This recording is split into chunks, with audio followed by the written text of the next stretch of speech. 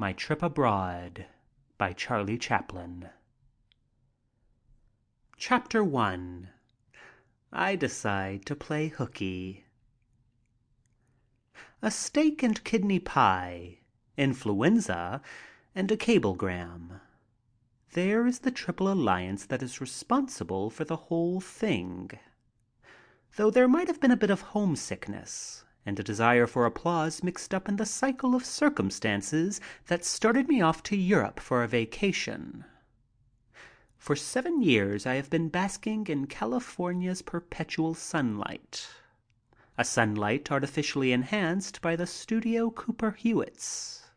For 7 years I have been working and thinking along in a single channel, and I wanted to get away.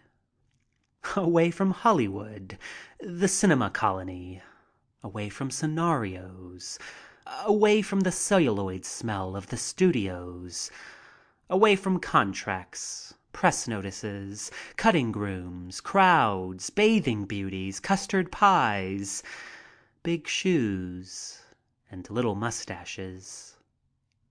I was in the atmosphere of achievement, but an achievement which to me was rapidly verging on stagnation. I wanted an emotional holiday. Perhaps I am projecting at the start a difficult condition for conception, but I assure you that even the clown has his rational moments, and I needed a few. The triple alliance listed above came about rather simultaneously. I had finished the picture of the kid and the idle class and was about to embark on another. The company had been engaged, script and settings were ready. We had worked on the picture one day. I was feeling very tired, weak, and depressed. I had just recovered from an attack of influenza. I was in one of those what's the use moods. I wanted something and didn't know what it was. And then Montague Glass invited me to dinner at his home in Pasadena. There were many other invitations, but this one carried with it the assurance that there would be a steak and kidney pie. A weakness of mine. I was on hand ahead of time. The pie was a symphony. So was the evening. Monty Glass, his charming wife, their little daughter, Lucius Hitchcock, the illustrator, and his wife. Just a homey little family party devoid of red lights and jazz orchestras. It awoke within me a chord of something reminiscent. I couldn't quite tell what. After the final onslaught on the pie, into the parlor before an open fire. Conversation, not studio patois nor idle chatter. An exchange of ideas. Ideas founded on ideas. I discovered that Montague Glass was much more than the author of Potash and Perlmutter. He thought. He was an accomplished musician. He played the piano. I sang. Not as an exponent of entertainment, but as part of the group having a pleasant, homey evening. We played charades. The evening was over too soon. It left me wishing. Here was home in its true sense. Here was a man artistically and commercially successful, who still managed to lock the doors and put out the cat at night. I drove back to Los Angeles. I was restless. There was a cablegram waiting for me from London. It called attention to the fact that my latest picture, The Kid, was about to make its appearance in London, and as it had been acclaimed my best, this was the time for me to make the trip back to my native land. A trip that I had been promising myself for years. What would Europe look like after the war? I thought it over. I had never been present at the first showing of one of my pictures. Their debut, to me, had been in Los Angeles projection rooms. I had been missing something vital and stimulating. I had success, but it was stored away somewhere. I had never opened the package and tasted it. I sort of wanted to be patted on the back. And I rather relished the pats coming in and from England. They had hinted that I could, so I wanted to turn London upside down. Who wouldn't want to do that? And all the time, there was the specter of nervous breakdown from overwork threatening, and the actual results of influenza apparent, to say nothing of the steak and kidney pie. Sensation of the pleasantest sort beckoned me. At the same time, rest was promised. I wanted to grab it while it was good. Perhaps the kid might be my last picture. Maybe there would never be another chance for me to bask in the spotlight. And I wanted to see Europe. England, France, Germany, and Russia. Europe was new. It was too much. I stopped preparations on the picture we were taking, decided to leave the next night for Europe, and did it despite the protests and the impossibility howlers. Tickets were engaged. We packed. Everyone was shocked. I was glad of it. I wanted to shock everyone. The next night, I believed that most of Hollywood was at the train in Los Angeles to see me off, and so were their sisters and their cousins and their aunts. Why was I going? A secret mission, I told them. It was an effective answer. I was immediately signed to do pictures in Europe, in the minds of most of them. But then, would they have believed or understood if I told them I wanted an emotional holiday? I don't think so. There was the usual station demonstration at the train. The crowd rather surprised me. It was but a foretaste. I do not try to remember the shouted messages of cheer that were flung after me. They were the usual sort, I imagine. One, however, sticks. My brother Sid, at the last moment, rushed up to one of my party. "For God's sake, don't let him get married," he shouted. It handed the crowd a laugh and me a scare. The train pulled out, and I settled down to 3 days of relaxation and train routine. I ate sometimes in the dining car, sometimes in our drawing room. I slept atrociously. I always do. I hate traveling. The faces left on the platform at Los Angeles began to look kinder and more attractive. They did not seem to be the sort to drive one away.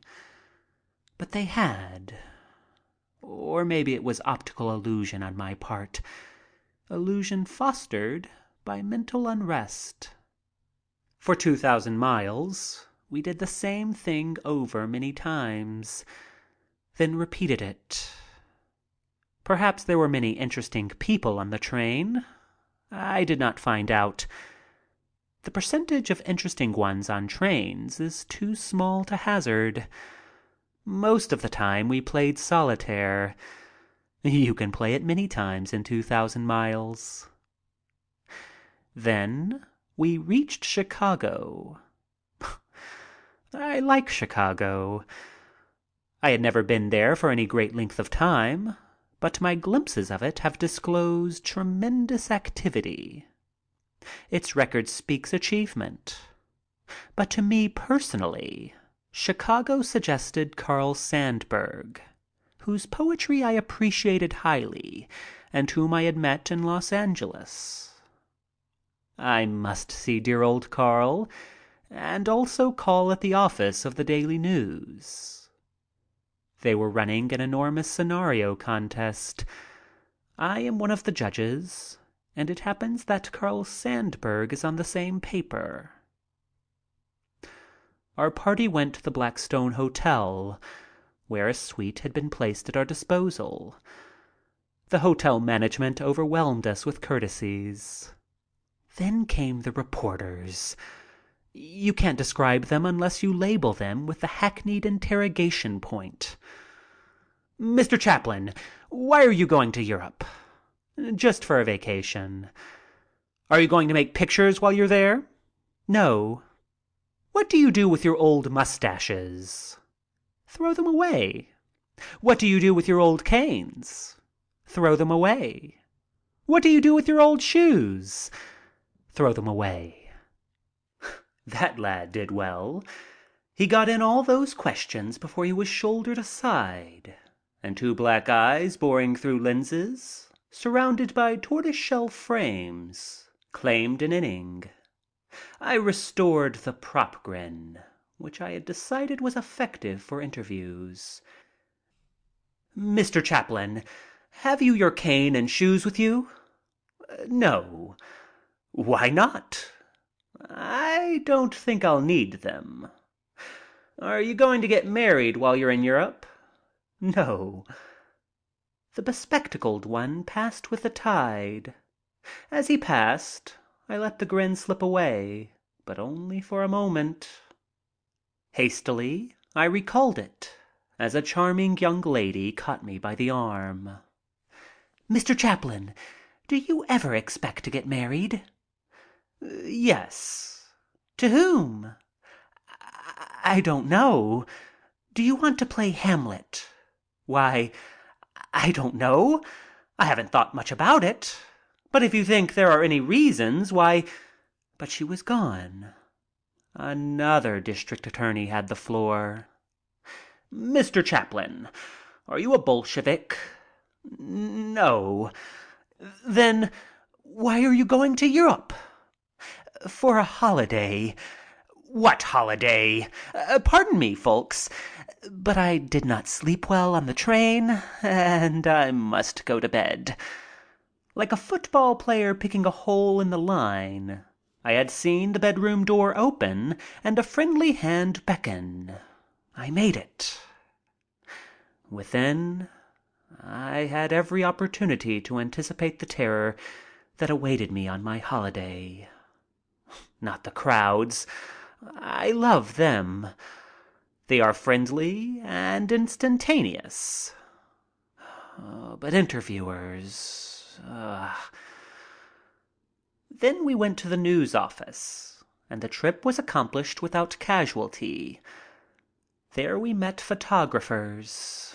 I didn't relish facing them. I hate still pictures. But it had to be done. I was the judge in the contest, and they must have a picture of the judge. Now, I had always pictured a judge as being a rather dignified personage, but I learned about judges from them. Their idea of the way to photograph a judge was to have him standing on his head, or with one leg pointing east. They suggested a mustache, a derby hat, and a cane. It was inevitable. I couldn't get away from Chaplin. And I did so want a holiday. But I met Carl Sandburg. There was an oasis amid the misery. Good old Carl.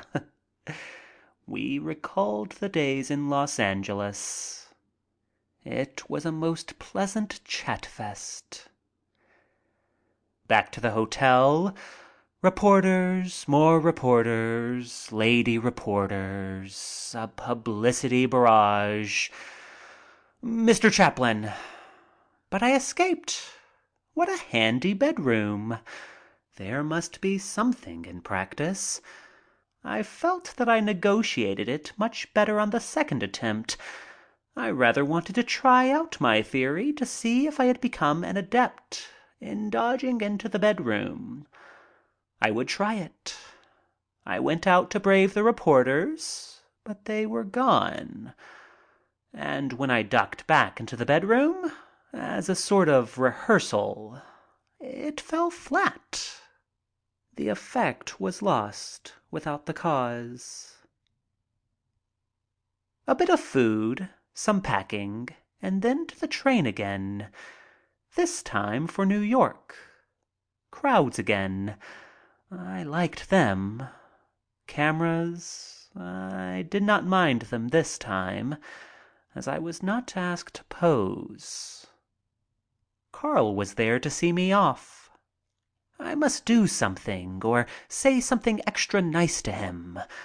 Something he could appreciate. I couldn't think. I talked inanities and I felt that he knew I was being inane. I tried to think of a passage of his poetry to recite. I couldn't. Then it came. The inspiration. "Where can I buy your book of poems, Carl?" I almost blurted it out. It was gone. Too late to be recalled. "At any bookstore?" His reply may have been casual, but to me it was damning. Ye gods, what a silly imbecile I was. I needed rest. My brain was gone. I couldn't think of a thing to say in reprieve. Thank God, the train pulled out then. I hope Carl will understand and forgive when he reads this, if he ever does. A wretched sleep in train, more solitaire, meals at scheduled times, and then we hit New York. Crowds, reporters, photographers, and Douglas Fairbanks. Good old Doug. He did his best, but Doug has never had a picture yet where he had to buck news photographers. They snapped me in every posture anatomically possible. 2 of them battled with my carcass in argument over my facing east or west. Neither won, but I lost.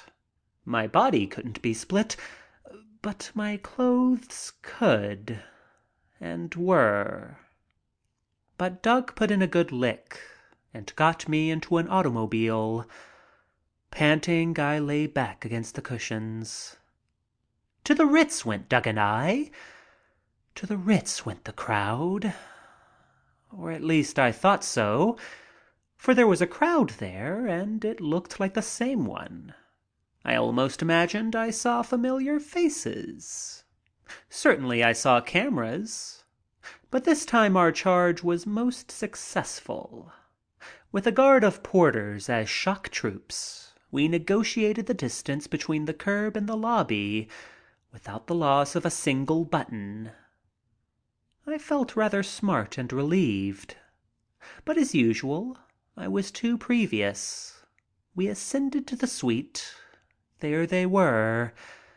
The gentlemen of the press. And one lady of the press. "Mr. Chaplin, why are you going to Europe?" "For a vacation." "What do you do with your old mustaches?" "Throw them away." "Do you ever expect to get married?" "Yes." "What's her name?" I don't know." "Are you a Bolshevik?" "I am an artist. I am interested in life. Bolshevism is a new phase of life. I must be interested in it." "Do you want to play Hamlet?" "Why, I don't know." Again, Lady Luck flew to my side. I was called to the telephone. I answered the one in my bedroom and closed the door and kept it closed. The press departed. I felt like a wrung dish rag. I looked into the mirror. I saw a Cheshire cat grinning back at me. I was still carrying the prop grin that I had invented for interviews. I wondered if it would be easier to hold it all the time rather than chase it into play at the sight of reporters. But someone might accuse me of imitating Doug, so I let the old face slip back into normalcy. Doug came. Mary was better. She was with him. It was good to see her. The three of us went to the roof to be photographed. We were in every conceivable pose until someone suggested that Doug hang over the edge of the roof, holding Mary in one hand and me in the other. Pretty little thought, but that's as far as it got. I beat Doug to the refusal by a hair. It's great to have friends like Doug and Mary. They understood me perfectly. They knew what the 7 years' grind had meant to my nerves. They knew just how badly I needed this vacation, how I needed to get away from studios and pictures, how I needed to get away from myself. Doug had thought it all out and had planned that while I was in New York, my vacation should be perfect. He would see that things were kept pleasant for me. So he insisted that I go and see his new picture, The Three Musketeers. I was nettled. I didn't want to see pictures, but I was polite. I did not refuse, though I did try to evade. It was useless. Very seriously, he wanted me to see the picture and give my honest opinion. He wanted my criticism, my suggestions. I had to do it. I always do. I saw the picture in jerks. Reporters were there. Their attendance was no secret. The picture over, I suggested a few changes and several cuts which I thought would improve it. I always do. They listened politely and then let the picture ride the way it was. They always do.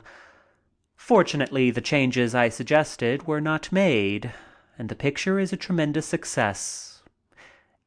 But I have status as a critic. I am invited to a showing of Mary's picture, Little Lord Fauntleroy, and asked for suggestions. They know that I'll criticize. I always do, and they are afraid of me.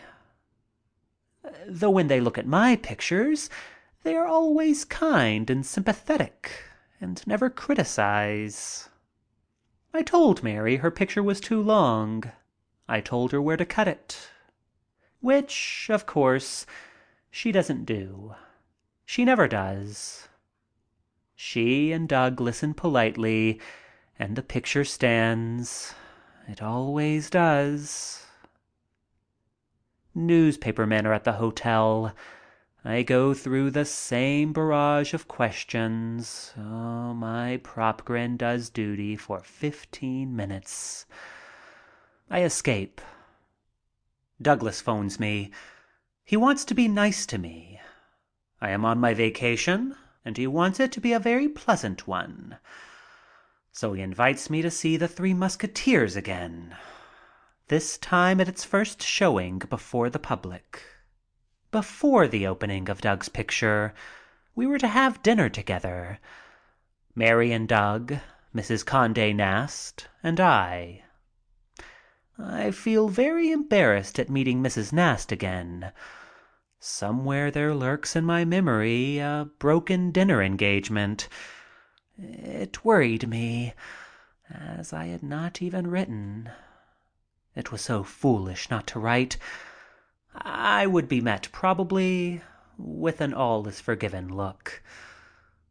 I decide that my best defense is to act vague and not speak of it. I do so and get away with it. And she has the good taste not to mention it. So a pleasant time is had by all. We went to the theater in Mrs. Nast's beautiful limousine. The crowds were gathered for several blocks on every side of the theater. I felt proud that I was in the movies, though on this night, with Douglas and Mary, I felt that I was trailing in their glory. It was their night. There are cheers for Mary, for Doug, for me. Again, I feel proud that I am in the movies. I try to look dignified. I coax up the prop smile and put into it real pleasure. It is a real smile. It feels good and natural. We get out of the car and the crowds swarm.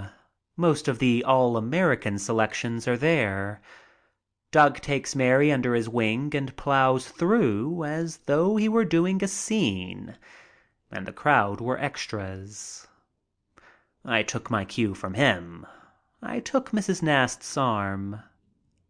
At least, I tried to take it, but she seemed to sort of drift away from me, down toward 8th Avenue, while I, for no apparent reason, backed toward Broadway.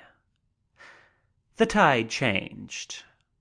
I was swept back toward the entrance of the theater. I was not feeling so proud as I had been.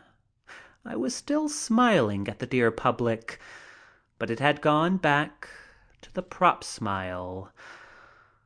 I realized this and tried to put real pleasure into the smile again. As the grin broadened, it opened new space in the jam, and a policeman parked his fist in it. I don't like the taste of policemen's fists. I told him so in a gargle. He glared at me and pushed me for a first down. My hat flew toward the heavens. It has never returned to me. I felt a draft. I heard machinery. I looked down. A woman with a pair of scissors was snipping a piece from the seat of my trousers. Another grabbed my tie and almost put an end to my suffering through strangulation. My collar was next, but they only got half of that. My shirt was pulled out, the buttons torn from my vest, my feet trampled on, my face scratched. But I still retained the smile, prop one that it was. Whenever I could think of it, I tried to raise it above the level of a prop smile, and was always rewarded with a policeman's fist. I kept insisting that I was Charlie Chaplin and that I belonged inside. It was absolutely necessary that I see the Three Musketeers. Insistence won. As though on a prearranged signal, I felt myself lifted from my feet, my body inverted until my head pointed toward the center of the lobby and my feet pointed toward an electric sign advertising the Ziegfeld roof. Then there was a surge, and I moved forward right over the heads of the crowd through the lobby. As I went through the door, not knowing into what, I saw a friend, with the prop smile still waving. I flung back, "See you later!" And head first, I entered the theater and came to in a heap at the foot of a bediamonded dowager. I looked up, still carrying the prop smile, but my effort fell flat. There was no applause in the look she gave me. Crestfallen, I gathered myself together, and with what dignity there was left, I strode to the box that had been set aside for our party. There was Mary, as sweet and beautiful as ever. Mrs. Nast, calm and composed. Doug, serene and dapper. Late again, they looked. And Mary, steely polite, enumerated my sartorial shortcomings. But I knew one of them, at least better than she did, and I hastened to the men's room for repairs. Soap and water and a brush did wonders, but I could find no trousers, collar, or tie, and I returned clean but ragged to the box. where disapproval was being registered unanimously. I tried to make the prop grin more radiant, even though I was most tired after my journey. But it didn't go with Doug and Mary. But I refused to let them spoil my pleasure, and I saw The Three Musketeers. It was a thrilling success for Doug. I felt good for him, though I was a bit envious. I wondered if the showing of The Kid could have meant as big a night for me. 'Twas quite a night, this opening of the Fairbanks masterpiece. And, considering all the circumstances, I think I behaved admirably. Somehow, though, I think there is a vote of 3-1 against me. End of chapter 1.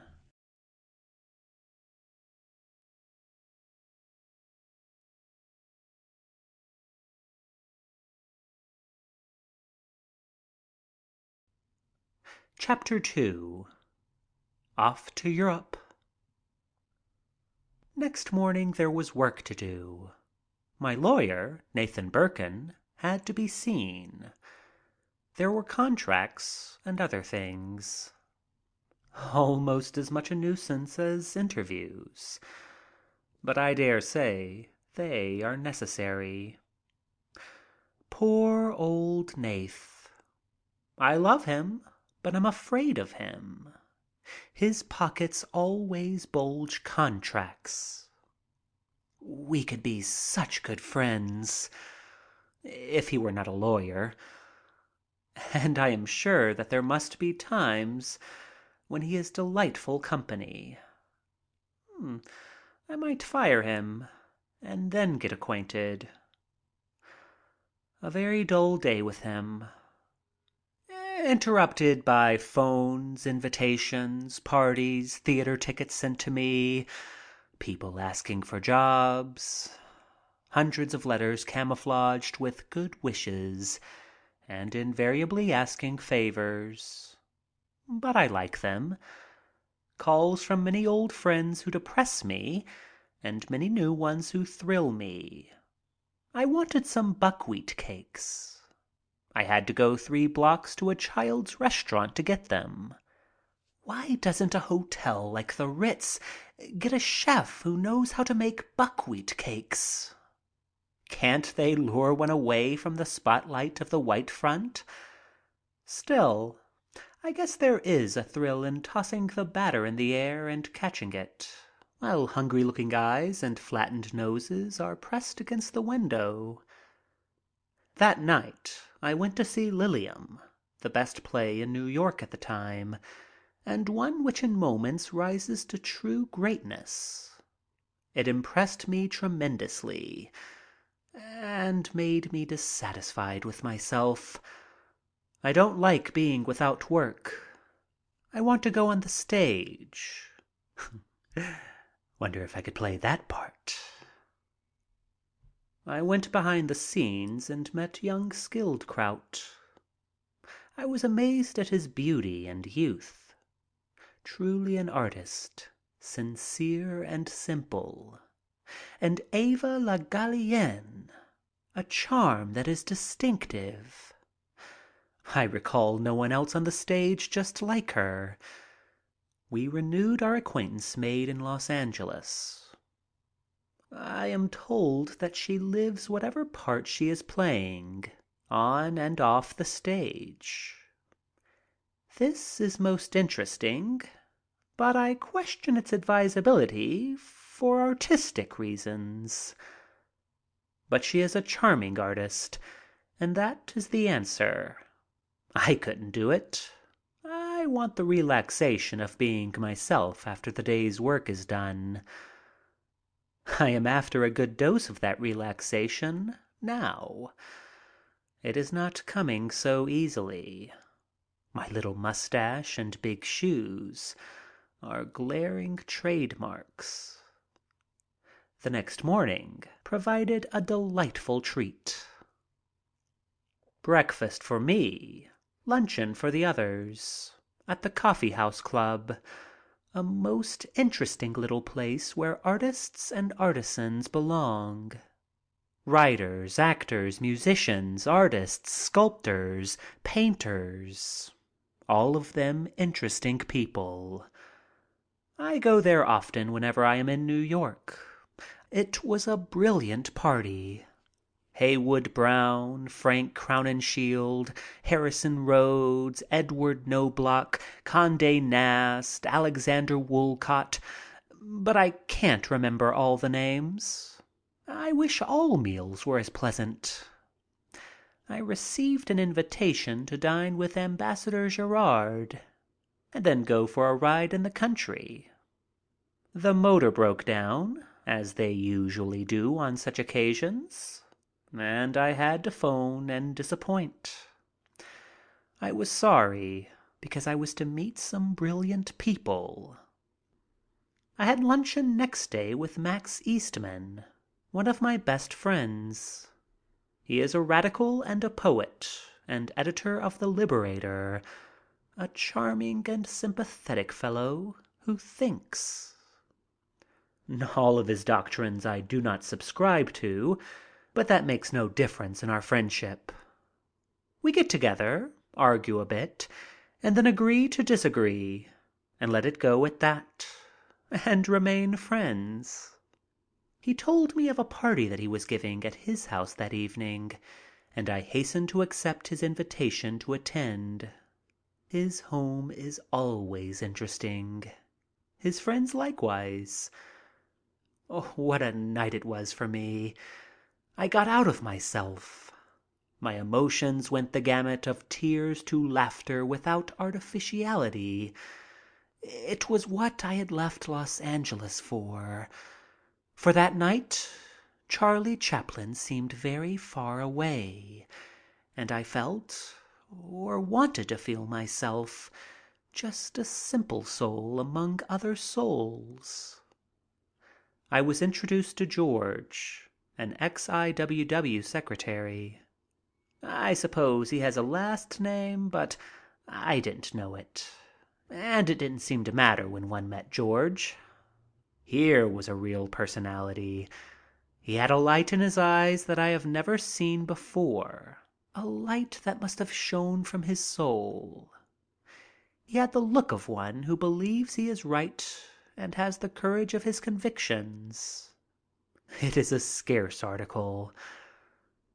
I learned that he had been sentenced by Judge Landis to serve 20 years in the penitentiary, that he had served 2 years and was out because of ill health. I did not learn the offense. It did not seem to matter. A dreamer and a poet. He became wistfully gay on this hectic night among kindred spirits. In a mixed crowd of intellectuals, he stood out. He was going back to serve 18 years in the penitentiary and was remaining jovial. What an ordeal. But ordeal signifies what it would have been for me. I don't believe it bothered him. I hardly believe he was there. He was somewhere else, in the place from which that look in his eyes emanated. A man whose ideas are ideals. I pass no opinion, but with such charm one must sympathize. It was an amazing evening. We played charades, and I watched George act. It was all sorts of fun. We danced a bit. Then George came in, imitating Woodrow. It was screamingly funny. And he threw himself into the character, or caricature, making Wilson seem absurdly ridiculous. We were convulsed with laughter. But all the time I couldn't help thinking that he must go back to the penitentiary for 18 years. What a party. It didn't break up until 2 in the morning, though clock or calendar didn't get a thought from me. We all played, danced, and acted. No one asked me to walk funny. No one asked me to twirl a cane. If I wanted to do a tragic bit, I did, and so did everyone else. You were a creature of the present, not a production of the past, not a promise of the future. You were accepted as is, sans who's who's labels and income tax records. George asks me about my trip, but he does not interview. He gives me letters to George Bernard Shaw and others. They are great friends. In my puny way, sounding hollow and unconvincing, I try to tell George how foolish he is. He tries to explain that he can't help it. Like all trailblazers, he is a martyr. He does not rant. He blames no one. He does not rail at fate. If he believes himself persecuted, his belief is unspoken. He is almost Christ-like as he explains to me. His viewpoint is beautiful, kind, and tender. I can't imagine what he has done to be sentenced to 20 years. My thought must speak. He believes he is spoiling my party through making me serious. He doesn't want that. He stops talking about himself.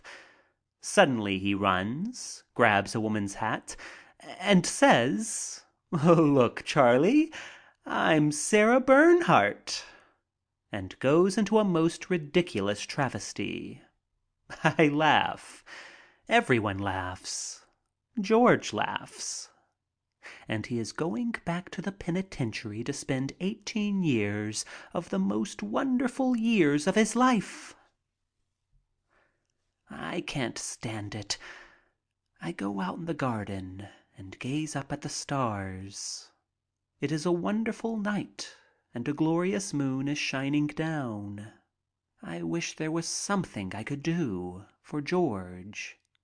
I wonder if he is right or wrong.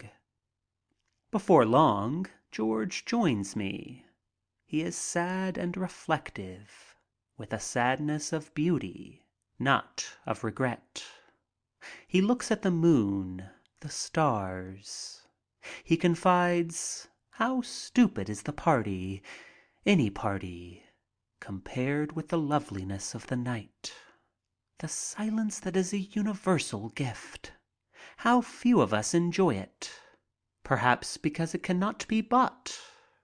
Rich men buy noise. Souls revel in nature's silences. They cannot be denied those who seek them." We talk of George's future, not of his past, nor of his offense. Can't he escape? I try to make him think logically towards regaining his freedom. I want to pledge my help. He doesn't understand or pretends not to. He has not lost anything. Bars cannot imprison his spirit. I beg him to give himself and his life a better chance. He smiles. "Don't bother about me, Charlie.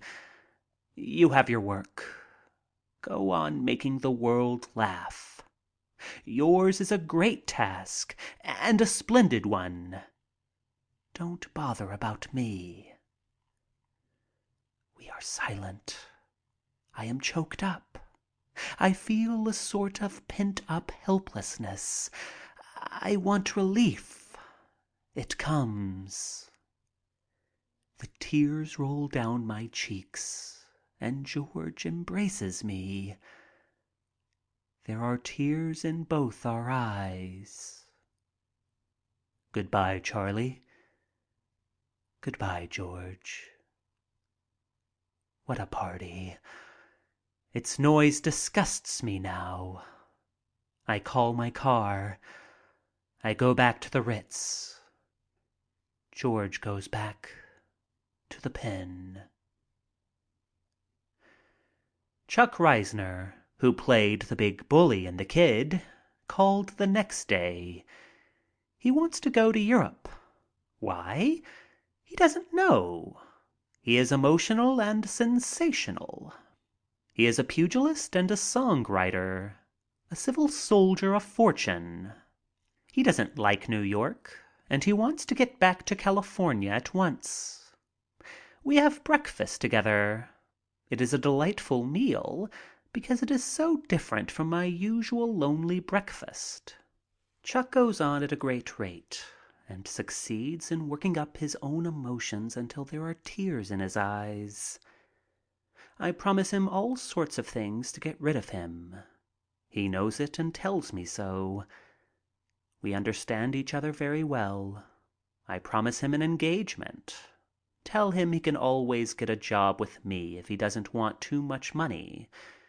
He is indignant at some press notices that have appeared about me and wants to go down to Newspaper Row and kill a few reporters.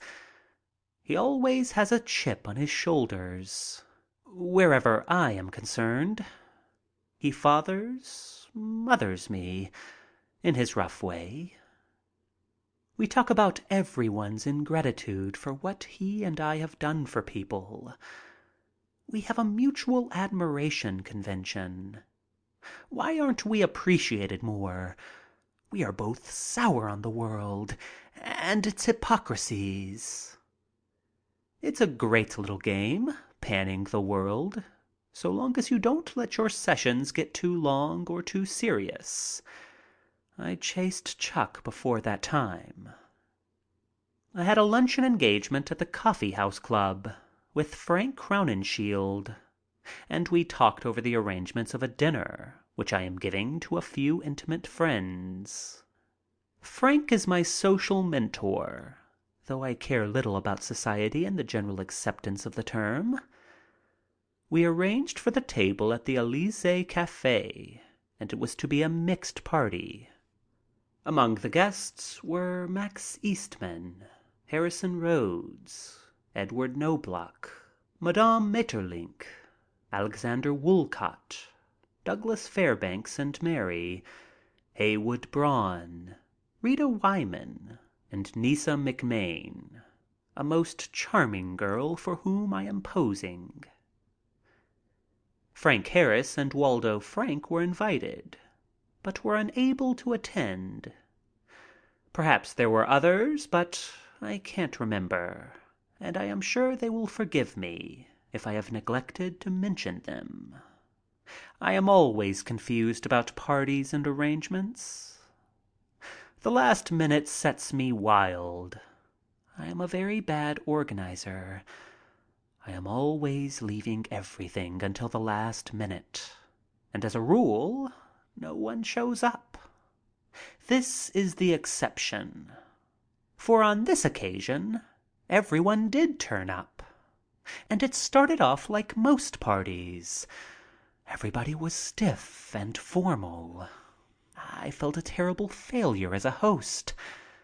But in spite of Mr. Volstead, there was a bit of golden water to be had, and it saved the day. What a blessing at times. I had been worried since sending the invitations. I wondered how Max Eastman would mix with the others.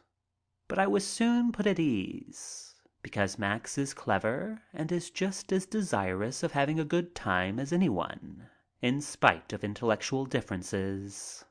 That night, he seemed the necessary ingredient to make the party. The fizzwater must have something of the sort of thing that old Ponce de Leon sought.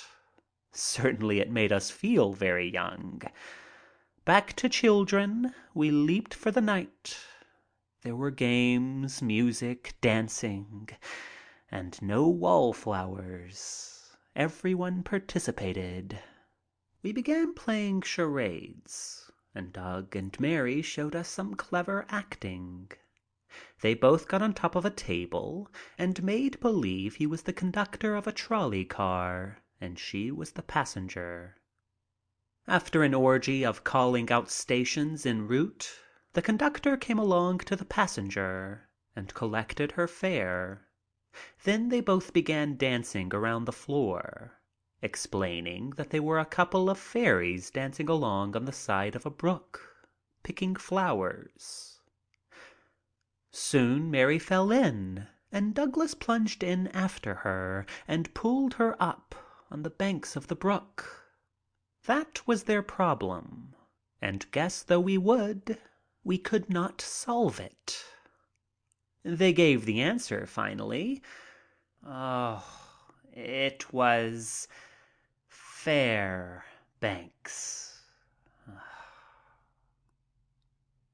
Then we sang, and in Italian. At least, it passed for that. I acted with Madame Maeterlinck. We played a burlesque on the great dying scene of Camille. But we gave it a touch that Dumas overlooked. When she coughed, I caught the disease immediately and was soon taken with convulsions and died instead of Camille. We sang some more, we danced. We got up and made impromptu speeches on any given subject. None were about the party, but on subjects like political economy, the fur trade, feminism. Each one would try to talk intelligently and seriously on a given subject for 1 minute. My subject was the fur trade. I prefaced my talk by references to cats, rabbits, etc., and finished up by diagnosing the political situation in Russia. For me, the party was a great success. I succeeded in forgetting myself for a while. I hope the rest of them managed to do the same. From the cafe, the party went over to a little girl's house. She was a friend of Mr. Woolcott. And again we burst forth in music and dancing. We made a complete evening of it, and I went to bed tired and exhausted about 5 a.m. I want a long sleep, but am awakened by my lawyer at 9. He has packages of legal documents and papers for me to sign. My orders about certain personal things of great importance. I have a splitting headache. My boat is sailing at noon, and altogether, with a lawyer for a companion, it is a hideous day. All through the morning the telephone bell is ringing. Reporters. I listen several times, but it never varies. Mr. Chaplin, why are you going to Europe? To get rid of interviews, I finally shout and hang up the phone. Somehow, with invaluable assistance, we get away from the hotel and are on our way to the dock. My lawyer meets me there. He has come to see me off. I tremble, though, for fear he has more business with me. I am criticized by my lawyer for talking so sharply the first thing in the morning. That's just it. He always sees me the first thing in the morning. That's what makes me short. But it is too big a moment. Something is stirring within me. I am anxious and reluctant about leaving. My emotions are all mixed. It is a beautiful morning. New York looks much finer and nicer because I am leaving it. I am terribly troubled about passports and the usual procedure about declaring income tax, but my lawyer assures me that he has fixed everything okay and that my name will work a lot of influence with the American officials. But I am very dubious about it when I am met by the American officials at the port. I am terrified by American officials. I am extra nice to the officials, and to my amazement, they are extra nice to me. Everything passes off very easily. As usual, my lawyer was right. He has fixed everything. He is a good lawyer. We could be such intimate friends if he wasn't. But I am too thrilled to give much time to pitying lawyers. I am going to Europe. The crowds, reporters, photographers, all sorts of traffic. Pushing, shoving, opening passports, visas okayed, stamped in perfect. Almost chalk-like precision. I am shoved aboard. The newspaper battery pictorial and reportorial. There is no original note. Mr. Chaplin, why are you going to Europe? I feel that in this last moment I should be a bit more tolerant and pleasant, no matter how difficult.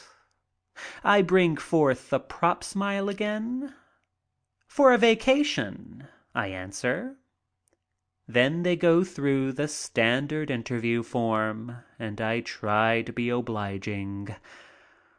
Mrs. John Carpenter is on the boat and was invited to my party, but couldn't attend, with her charming daughter, who has the face of an angel. Also Mr. Edward Knobloch. We are all photographed. Doug and Mary are there. Lots of people to see me off. Somehow I don't seem interested in them very much. My mind is pretty well occupied. I am trying to make conversation, but am more interested in the people and the boat and those who are going to travel with me. Many of the passengers on the boat are bringing their children that I may be introduced. I don't mind children. I have seen you so many times in the pictures. I find myself smiling at them graciously and pleasantly, especially the children. I doubt if I am really sincere in this, as it is too early in the morning. Despite the fact that I love children, I find them difficult to meet. I feel rather inferior to them. Most of them have assurance, have not yet been cursed with self-consciousness. And one has to be very much on his best behavior with children, because they detect our insincerity. I find there are quite a lot of children on board. Everyone is so pleasant, especially those left behind. Handkerchiefs are waving. The boat is off. We start to move. The waters are churning. Am feeling very sad, rather regretful. Think what a nice man my lawyer is. We turn around the bend and get into the channel. The crowds are but little flies now. In this fleeting dramatic moment, there comes the feeling of leaving something very dear behind. The cameraman and many of his brothers are on board. I discover him as I turn around. I did not want to discover anyone just then. I wanted to be alone with sky and water. But I am still Charlie Chaplin. I must be photographed. And am. We are passing the Statue of Liberty. He asks me to wave and throw kisses, which rather annoys me. The thing is too obvious. It offends my sense of sincerity. The Statue of Liberty is thrilling, dramatic, a glorious symbol. I would feel self-conscious and cheap in deliberately waving and throwing kisses at it. I will be myself. I refuse. The incident of the photographic seeker before the Statue of Liberty upsets me. I felt that he was trying to capitalize the statue. His request was deliberate, insincere. It offended me. It would have been like calling an audience to witness the placing of flowers upon a grave. Patriotism is too deep a feeling to depict in the posing for a photograph? Why are attempts made to parade such emotions? I feel glad that I have the courage to refuse. As I turn from the photographer, I feel a sense of relief. I am to have a reprieve from such annoyances. Reporters, for the while, are left behind. It is a delicious sense of security. I am ready for the new adjustment. I am in a new world, a little city of its own, where there are new people. People who may be either pleasant or unpleasant. And mine is the interesting job of placing them in their proper category. I want to explore new lands, and I feel that I shall have ample opportunity on such an immense ship. The Olympic is enormous, and I conjure up all sorts of pleasures to be had in its different rooms. Turkish baths, gymnasiums, music rooms, its Ritz-Carlton restaurant, where everything is elaborate and of ornate splendor. I find myself looking forward to my evening meal. We go to the Ritz Grill to dine. Everyone is pleasant. I seem to sense the feel of England immediately. Foreign food, a change of system, the different bill of fare, with money in terms of pounds, shillings, and pence, and the dishes, pheasant, grouse, and wild duck. For the first time I feel the elegant gentleman, the man of means. I ask questions and discover that there are really some very interesting people aboard. But I resent anyone telling me about them. I want to discover them myself. I almost shout when someone tries to read me a passenger list. This is a desert island. I am going to explore it myself. The prospect is intriguing. I am 3,000 miles from Hollywood and 3,000 miles from Europe. For the moment, I belong to neither. God be praised. I am myself. It is my little moment of happiness. The glorious today that is sandwiched in between the exhausting yesterday of Los Angeles and the portentous tomorrow of Europe. For the moment, I am content. End of chapter 2.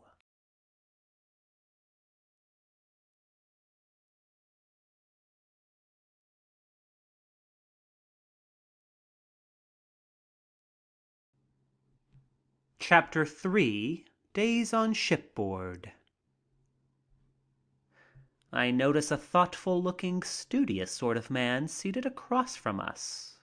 He is reading a book. A different sort of book, if covers mean anything. It looks formidable. A sort of intellectual fodder.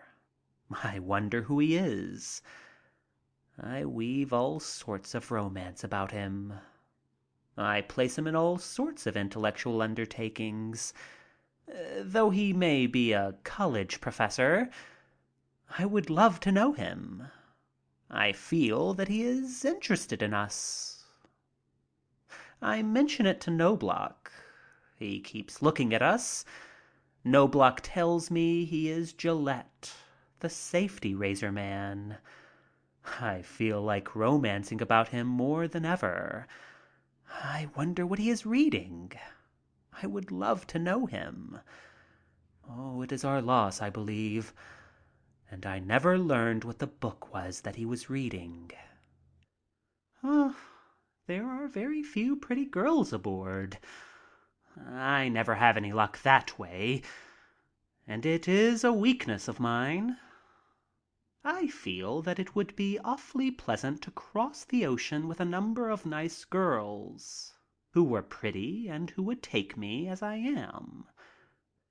We listened to the music and retired early, this because of a promise to myself that I would do lots of reading abroad. I have a copy of Max Eastman's poems, Colors of Life, a volume of treasures. I try to read them, but am very nervous. The type passes in parade, but I assimilate nothing, so I prepare to sleep and be in good shape for the morning. But that is also impossible. I am beyond sleep tonight now. I am in something new, something pregnant with expectation. The immediate future is too alluring for sleep. How shall I be received in England? What sort of a trip shall I have? Whom shall I meet on board? The thoughts chased one another around my brain and back again, all running into one another in their rambling. I get up at 1:00, decide to read again. This time, H.G. Wells' Outline of History. Oh, impossible. It doesn't register. I try to force it by reading aloud. It can't be done. The tongue can't cheat the brain, and right now reading is out of the question. I get up and go to see if Knobloch is in. He sleeps audibly and convincingly. He is not making his debut. I go back to my room. I rather feel sorry for him. If only the Turkish baths were open, I could while a few hours of time away until morning. Thus I meditate. The last thing I remember, it is 4:00 in the morning, and the next thing, 11:30. I can hear a great bit of excitement going on outside my cabin door. There are a lot of little children there with autograph books.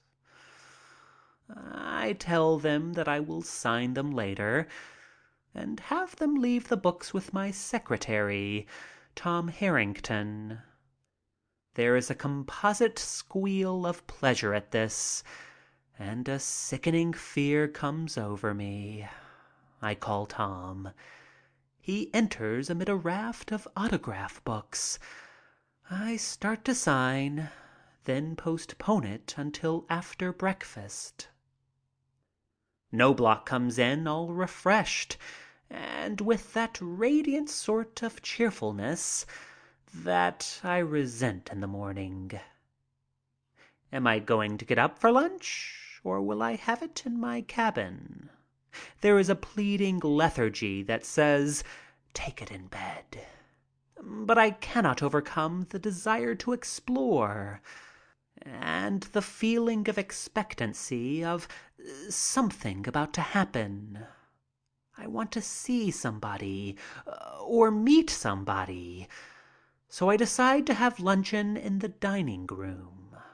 Nothing comes off. We meet nobody.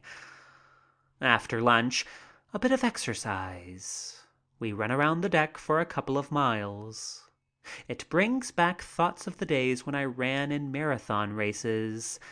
I feel rather self-conscious, however, as I am being pointed out by passengers. With each lap, it gets worse. If there was only a place where I could run with nobody looking. We finally stop and lean against the rail. All the stewards are curious. They are trying to pick me out.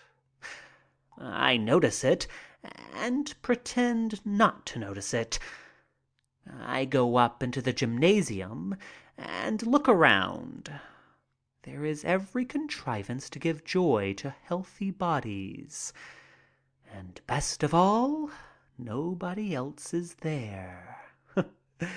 Wonderful. I try the weights, the rowing machine, the traveling rings, punch the bag a bit, swing some Indian clubs, and leap to the trapeze. Suddenly, the place is packed. News travels quickly aboard ship. Some come for the purpose of exercising, like myself. Others, out of curiosity, to watch me perform. I grow careless. I don't care to go through with it. I put on my coat and hat and go to my room, finding that the old once discarded prop smile is useful as I make my way through the crowd. At 4 o'clock we have tea. I decide that the people are interesting. I love to see so many. Perhaps they are the same ones I hated to see come into the gym. But I feel no sense of being paradoxical. The gymnasium belongs to individuals. The tea room suggests and invites social intercourse. Somehow, there are barriers and conventionalities that one cannot break. For all the vaunted freedom of shipboard, I feel it's a sort of awkward situation. How is it possible to meet people on the same footing? I hear of it, I read of it, but somehow I cannot meet people myself and stay myself. I immediately shift any blame from myself and decide that the first-class passengers are all snobs. I resolve to try the second class or the third class. Somehow I can't meet these people. I get irritable and decide deliberately to seek the other classes of passengers and the boat crew. Another walk around the deck. The salt air makes me feel good in spite of my mental bothers. I look over the rail and see other passengers, second or third class, and in one large group, the ship's firemen and stokers. They are the night force come on deck for a breath of air between working their shifts in the hellish heat below. They see and recognize me. To their coal-blackened faces come smiles. They shout, "Hooray! Hello, Charlie!" I am discovered. But I tingle all over with pleasure. As those leathery faces crack into lines through the dust, I sense sincerity. There is a friendly feeling. I warm to them. There is a game of cricket going on. That's intriguing. I love cricket. Wish I could try my hand at it. Wish there was enough spontaneity about first cabin passengers to start a game. I wish I wasn't so darn self-conscious. They must have read my thoughts. I am invited timidly, then vociferously, to play a game. Their invitation cheers me. I feel one of them. A spirit of adventure beckons. I leap over the rail and right into the midst of it. I carry with me into the steerage just a bit of self-consciousness. There are so many trying to play upon me. I am looked upon as a celebrity, not a cricket player. But I do my part and try, and we get into the game. Suddenly, a motion picture cameraman bobs up from somewhere. What leeches! He snaps a picture. This gets sickening. One of the crew has hurriedly made himself up as Charlie Chaplin. He causes great excitement. This also impresses me. I find myself acting a part, looking surprised and interested. I am conscious of the fact that this thing has been done many times before. Then, on second thought, I realize it is all new to them and that they must mean well, so I try to enter into the spirit of the thing. There comes a pause in the cricket game. Nobody is very much interested in it. I find that I have been resurrected again in character and am the center of attraction. There are calls. "What have you done with your mustache?" I look up with a grin and ready to answer anything they ask, these chaps who labor hard and must play the same way. But I see that hundreds of first-class passengers are looking down over the rail as though at a sideshow. This affects my pride, though. One of the bystanders presents himself. "Charlie, don't you remember me?" I have a vague recollection of his face, but cannot place him. Now I have it, of course. We worked in some show together. Yes, I actually place him. He has a negative personality. I remember that he played a small part, a chorus man or something of the sort.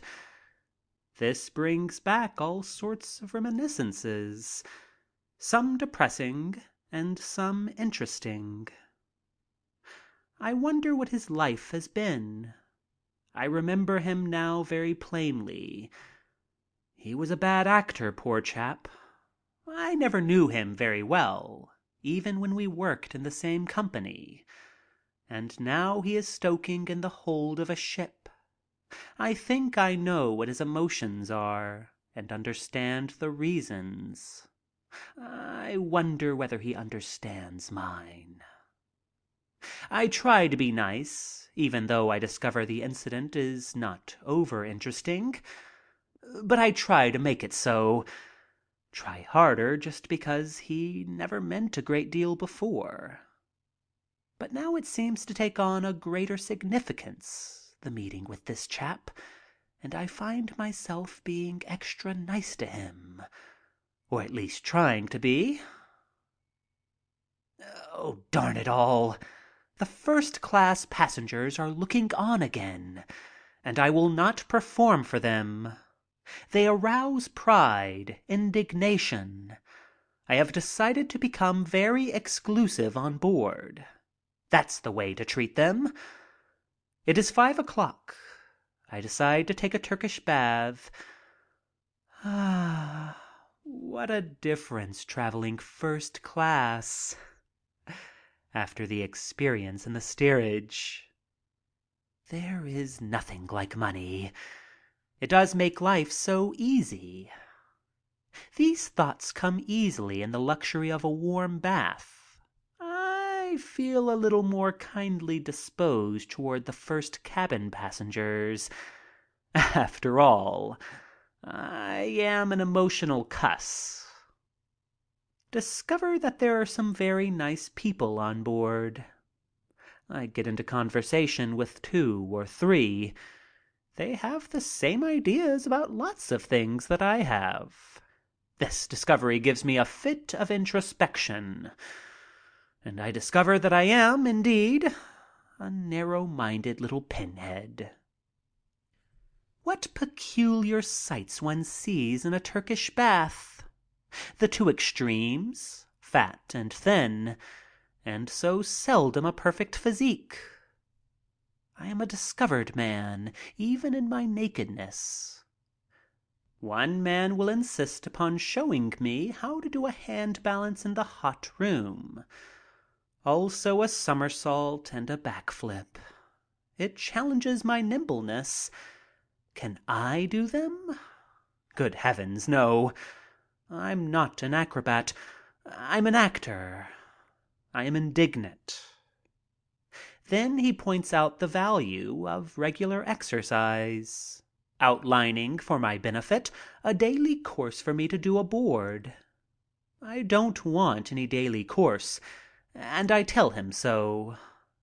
"But," he says, "if you keep this up for a week, you may be able to do the stunts I do." But I can't see it, even with that prospect ahead.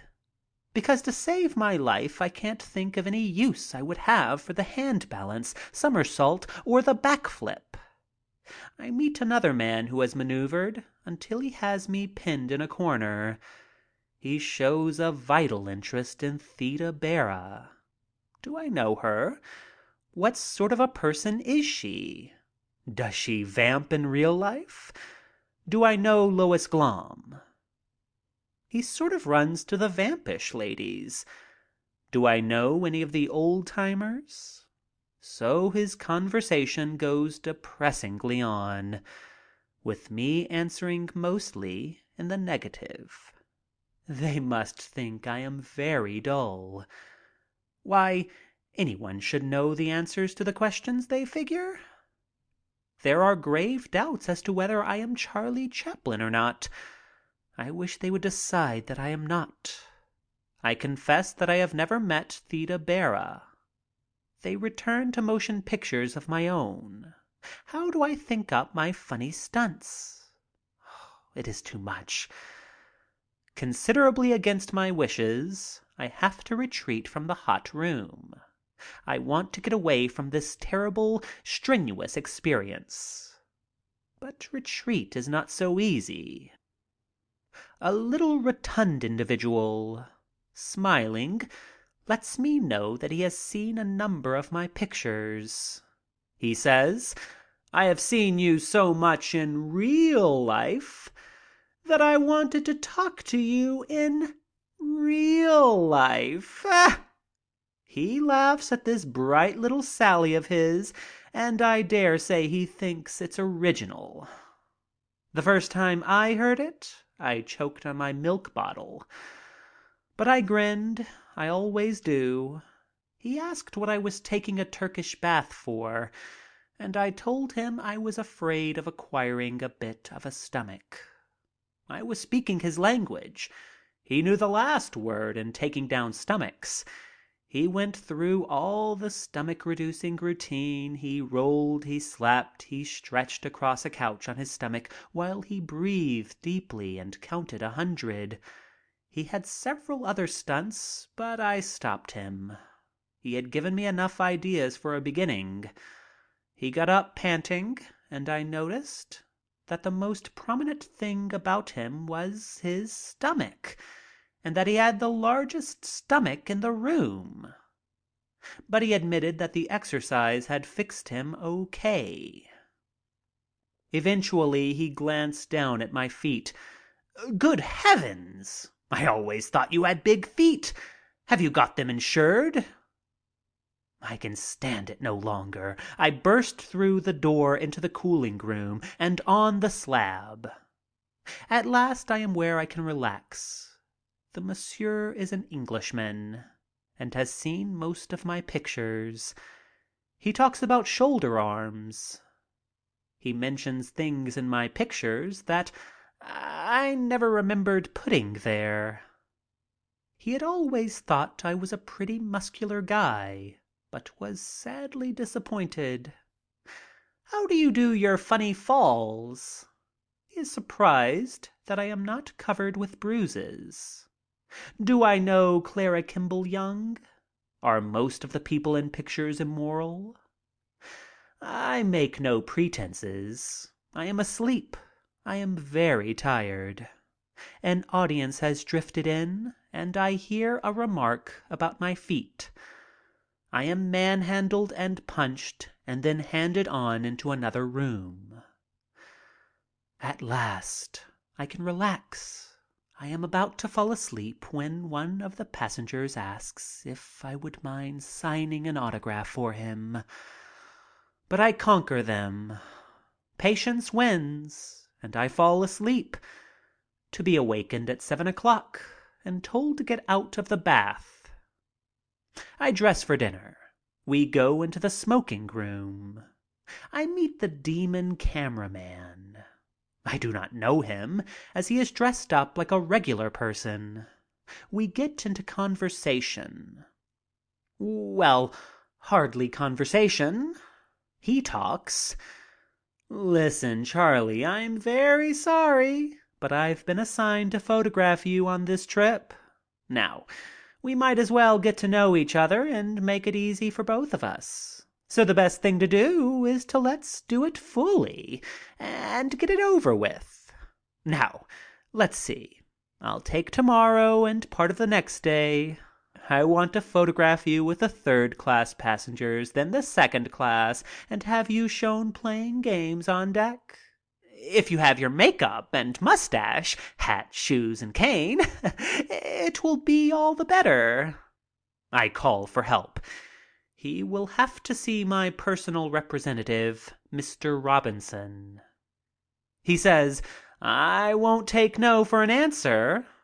And I let him know that the only thing he isn't going to do on this trip is to photograph me. I explain that it would be a violation of contract with the First National exhibitors. I have been assigned to photograph you, and I'm going to photograph you, he says. And then he told me of his other camera conquests, of his various experiences with politicians who did not want to be photographed. I had to break through the palace walls to photograph the King of England, but I got him. Also had quite a time with Foch, but I have his face in celluloid now. And he smiled as he deprecatingly looked up and down my somewhat small and slight figure. This is the last straw. I defy him to photograph me, for from now on I have made up my mind that I am going to lock myself in my cabin. Oh, I'll fool him. But my whole evening is spoiled. I go to bed cursing the motion picture industry, the makers of film, and those responsible for the cameramen. Why did I take this trip? What is it all for? It has gotten beyond me already. And it is my trip, my vacation. It is early, and I decide to read a bit. I pick up a booklet of poems by Klaus Mackay, a young Negro poet who is writing splendid verse of the inspired sort. Reading a few of his gems, my own annoyances seem puny and almost childish. I read The Tropics of New York. Bananas ripe and green and ginger root, cocoa in pods and alligator pears and tangerines and mangoes and grapefruit, fit for the highest prize at parish fairs. Sea in the windows, bringing memories of fruit trees, laden by low-singing rills, and dewy dawns and mystical blue skies, and benediction over nun-like hills. Mine eyes grow dim, and I can no longer gaze. A wave of longing through my body swept, and a hunger for the old familiar ways. I turn aside and bow my head and wept. I read again. Lovely dainty Spanish needle, with your yellow flower and white, dew-bedecked and softly sleeping, do you think of me tonight? Shadowed by the spreading mango, nodding o'er the rippling stream, tell me, dear plant, of my childhood. Do you of the exile dream? Do you see me by the brook's side, catching grayfish 'neath the stone, as you did the day you whispered, "Leave the harmless dears alone"? Do you see me in the meadow, coming from the woodland spring, with a bamboo on my shoulder and a pail slung from a string? Do you see me all expectant, lying in an orange grove, while the swee-swee swing above me, waiting for my elf-eyed love? Lovely dainty Spanish needle, source to me of sweet delight, in your far-off sunny Southland, do you dream of me tonight? I am passing this along because I don't believe it is published in this country, and I feel as though I am extending a rare treat. They brought me better rest that night, a splendid sleep. Next morning there were more autograph books and several wireless messages from intimate friends wishing me bon voyage. They are all very interesting. Also, there are about 200 ship postcards. Would I mind signing them for the stewards? I am feeling very good-natured, and I enjoy signing anything this morning. I pass the forenoon till lunchtime. I really feel as though I haven't met anybody. They say that barriers are lowered aboard ship, but not for me. Ed Knobloch and I keep very much to ourselves. But all the time I have been sort of wondering what became of the beautiful opera singer who came aboard and was photographed with me. I wonder if being photographed together constitutes an introduction. I have not seen her since the picture. We get seats in deck chairs, Knobloch and myself. Ed is busy reading Economic Democracy by someone important. I have splendid intentions of reading Wells' Outline of History. My intentions falter after a few paragraphs. I look at the sea, at people passing all around the ship. Every once in a while I glance at Knobloch, hoping that he is overcome by his book and that he will look up. But Knobloch apparently has no such intention. Suddenly I notice, about 20 chairs away, the beautiful singer.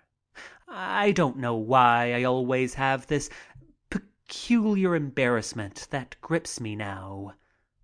I am trying to make up my mind to go over and make myself known.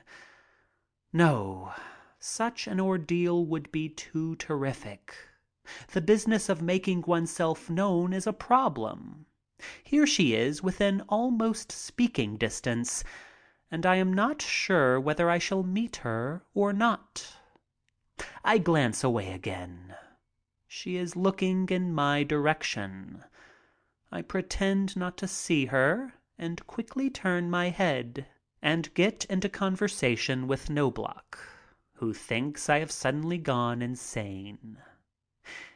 "Isn't that lady the opera singer?" I ask. Yes." That about expresses his interest. Shouldn't we go over and make ourselves known?" I suggest. "By all means, if you wish it." And he is up and off almost before I can catch my breath. We get up and walk around the deck. I just do not know how to meet people. At last, the moment comes in the smoking room, where they are having log auction. She is with the two gentlemen. We meet. She introduces one as her husband, the other as a friend. She reprimands me for not speaking to her sooner. I try to pretend that I had not seen her. This amuses her mightily, and she becomes charming. We become fast friends. Both she and her husband join us at dinner the following night. We recall mutual friends. Discover that there are quite a lot of nice people aboard. She is Mademoiselle Namara, and in private life Miss Guy Bolton, wife of the author of Sally. They are on their way to London, where he is to witness the English opening of Sally. We have a delightful evening at dinner, and then later in their cabin. End of chapter 3.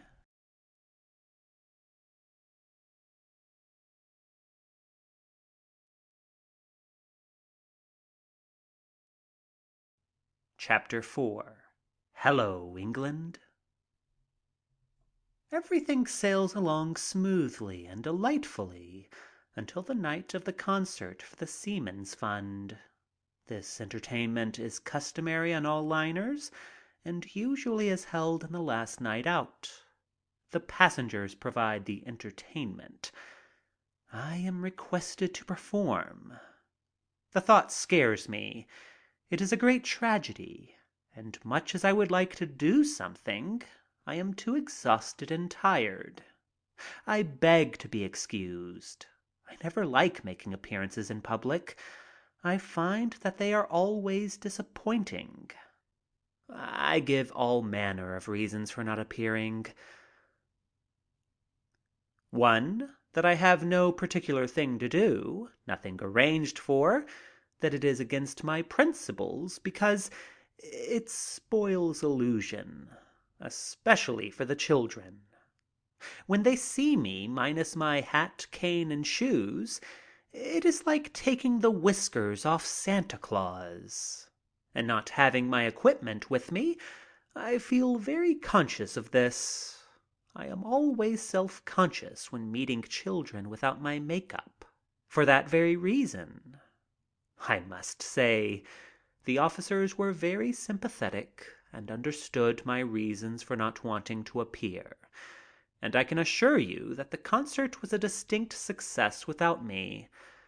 There were music and recitations and singing and dancing, and one passenger did a whistling act, imitating various birds and animals, also the sawing of wood, with the screeching sound made when the saw strikes a knot. It was very effective. I watched and enjoyed the concert immensely until near the end, when the entertainment chairman announced that I was there, and that if the audience urged strongly enough, I might do something for them. This was very disconcerting, and after I had explained that I was physically exhausted and had nothing prepared, I am sure the audience understood. The chairman, however, announced that it did not matter, as they could see Charlie Chaplin at any time for a nickel. And that's that. The next day is to be my last aboard. We are approaching land. I have got used to this boat, and everybody has got used to me. I have ceased to be a curiosity. They have taken me at my face value. Face without mustache and kindred makeup. We have exchanged addresses, cards, invitations, have made new friends, met a lot of charming people, names too numerous to mention. The lighter is coming out. The top deck is black with men. Somebody tells me they are French and British cameramen coming to welcome me.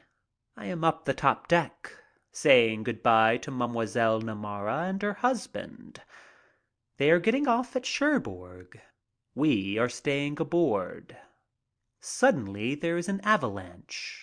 All sorts of conditions of men armed with pads, pencils, motion picture cameras, still cameras. There is an embarrassing pause. They are looking for Charlie Chaplin. Some have recognized me. I see them searching among our little group. Eventually I am pointed out. "Why, here he is!" My friends suddenly become frightened and desert me. I feel very much alone, the victim. Square-heeled gentlemen with manners different. They are raising their hats. "Do you speak French?" Some are speaking in French to me. It means nothing. I am bewildered. Others English. They all seem too curious to even do their own business. I find that they are personally interested. Cameramen are forgetting to shoot their pictures, but they recover themselves after their curiosity has been gratified. Then the deluge. "Are you visiting in London? Why do you come over? Do you bring your makeup? Are you going to make pictures over here?" Then from the Frenchmen. "Will I visit France? Am I going to Russia?" I try to answer them all. "Will you visit Ireland?" "I don't expect to do so." "What do you think of the Irish question?" "It requires too much thought." "Are you a Bolshevik?" I am an artist, not a politician. Why do you want to visit Russia? Because I am interested in any new idea. What do you think of Lenin? I think him a very remarkable man. Why? Because he is expressing a new idea. Do you believe in Bolshevism? I am not a politician. Others ask me to give them a message to France, a message to London. What have I to say to the people of Manchester? Will I meet Bernard Shaw? Will I meet H.G. Wells? Is it true that I'm going to be knighted? How would I solve the unemployment problem?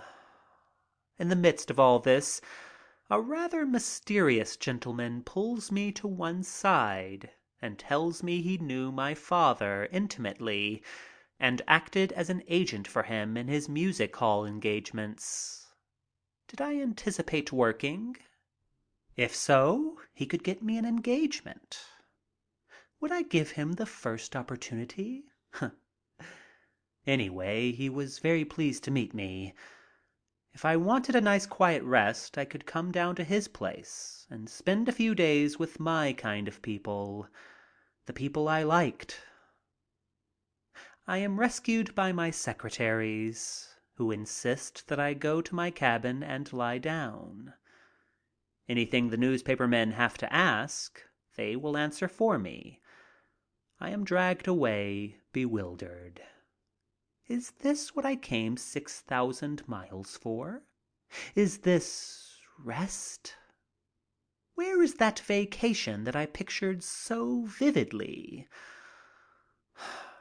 I lie down and nap until dinner time. I have dinner in my cabin. Now comes another great problem. Tipping. One has the feeling that if you are looked at, you should tip. One thing that I believe in, though. Tipping. It gets you good service. It is money well spent. But when and how to tip? That is the question. It is a great problem on shipboard. There's the bedroom steward, the waiter, the head waiter, the hall boy, the deck steward, boots, bathroom steward, Turkish bath attendants, gymnasium instructor, smoking room steward, lounge room steward, page boys, elevator boys, barber. It is depressing. I am harassed as to whether to tip the doctor and the captain. I am all excited now, full of expectancy. Wonder what's going to happen. After my first encounter with 50 newspaper men at Cherbourg, somehow I do not resent it. Rather like it, in fact. Being a personage is not so bad. I am prepared for the fray. It is exciting. I am advancing on Europe.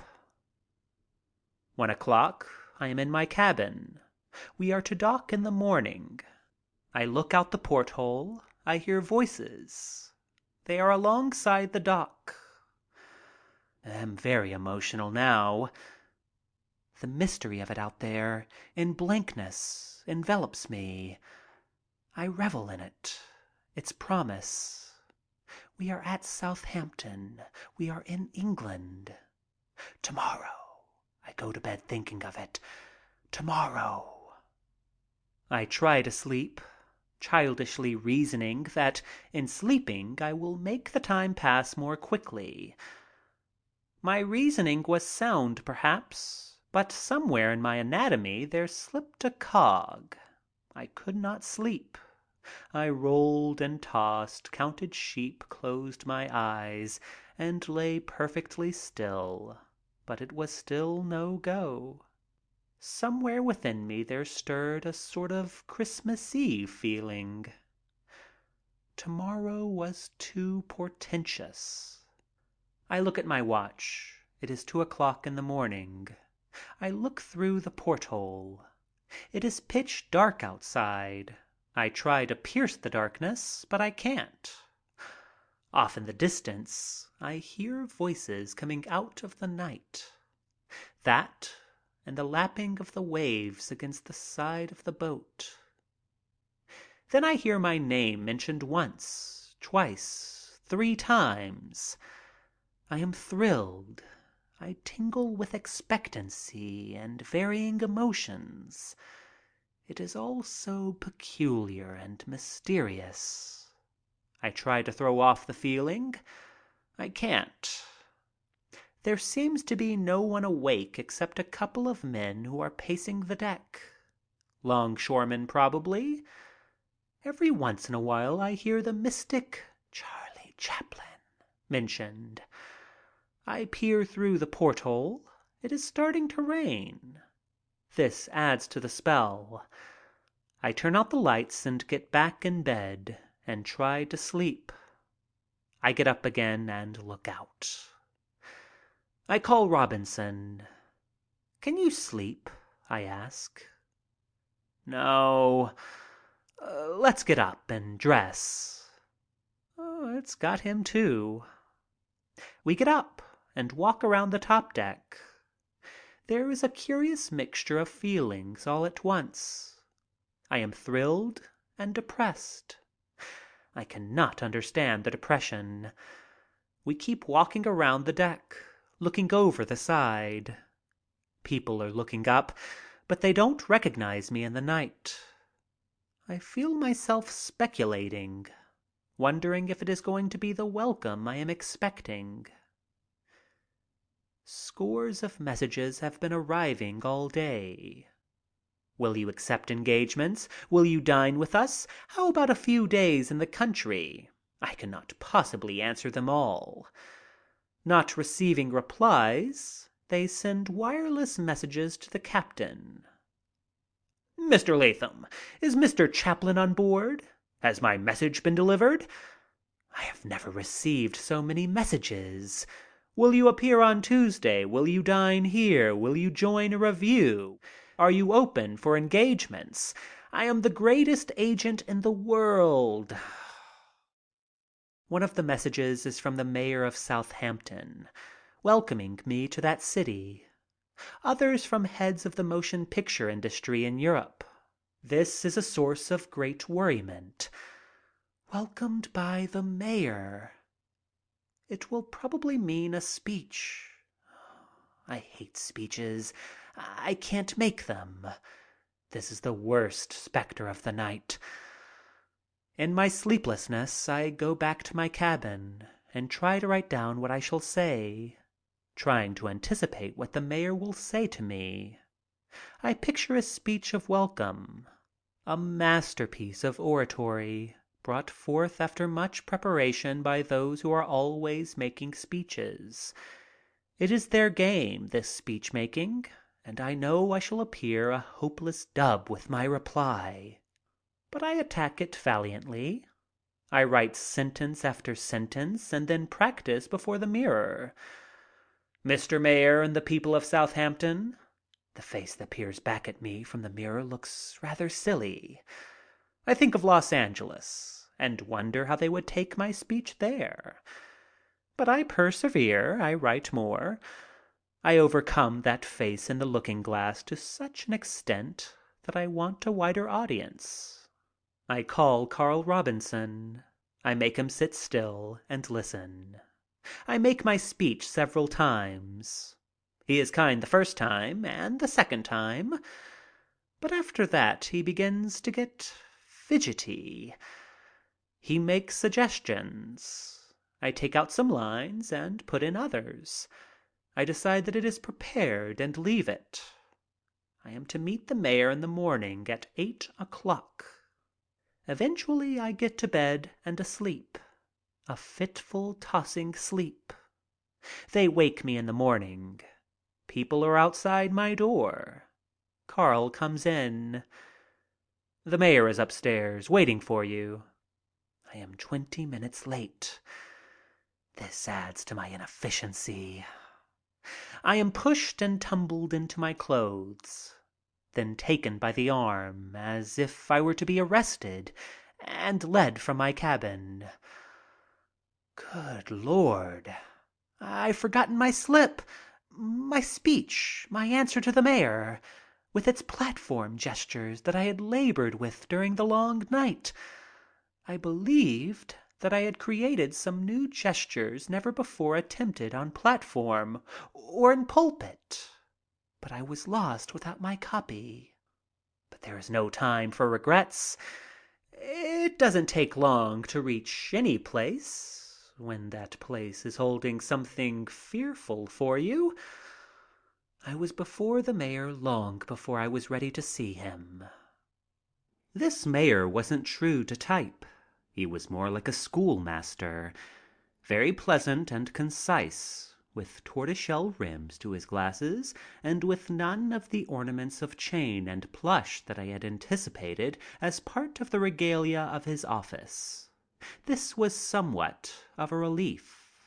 There are lots of men, women, and children gathered about. I am introduced to the children. I am whirled around into the crowd. And when I turn back, I can't quite make out who is the mayor. There seems to be a room full of mayors. Eventually, I am dug from behind. I turn. I am whirled back by friendly or official assistants. Ah, here is the mayor. I stand bewildered, twirling my thumbs, quite at a loss as to what is expected of me. The mayor begins. I have been warned that it is going to be very formal. Mr. Chaplin, on behalf of the citizens of Southampton. Nothing like I had anticipated. I am trying to think, trying to hear precisely what he says. I think I have him so far. But it is nothing like I had anticipated. My speech doesn't seem to fit what he is saying. I can't help it. I will use it anyhow. At least as much as I can recall. It is over. I mumble some inane appreciation. Nothing like I had written, with nary a gesture so laboriously rehearsed. There comes interruptions of excited mothers with their children. "This is my little girl." I am shaking hands mechanically with everybody. From all sides, autograph albums are being shoved under my nose. Carl is warding them off, protecting me as much as possible. I am aware that the mayor is still standing there. I am trying to think of something more to say. All visions of language seem to have left me. I find myself mumbling, "This is nice of you," and "I am very glad to meet you all." Somebody whispers in my ear, "Say something about the English cinema. Say a word of welcome to the English." I try to and can't utter a word, but the same excitement that had bothered me now comes forward to my aid. The formal handshaking is on. The mayor introduces me to his wife. After shaking hands with her, I decide that it is all a conspiracy to introduce me to his whole family. This is my niece, my nephew, my wife, their children, my father-in-law, and dozens of others. I could quite understand why he was the mayor. They were all relatives. He had the vote of the city tied up in his family tree. The whole thing is bewildering and thrilling, and I find that I am pleased with it all. But now strange faces seem to fade out, and familiar ones take their places. There is Tom Garrity, who used to be Doug Fairbanks' scenario writer. He wrote "When the Clouds Roll By" and "The Mollycoddle." Tom is a great friend of mine, and we have spent many a pleasant hour in Doug's home in Los Angeles. There is Douglas Crisp, who played Battling Burrows in Broken Blossoms, a clubmate in the Los Angeles Athletic Club. My cousin, Aubrey Chaplin, a rather dignified gentleman, but with all the earmarks of a Chaplin, greets me. Heavens! I look something like him. I pictured myself in another 5 years. Aubrey has a saloon in quite a respectable part of London. I feel that Aubrey is a nice simple soul and quite desirous of taking me in hand. Then a Bremen, manager of the United Artists' Affairs in England. And there is Sonny, a friend in the days when I was on the stage. I have not heard from him in 10 years. It makes me happy and interested, the thought of reviving the old friendship. We talk of all sorts of subjects. Sonny is prosperous and doing well. He tells me everything in jerky asides as we are hustled about amidst the baggage and bundled into a compartment that somebody has arranged. Somehow, the crowds here are not so large as I had anticipated. I am a little shocked. What if they don't turn up? Everyone has tried to impress upon me the size of the reception I am to get. There is a tinge of disappointment. But then I am informed that, the boat being a day late, the crowd expected had no way of knowing when I would arrive. This explanation relieves me tremendously, though it is not so much for myself that I feel this, but for my companions and my friends, who expect so much. I feel that the whole thing should go off with a bang for their sake. Yes, I do. But I am in England. There is freshness, there is glow, there is nature in its most benevolent mood. The trains, those little toy trains with the funny little wheels like those on a child's toy. There are strange noises. They come from the engine.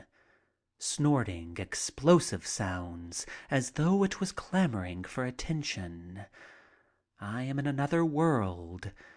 Southampton, though I have been here before, is absolutely strange to me. There is nothing familiar. I feel as though I am in a foreign country. Crowds increasing with every minute. What lovely women. Different from American women. How? Why? I cannot tell. There is a beautiful girl peering at me. A lovely English type. She comes to the carriage and in a beautiful musical voice says, "May I have your signature, Mr. Chaplin?" This is thrilling. Aren't English girls charming?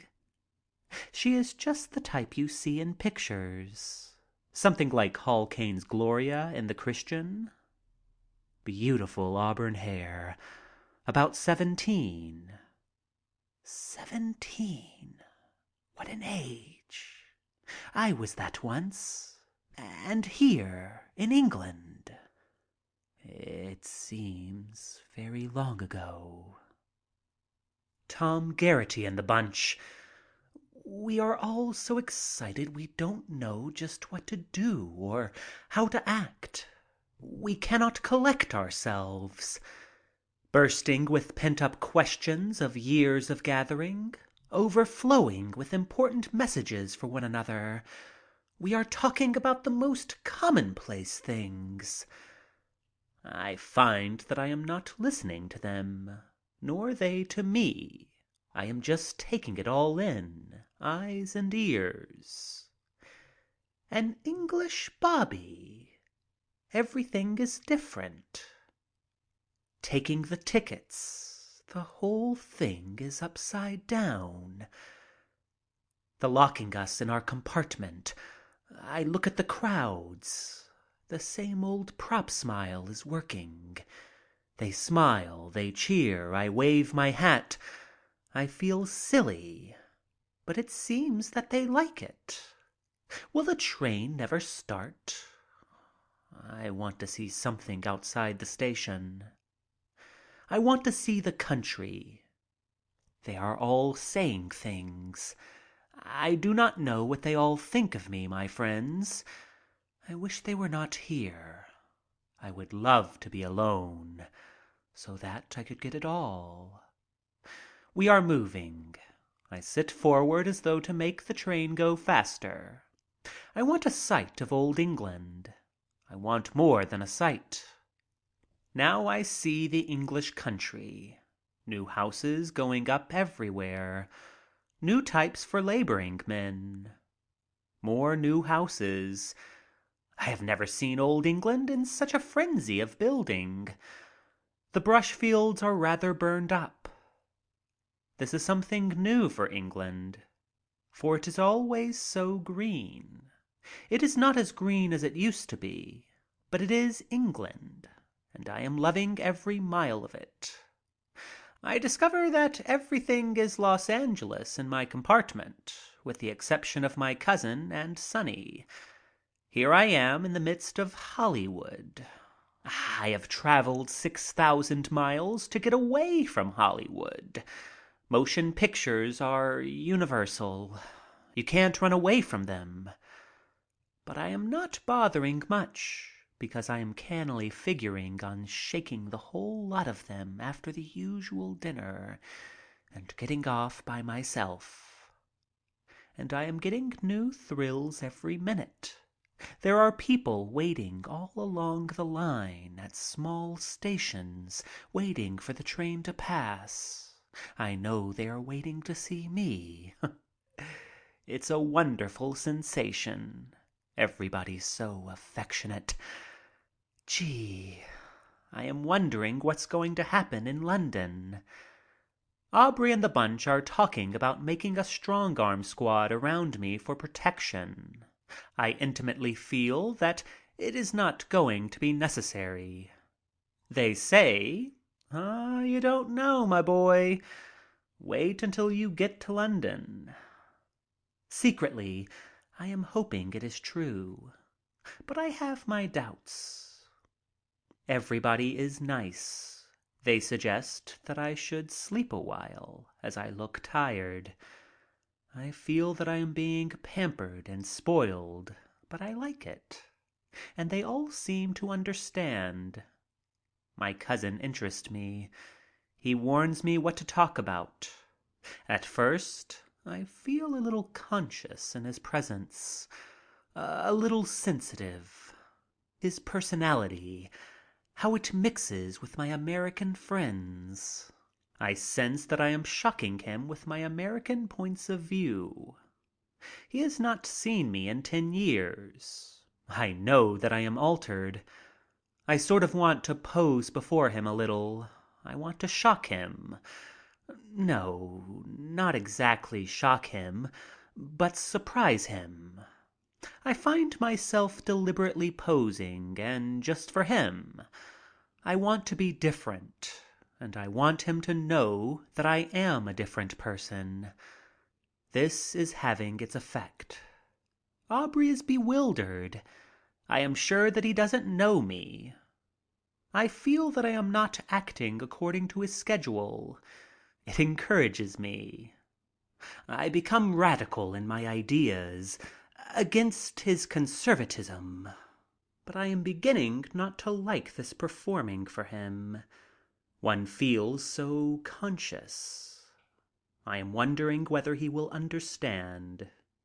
There are lots of other people I have got to meet. I won't be able to devote all my time to him. I shall have a long talk with Aubrey later and explain everything. I doze off for a while, but just for a moment. We are coming to the outskirts of London. I hear nothing, I see nothing, but I know it is so, and I awake. Now I am all expectancy. We are entering the suburbs of the city. End of chapter 4.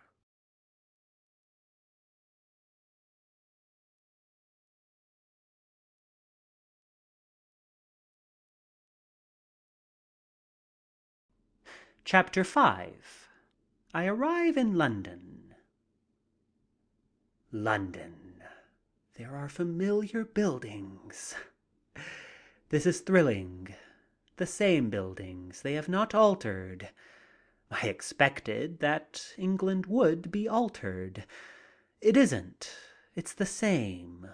The same as I left it, in spite of the war. I see no change, not even in the manner of the people. There's Dalton's potteries. And look, there's the Queen's Head. Public houses that my cousin used to own.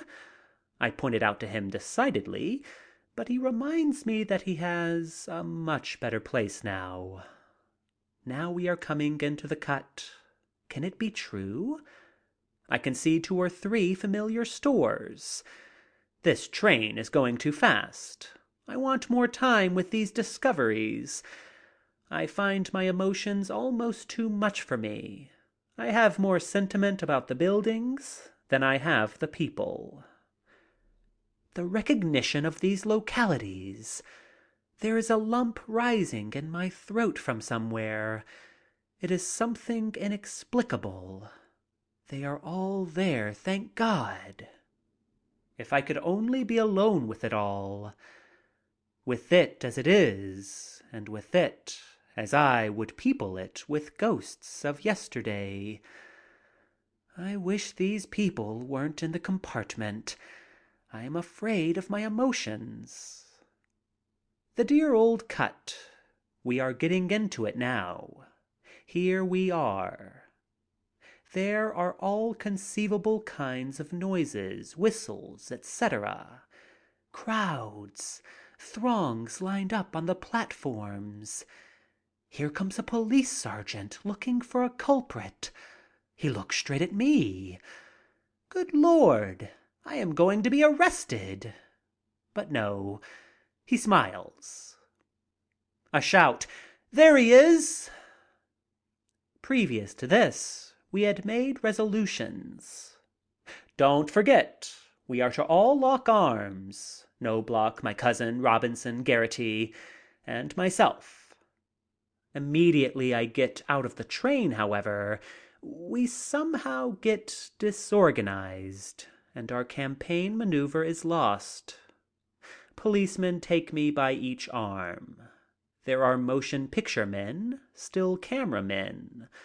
I see a sign announcing that motion pictures of my trip on board ship will be shown that night at a picture theater.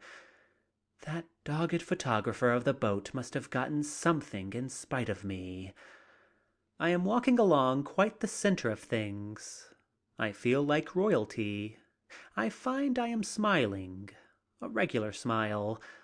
I distinguish distant faces among those who crowd about me. There are voices at the end of the platform. "Here he is! He is there, he is! That's him!" My step is lightning gay. I am enjoying each moment. I am in Waterloo Station, London. The policemen are very excited. It is going to be a terrible ordeal for them. Thousands are outside. This also thrills me. Everything is beyond my expectations. I revel in it secretly. They all stop to applaud as I come to the gate. Some of them say, "Well done, Charlie." I wonder if they mean my present stunt between the bobbies. It is too much for me. What have I done? I feel like a cricketer who has made 100 and is going to the stand. There is real warm affection. Do I deserve even a part of it? A young girl rushes out, breaks the line, makes one leap, and smothers me with a kiss. Thank God she is pretty. There seem to be others ready to follow her, and I find myself hesitating a bit on my way. It is a signal. The barriers are broken. They are coming on all sides. Policemen are elbowing and pushing. Girls are shrieking. "Charlie! Charlie! There he is! Good luck to you, Charlie! God bless you!" Old men, old women, girls, boys, all in one excited thrill. My friends are missing. We are fighting our way through the crowd. I do not mind it at all. I am being carried on the crest of a wave. Everybody is working but me. There seems to be no effort. I am enjoying it. Lovely. Eventually, we get through to the street. It is worse here. Hooray! Here he is! Good luck, Charlie! Well done, Charlie! God bless you! God love you! Good luck, Charlie! Bells are ringing. Handkerchiefs are waving. Some are raising their hats. I have lost mine. I am bewildered, at a loss, wondering where it is all leading to. But I don't care. I love to stay in it. Suddenly, there is a terrific crash. Various currents of the crowd are battling against one another. I find that now I am concerned about my friends. Where's Tom? Where's so-and-so? Where's Carl? Where's my cousin? I'm asking it all aloud, on all sides, of anyone who will listen to me. I am answered with smiles. I am being pushed towards an automobile. Where's my cousin? Another push. Policemen on all sides. I am pushed and lifted and almost dumped into the limousine. My hat is thrown in behind me. There are 3 policemen on each side of the car, standing on the running board. I can't get out. They are telling the chauffeur to drive on. He seems to be driving right over the people. Occasionally a head, a smiling face, a hand, a hat flashes by the door of the car. I ask, and keep asking, where's my cousin? But I regain myself, straighten my clothes, cool off a bit, and look round. There is a perfect stranger in the limousine with me. I seem to take him for granted for the moment. He is also cut up and bleeding. Evidently, he is somebody. He must be on the schedule to do something. He looks bewildered and confused. I say, well, I have missed my cousin. Well, I have missed my cousin. He says, I beg your pardon. Do you know where we are going? I ask. He says, no. Well, what are you doing? Who are you? I sputter. No one in particular, he answers. I have been pushed in here against my will. I think it was the 2nd time you cried for your cousin. One of the cops picked me, but I don't believe there is any relationship. We laugh. That helps. We pull up, and he is politely let off at the corner. As quickly as possible, he is shut out. Crowds are around on both sides, raising their hats English fashion, as though they were meeting a lady. The mounted police leave us. I am left alone with my thoughts. If I could only do something, solve the unemployment problem, or make some grand gesture in answer to all this. I look through the window in the back of the car. There are a string of taxis following behind. In the lead, seated on top of the cab, is a young and pretty girl all dressed in scarlet. She is waving to me as she chases. What a picture she makes! I think what good fun it would be to get on top of the cab with her and race around through the country. I feel like doing something big. What an opportunity for a politician to say something and do something big. I never felt such affection. We are going down York Road. I see placards. Charlie arrives. Crowds standing on the corner, all lined up along my way to the hotel. I am beginning to wonder what it's all about. am feeling a bit reflective after all. Thinking over what I have done, it has not been very much. Nothing to call forth all this. Shoulder arms was pretty good, perhaps, but all this clamor over a moving picture actor. Now we are passing over Westminster Bridge. There are double-decked streetcars. There's one marked Kennington. I want to get out and get on it. I want to go to Kennington. The bridge is so small. I always thought it was much wider. We are held up by traffic. The driver tells the bobby that Charlie Chaplin is inside. There is a change in the expression of the cop.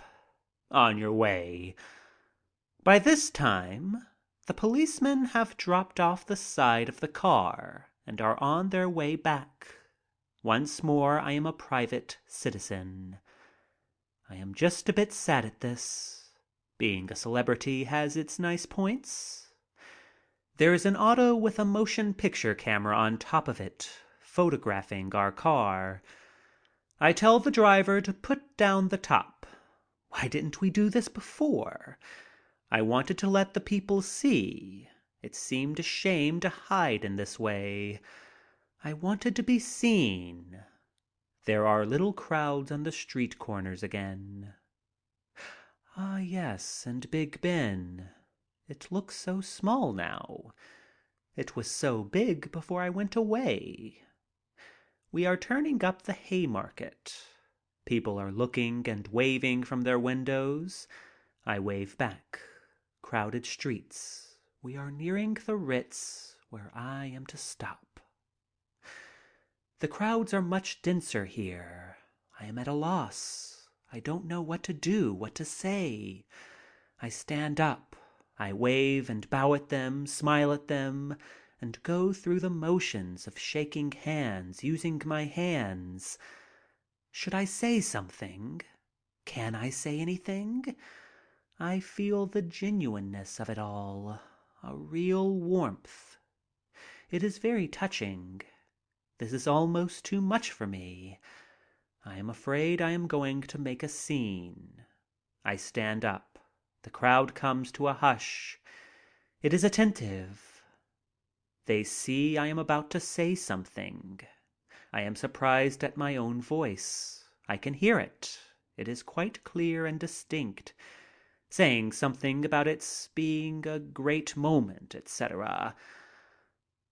But tame and stupid as it is, they like it.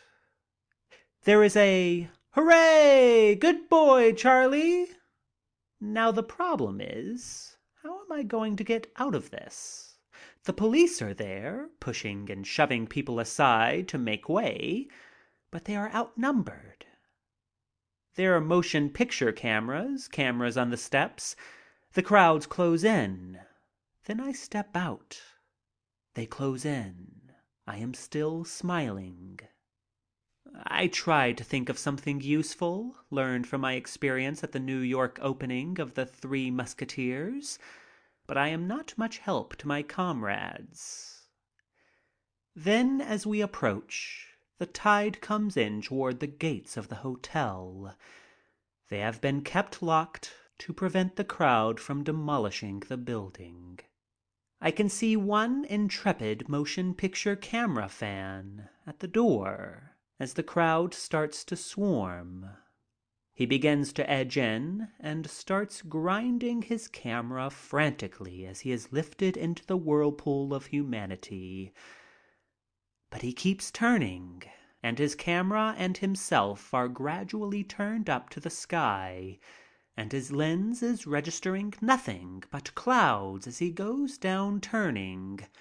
The most honorable fall a cameraman can have, to go down grinding.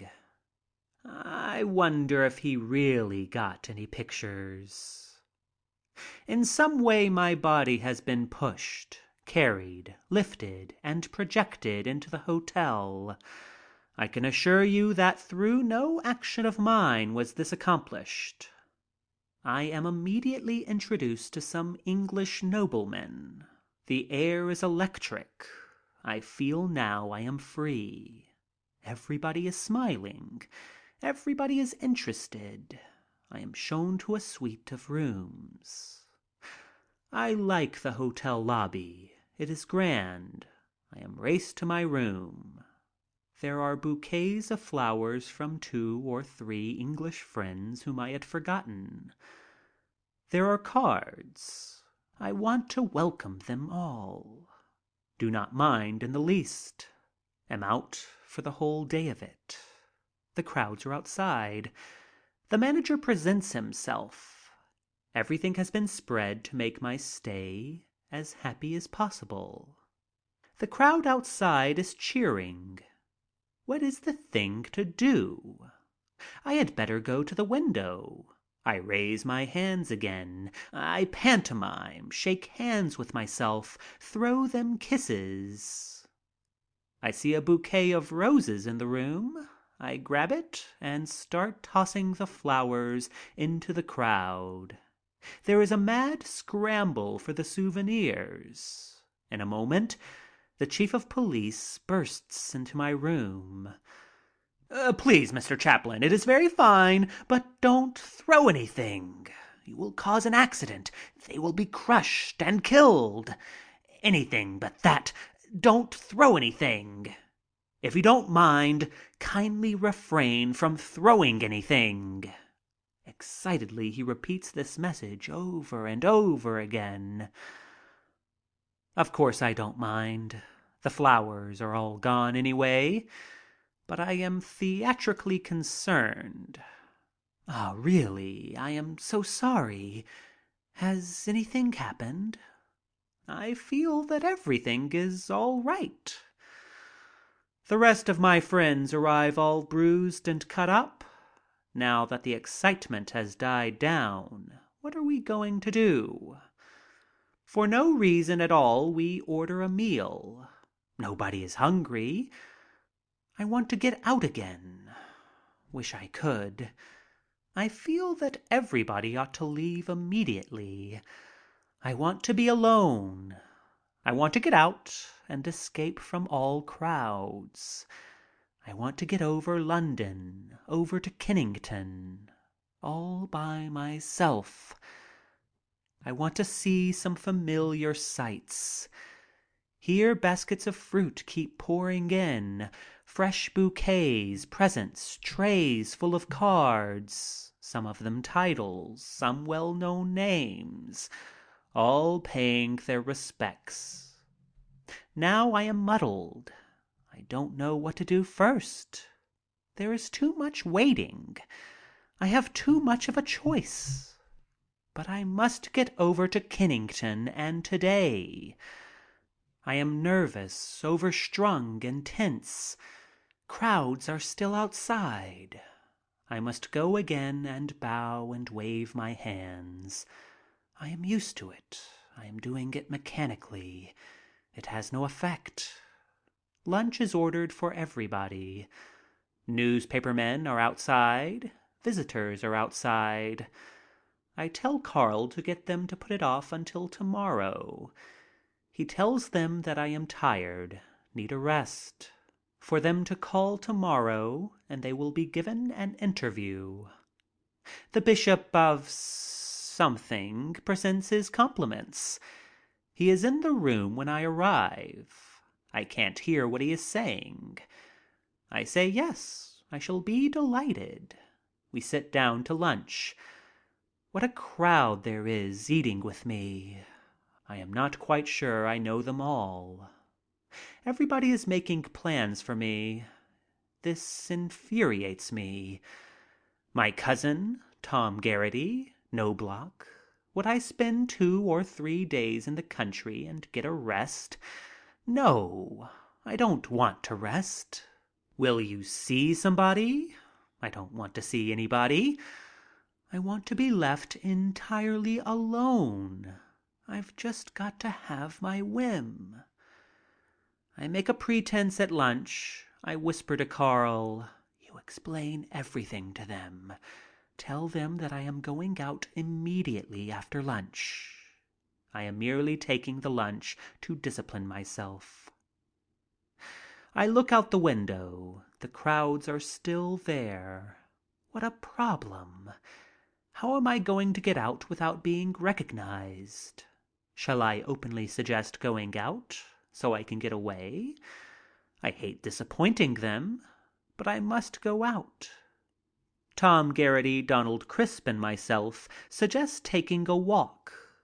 I do not tell them my plans, merely suggest taking a walk. We go through the back way and escape. I am sure that everything is all right and that no one will recognize me. I cannot stand the strain any longer. I tell Donald and Tom they really must leave me alone. I want to be alone and I want to visit alone. They understand. Tom is a good sort and so is Donald. I do not want to ride, but just for a quicker means of getting away, I call a taxicab. I tell him to drive to Lambeth. He is a good driver and an old one. He has not recognized me, thank heaven, but he is going too fast. I tell him to drive slower, to take his time. I sit back now.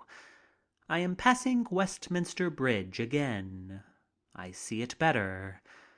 Things are more familiar. On the other side is the new London County Council building. They have been building it for years. They started it before I left.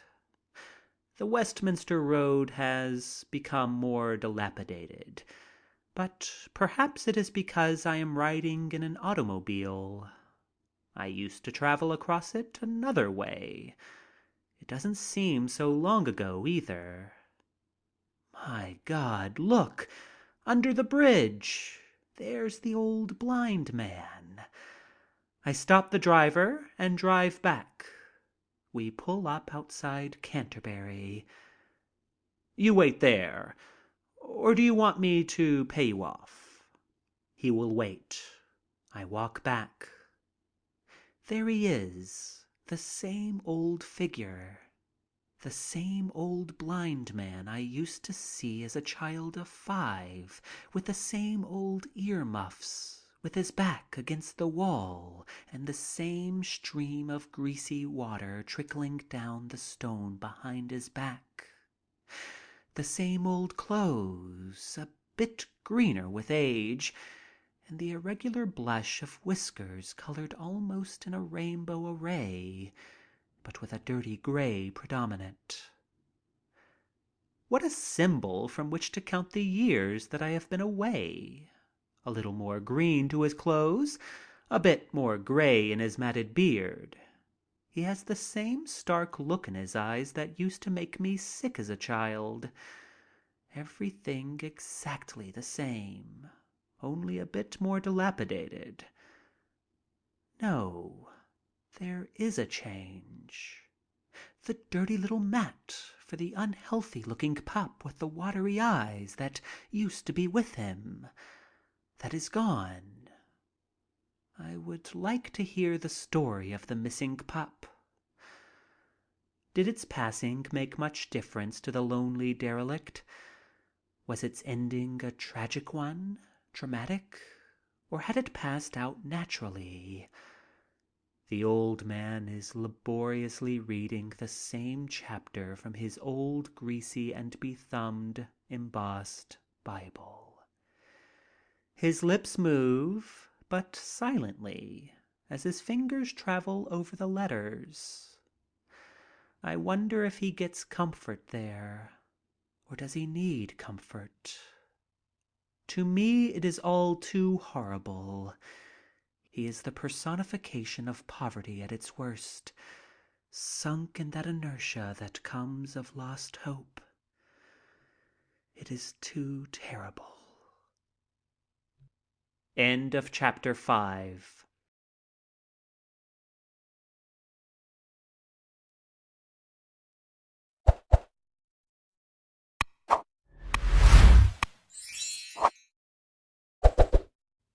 Chapter 6. The Haunts of My Childhood. I jump into the automobile again and we drive along past Christ Church. There's Baxter Hall, where we used to see magic lantern slides for a penny, the forerunner of the movie of today. I see significance in everything around me. You could get a cup of coffee and a piece of cake there and see the crucifixion of Christ all at the same time. We are passing the police station, a drearer place to youth. Kennington Road is more intimate.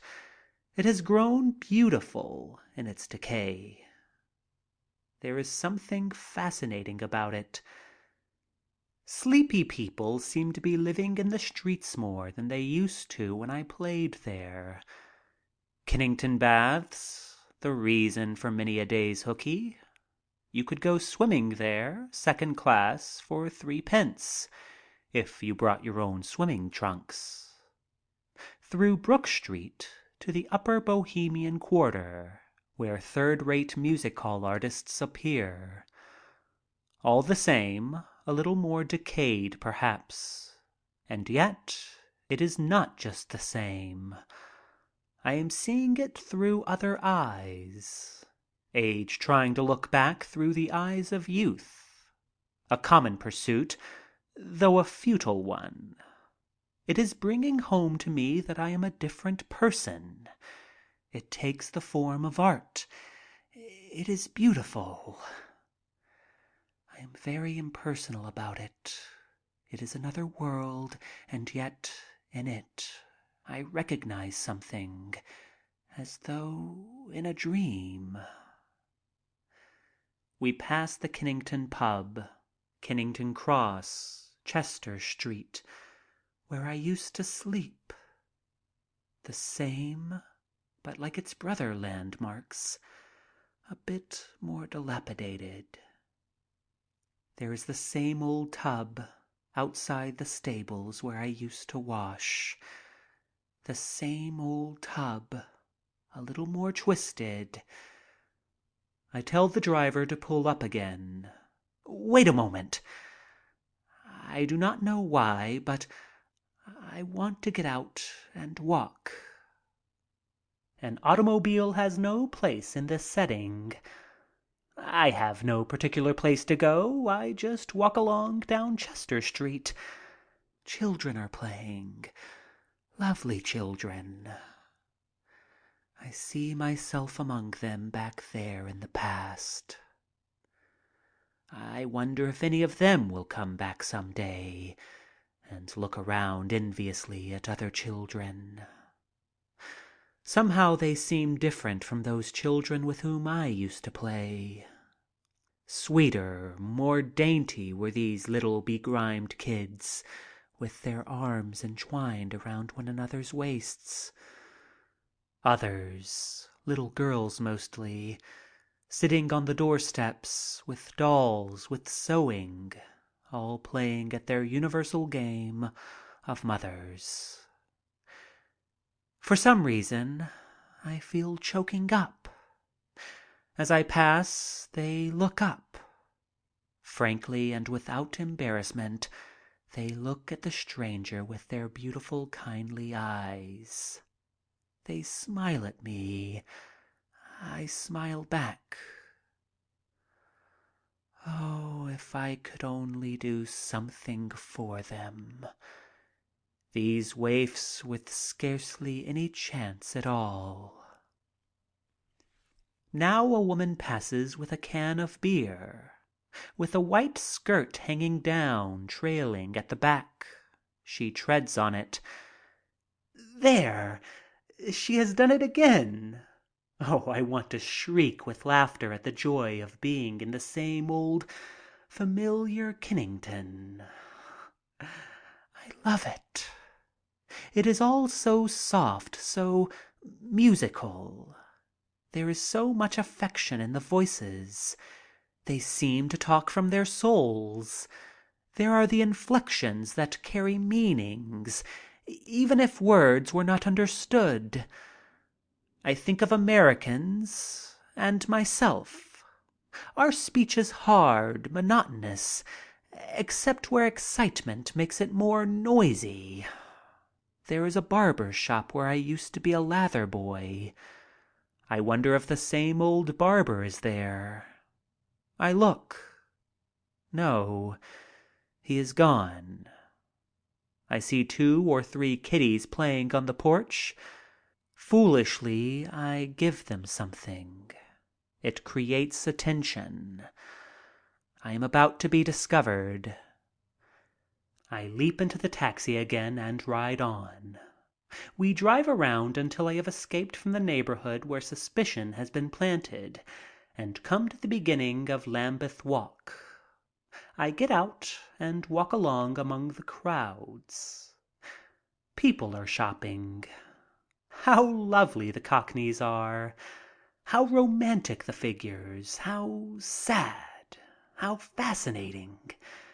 Their lovely eyes. How patient they are. Nothing conscious about them. No affectation, just themselves. Their beautifully gay selves. Serene in their limitations, perfect in their type. I am the wrong note in this picture that nature has concentrated here. My clothes are a bit conspicuous in this setting, no matter how unobtrusive my thoughts and actions. Dressed as I am, one never strolls along Lambeth Walk. I feel the attention I am attracting. I put my handkerchief to my face. People are looking at me, at first slyly, then insistently. Who am I? For a moment, I am caught unawares. A girl comes up, thin, narrow-chested, but with an eagerness in her eyes that lifts her above any physical defects. "Charlie, don't you know me?" Oh, of course I know her. She is all excited, out of breath. I can almost feel her heart thumping with emotion as her narrow chest heaves with her hurried breathing. Her face is ghastly white, a girl about 28. She has a little girl with her. This girl was a little servant girl who used to wait on us at the cheap lodging house where I lived. I remembered that she had left in disgrace. There was tragedy in it. But I could detect a certain savage gloriousness in her. She was carrying on with all odds against her. Hers is the supreme battle of our age.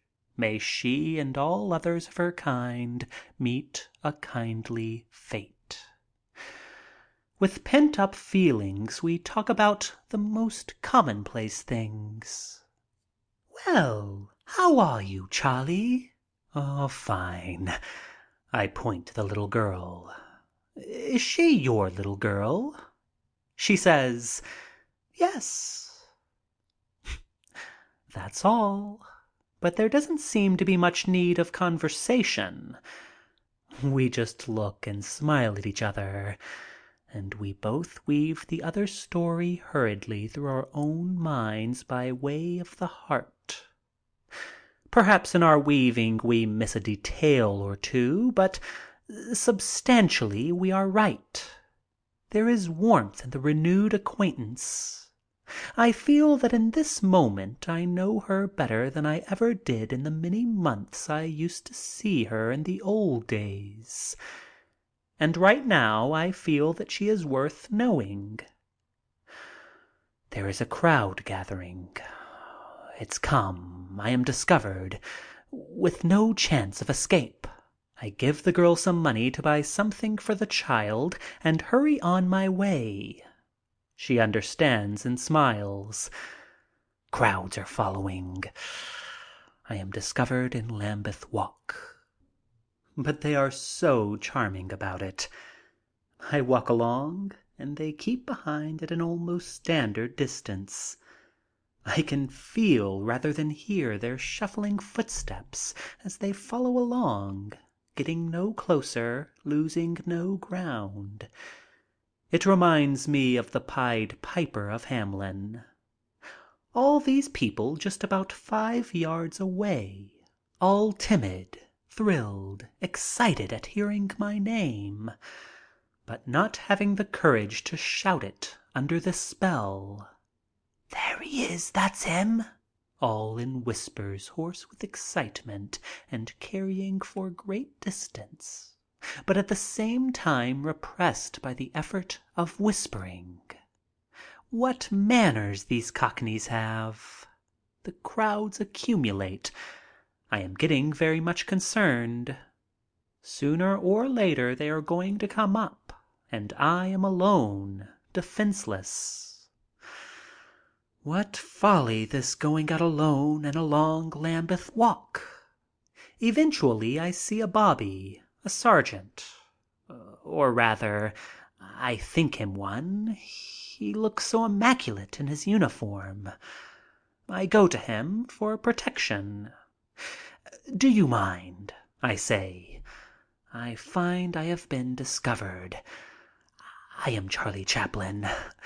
Would you mind seeing me to a taxi?" "That's all right, Charlie. These people won't hurt you. They are the best people in the world. I have been with them for 15 years." He speaks with a conviction that makes me feel silly and deservedly rebuked. I say, "I know it. They are perfectly charming." "That's just it," he answers. "They are charming and nice." They had hesitated to break in upon my solitude, but now, sensing that I have protection, they speak out.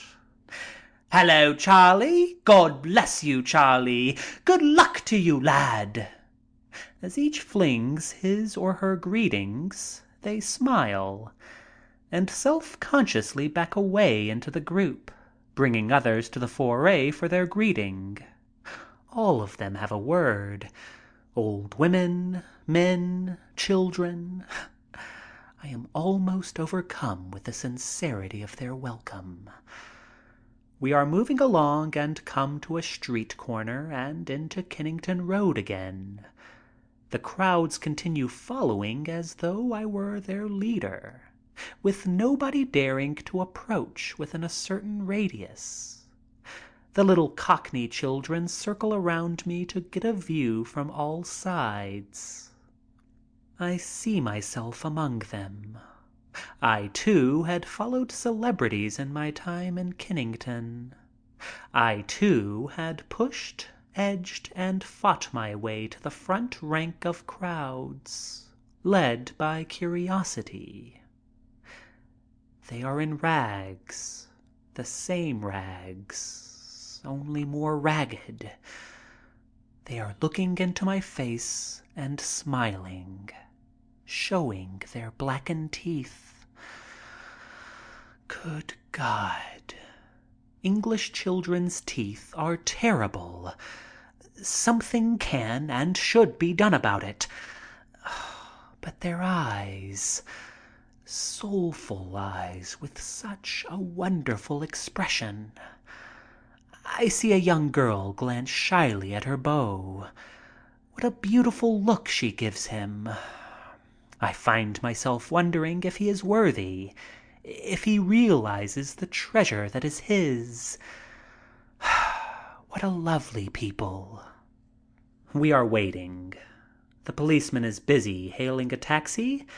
I just stand there self-conscious. Nobody asks any questions. They are content to look. Their steadfast watching is so impressing. I feel small, like a cheat. This worship does not belong to me. God, If I could only do something for all of them. But there are too many. Too many. Good impulses so often die before this too many. I am in the taxi. "Goodbye, Charlie. God bless you." I am on my way. The taxi is going up Kennington Road along Kennington Park. Kennington Park. How depressing Kennington Park is.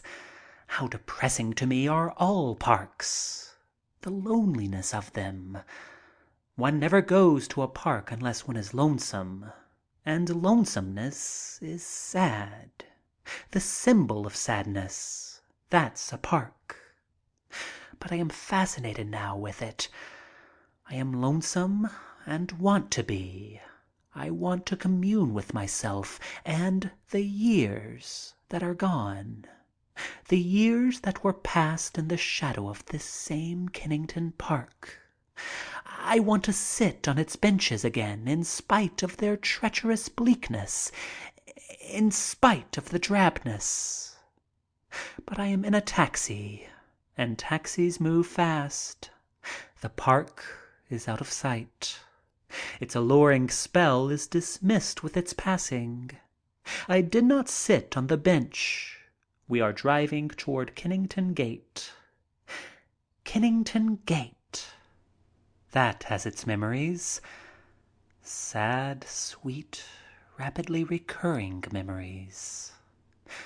'Twas here my first appointment with Hetty, Sonny's sister. How I was dolled up in my little tight-fitting frock coat, hat, and cane. I was quite the dude as I watched every streetcar until 4:00, waiting for Hetty to step off, smiling as she saw me waiting. I get out and stand there for a few moments at Kennington Gate. My taxi driver thinks I am mad, but I am forgetting taxi drivers. I am seeing a lad of 19, dressed to the pink, with fluttering heart, waiting for the moment of the day when he and happiness walked along the road. The road is so alluring now.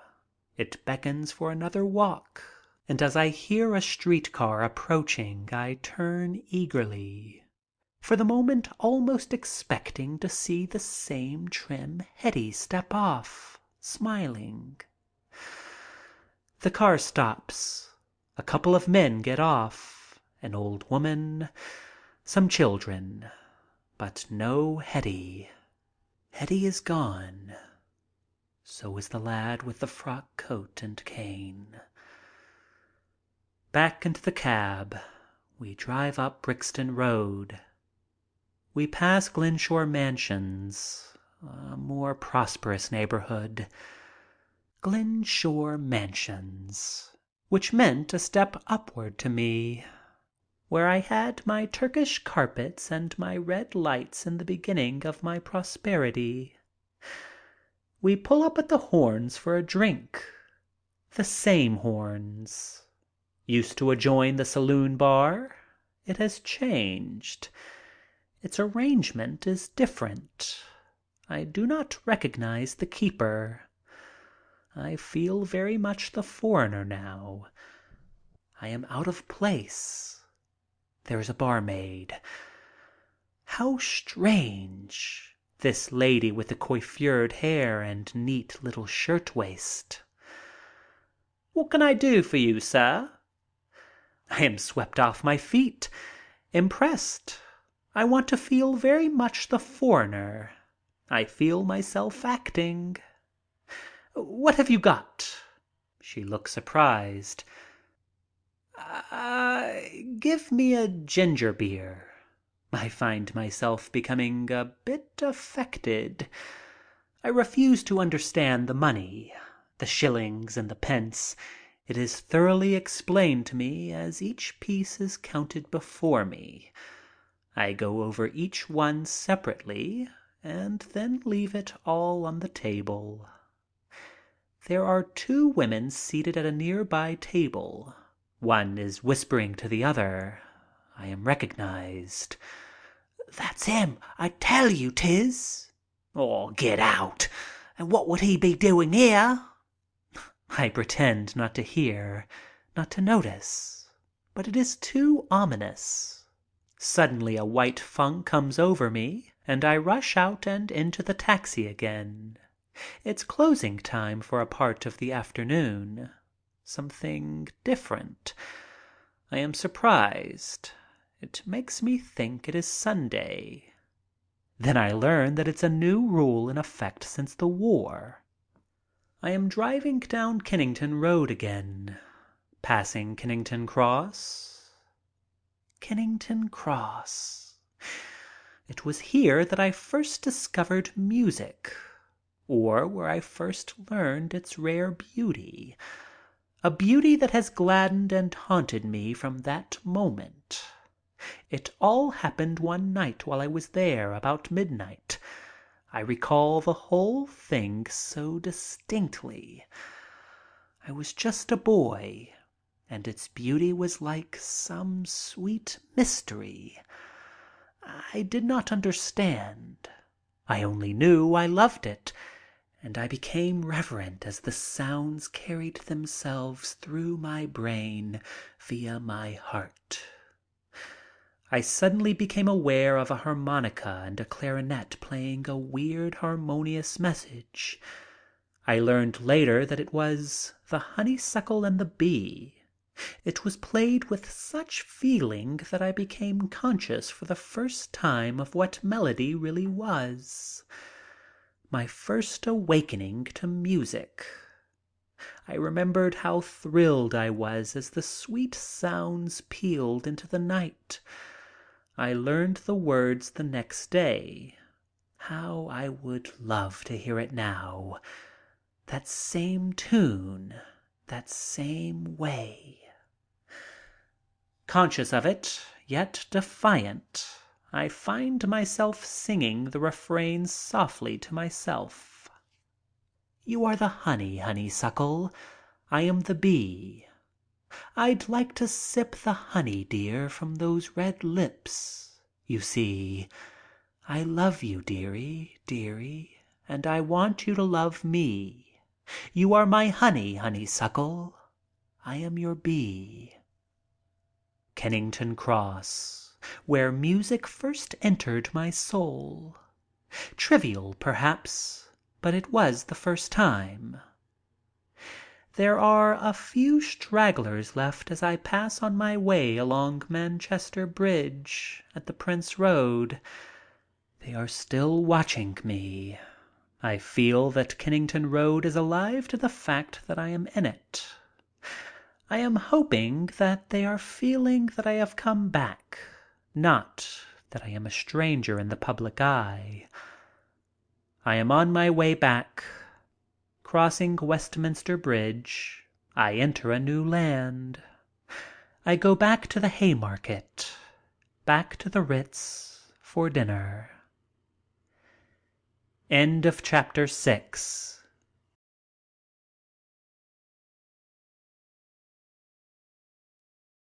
Chapter 7. A Joke and Still on the Go. In the evening I dined at the Ritz with Ed Knobloch, Miss Forrest, and several other friends. The party was a very congenial one, and the dinner excellent.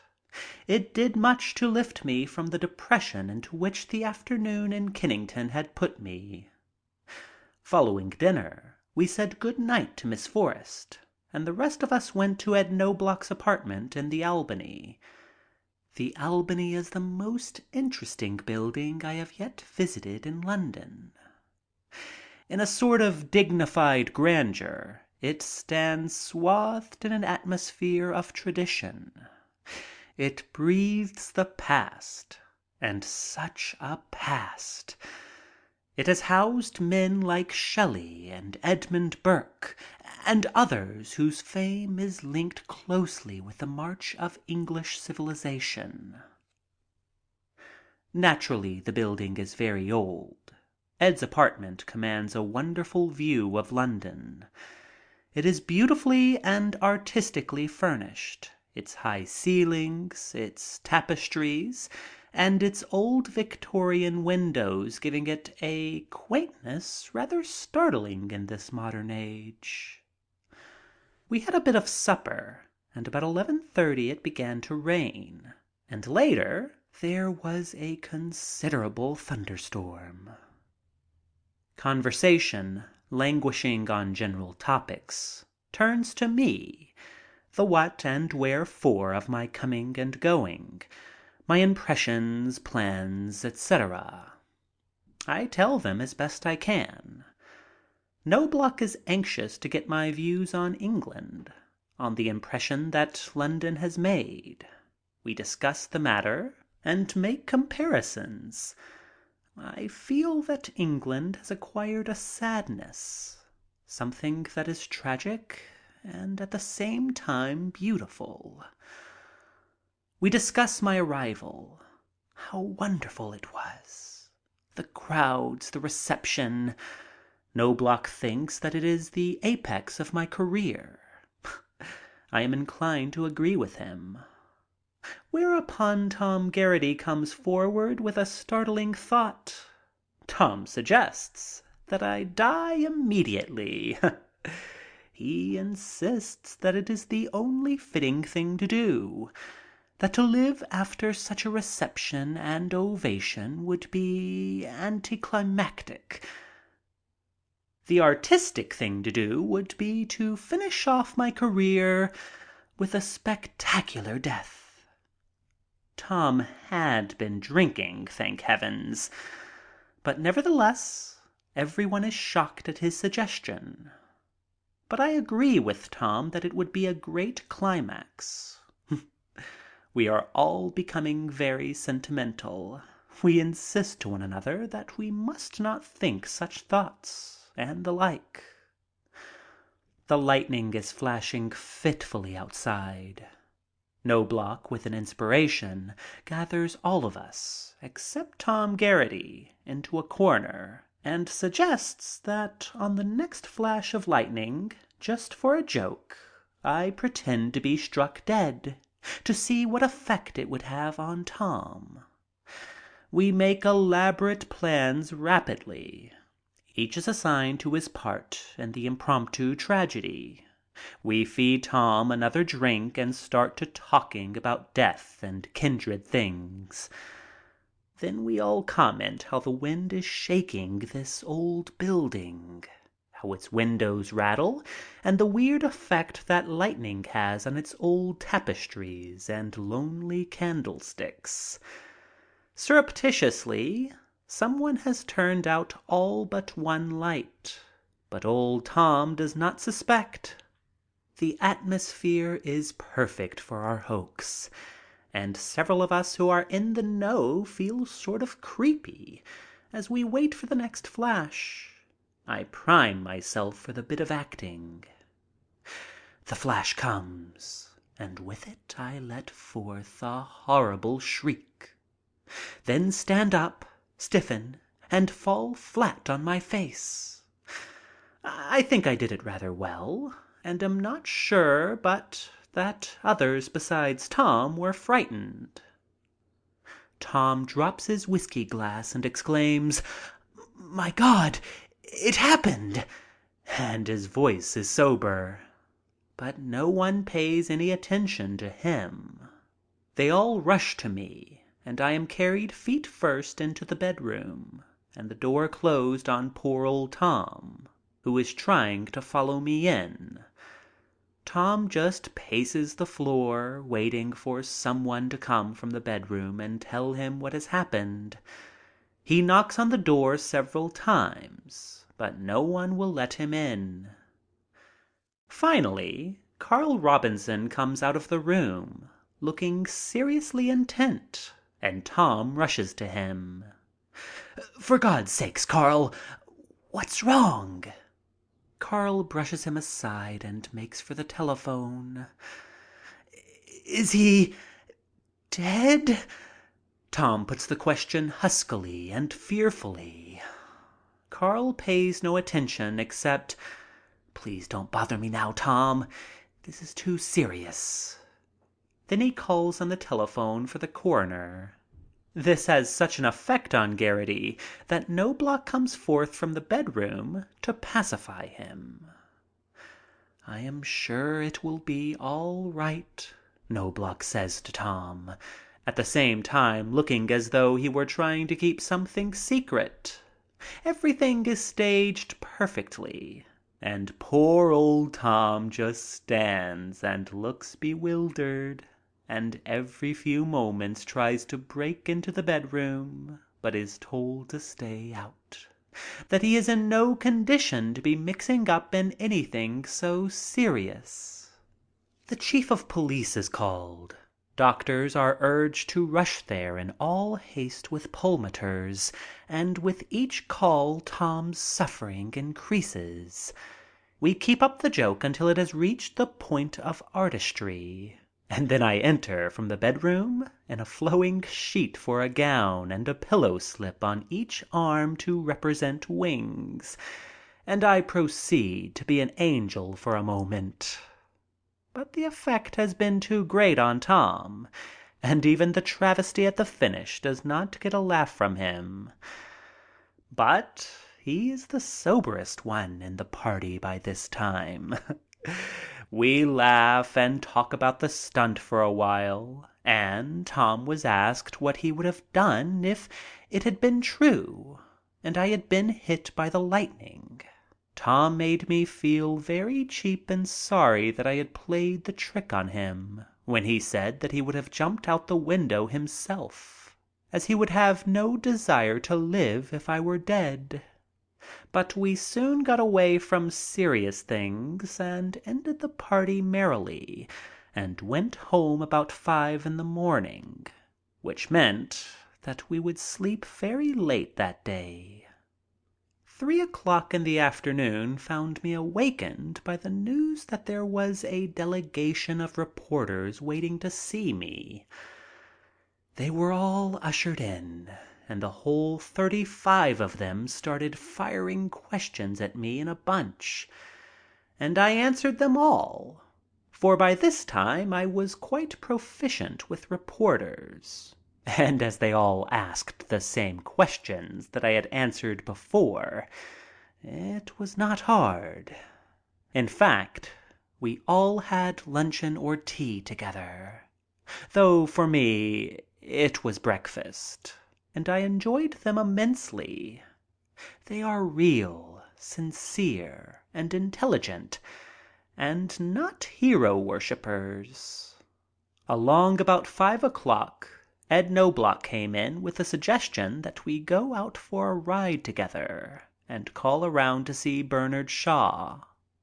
This did sound like a real treat. Knobloch knows Shaw very well, and he felt sure that Shaw and I would like each other. First, though, I propose that we take a ride around London, and Ed leads the way to some very interesting spots. The spots that the tourist rarely sees as he races his way through the buildings listed in guidebooks. He takes me to the back of the Strand Theatre, where there are beautiful gardens and courts suggesting palaces and armor in the days when knights were bold. These houses were the homes of private people during the reign of King Charles, and even further back. They abound in secret passages and tunnels leading to the royal palace. There is an air about them that is aped and copied, but it is not hard to distinguish the real from the imitation. History is written on every stone. Not the history of the battlefield that is laid bare for the historians, but that more intimate history, that of the drawing room, where, after all, the real ashes of empires are sifted. Now we are in Adelphia Terrace, where Bernard Shaw and Sir James Barrie live. What a lovely place the terrace is, and its arches underneath leading to the river. And at this hour, 6:30, there comes the first fall of evening, and London with its soft light is at its best. I can quite understand why Whistler was so crazy about it. Its lighting is perfect, so beautiful and soft. Perhaps there are those who complain that it is poorly lighted, and who would install many modern torches of electricity to remedy the defect. But give me London as it is. Do not paint the lily. We make for Shaw's house, which overlooks the Thames Embankment. As we approach, I feel that this is a momentous occasion. I am to meet Shaw. We reach the house. I notice on the door a little brass nameplate with the inscription, Bernard Shaw. I wonder if there is anything significant about Shaw's name being engraved in brass. The thought pleases me. But we are here, and Knobloch is about to lift the knocker. And then I seem to remember reading somewhere about dozens of movie actors going abroad and how they invariably visited Shaw. Good Lord, the man must be weary of them. And why should he be singled out and imposed upon? And I do not desire to ape others, and I want to be individual and different. And I want Bernard Shaw to like me, and I don't want to force myself upon him. And all this is occurring very rapidly, and I am getting fussed, and we are almost before him, and I say to Knobloch, "No, I don't want to meet him." Ed is annoyed and surprised and thinks I am crazy and everything. He asks why, and I suddenly become embarrassed and shy. "Some other time," I beg. "We won't call today." I don't know why, but suddenly I feel very self-conscious and silly. Would I care to see Barry? He lives just across the road. No, I don't want to see any of them today. I am too tired. I find that it would be too much effort. So I go home, after drinking in all the beauties of the evening, the twilight, and the loveliness of Adelphia Terrace. This requires no effort. I can just drift along on my own, let thoughts come and go as they will, and never have to think about being polite and wondering if I am holding my own in intelligent discussion that is sure to arise when one meets great minds. I wasted the evening just then. Some other time, I know, I am going to want Shaw and Barry. I drift along with the sight and am carried back 100 years, 200, 1,000. I seem to see the ghosts of King Charles and others of old England, with the tombstones epigraphed in Old English and dating back even to the 11th century. It is all fragrant and too fleeting. We must get back to the hotel to dress for dinner. Then Knobloch, Sonny, Garrity, and a few others dine with me at the Embassy Club. But Knobloch, who is tired, leaves after dinner. Along about 10 o'clock, Sonny, Garrity, Donald Crist, Carl Robinson, and myself decide to take a ride. We make toward Lambeth. I want to show them Lambeth. I feel as if it is mine, a choice discovery and possession that I wish to display. I recall an old photographer's shop in the Westminster Bridge Road, just before you come to the bridge. I want to see it again. We get out there. I remember having seen a picture framed in that window when I was a boy, a picture of Dan Leno, who was an idol of mine in those days. The picture was still there. So is the photographer. The name Sharp is still on the shop. I tell my friends that I had my picture taken here about 15 years ago, and we went inside to see if we could get one of the photos. "My name is Chaplin," I told the person behind the counter. "You photographed me 15 years ago. I want to buy some copies." "Oh, we've destroyed the negative long ago." The person behind the counter thus dismisses me. "Have you destroyed Mr. Leno's negative?" I ask him. "No," was the reply. "But Mr. Leno is a famous comedian." Such is fame. Here I had been patting myself on the back, thinking I was some pumpkins as a comedian, and my negative destroyed.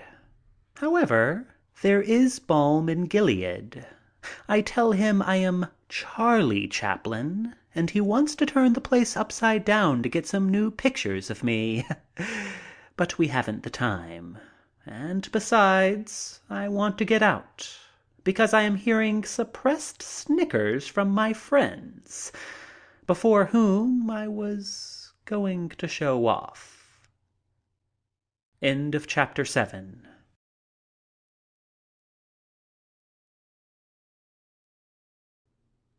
Chapter 8.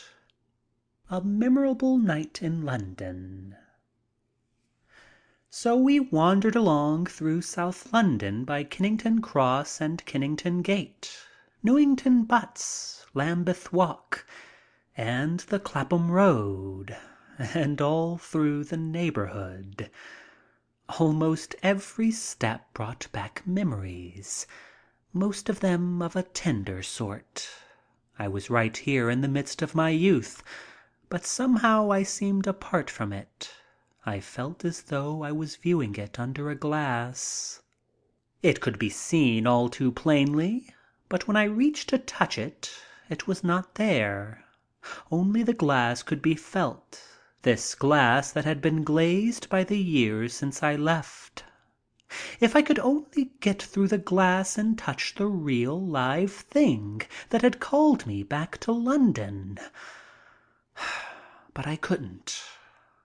A man cannot go back. He thinks he can, but other things have happened to his life. He has new ideas, new friends, new attachments. He doesn't belong to his past, except that the past has, perhaps, made marks on him. My friends and I continue our stroll.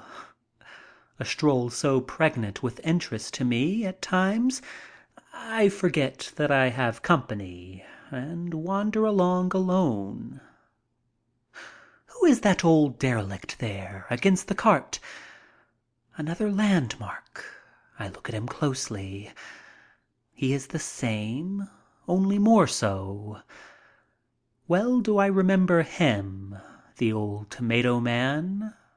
I was about 12 when I first saw him, and he is still here in the same old spot, plying the same old trade, while I can picture him as he first appeared to me standing beside his round cart heaped with tomatoes, his greasy clothes shining in their unkemptness, the rather glassy single eye that had looked from one side of his face, staring at nothing in particular, but giving you the feeling that it was seeing all, the bottled nose with a network of veins spelling dissipation. I remember how I used to stand around and wait for him to shout his wares. His method never varied. There was a sudden twitching convulsion, and he leaned to one side, trying to straighten out the other as he did so. And then Taking into his one good lung all the air it could stand, he would let forth a clattering, gargling, asthmatic, high-pitched wheeze, a series of sounds which defied interpretation. Somewhere in the explosion there could be detected "ripe tomatoes." Any other part of his message was lost. And he was still here. Through summer suns and winter snows he had stood and was standing. Only a bit more decrepit, a bit older, more dyspeptic, his clothes greasier, his shoulder rounder, his one eye rather filmy and not so all-seeing as it once was. And I waited, but he did not shout his wares any more. Even the good lung was failing. He just stood there inert in his aging. And somehow the tomatoes did not look so good as they once were. We get into the cab and drive back toward Brixton to the Elephant and Castle, where we pull up at a coffee store. The same old London coffee store, with its bad coffee and tea. There are a few pink-cheeked roués around and a couple of old derelicts. Then there are a lot of painted ladies, many of them with young men, and the rest of them looking for young men. Some of the young fellows are minus arms, and many of them carry various ribbons of military honor. They are living and eloquent evidence of the war and its effects. There are a number of stragglers. The whole scene to me is depressing. What a sad London this is. People with tired, worn faces after 4 years of war. Someone suggests that we go up and see George Fitzmaurice, who lives in Park Lane. There we can get a drink and then go to bed. We jump in a cab and are soon there. What a difference. Park Lane is another world after the Elephant and Castle. Here are the homes of the millionaires and the prosperous. Fitzmaurice is quite a successful moving picture director. We find a lot of friends at his house, and over whiskeys and sodas we discuss our trip. Our trip through Kennington suggests Limehouse, and conversation turns toward that district and Thomas Burke. I get their impressions of Limehouse. It is not as tough as it has been pictured. I rather lost my temper through the discussion. One of those in the party, an actor, spoke very sneeringly of that romantic district and its people. Talk about Limehouse nights. I thought they were tough down there. Why, they're like a lot of larks, said this big-muscled leading man. And then he tells of a visit to the Limehouse district, a visit made solely for the purpose of finding trouble. How he had read of the tough characters there and how he had decided to go down to find out how tough they were. I went right down there into their joints, he said, and told them that I was looking for somebody that was tough. The tougher, the better. And I went up to a big mandarin wearing a feather and said, "Give me the toughest you've got. You fellows are supposed to be tough down here. So let's see how tough you are." And I couldn't get a rise out of any of them, he concluded. This was enough for me. It annoyed. I told him it was very fine for well-fed, overpaid actors flaunting toughness at these deprived people who are gentle and nice and, if ever tough, only so of environment. I asked him just how tough he would be if he were living the life that some of these unfortunate families must live. How easy for him, with 5 meals a day beneath that thrust-out chest, with his muscles trained and perfect, trying to start something with these people. Of course they were not tough, but when it comes to 4 years of war, when it comes to losing an arm or a leg, then they are tough. But they are not going around looking for fights unless there is a reason. It rather broke up the party, but I was feeling so disgusted that I did not care. We meander along, walking from Park Lane to the Ritz. On our way, we are stopped by 2 or 3 young girls. They are stamped plainly, and there is no subtlety about their "Hello, boys. You are not going home so early." They salute us. We wait a moment. They pause and then wave their hands to us, and we beckon them. "How is it you are up so late?" They are plainly embarrassed at this question. Perhaps it has been a long time since they were given the benefit of the doubt. They are not just sure what to say. We are different. Their usual method of attack or caress does not seem in order, so they just giggle. Here is life in its elemental rawness. I feel very kindly disposed toward them, particularly after my bout with the well-fed actor who got his entertainment from the frailties of others. But it is rather hard for us to mix. There is a rather awkward silence. Then one of the girls asks if we have a cigarette. Robinson gives them a package, which they share between the 3 of them. This breaks the ice. They feel easier. The meeting is beginning to run along the parliamentary rules that they know. Do we know where they can get a drink? No. This is a temporary setback, but they ask if we mind their walking along a bit with us. We don't, and we walk along toward the Ritz. They are giggling, and before long I am recognized. They are embarrassed. They look down at their shabby little feet, where ill-fitting shoes run over at the heels.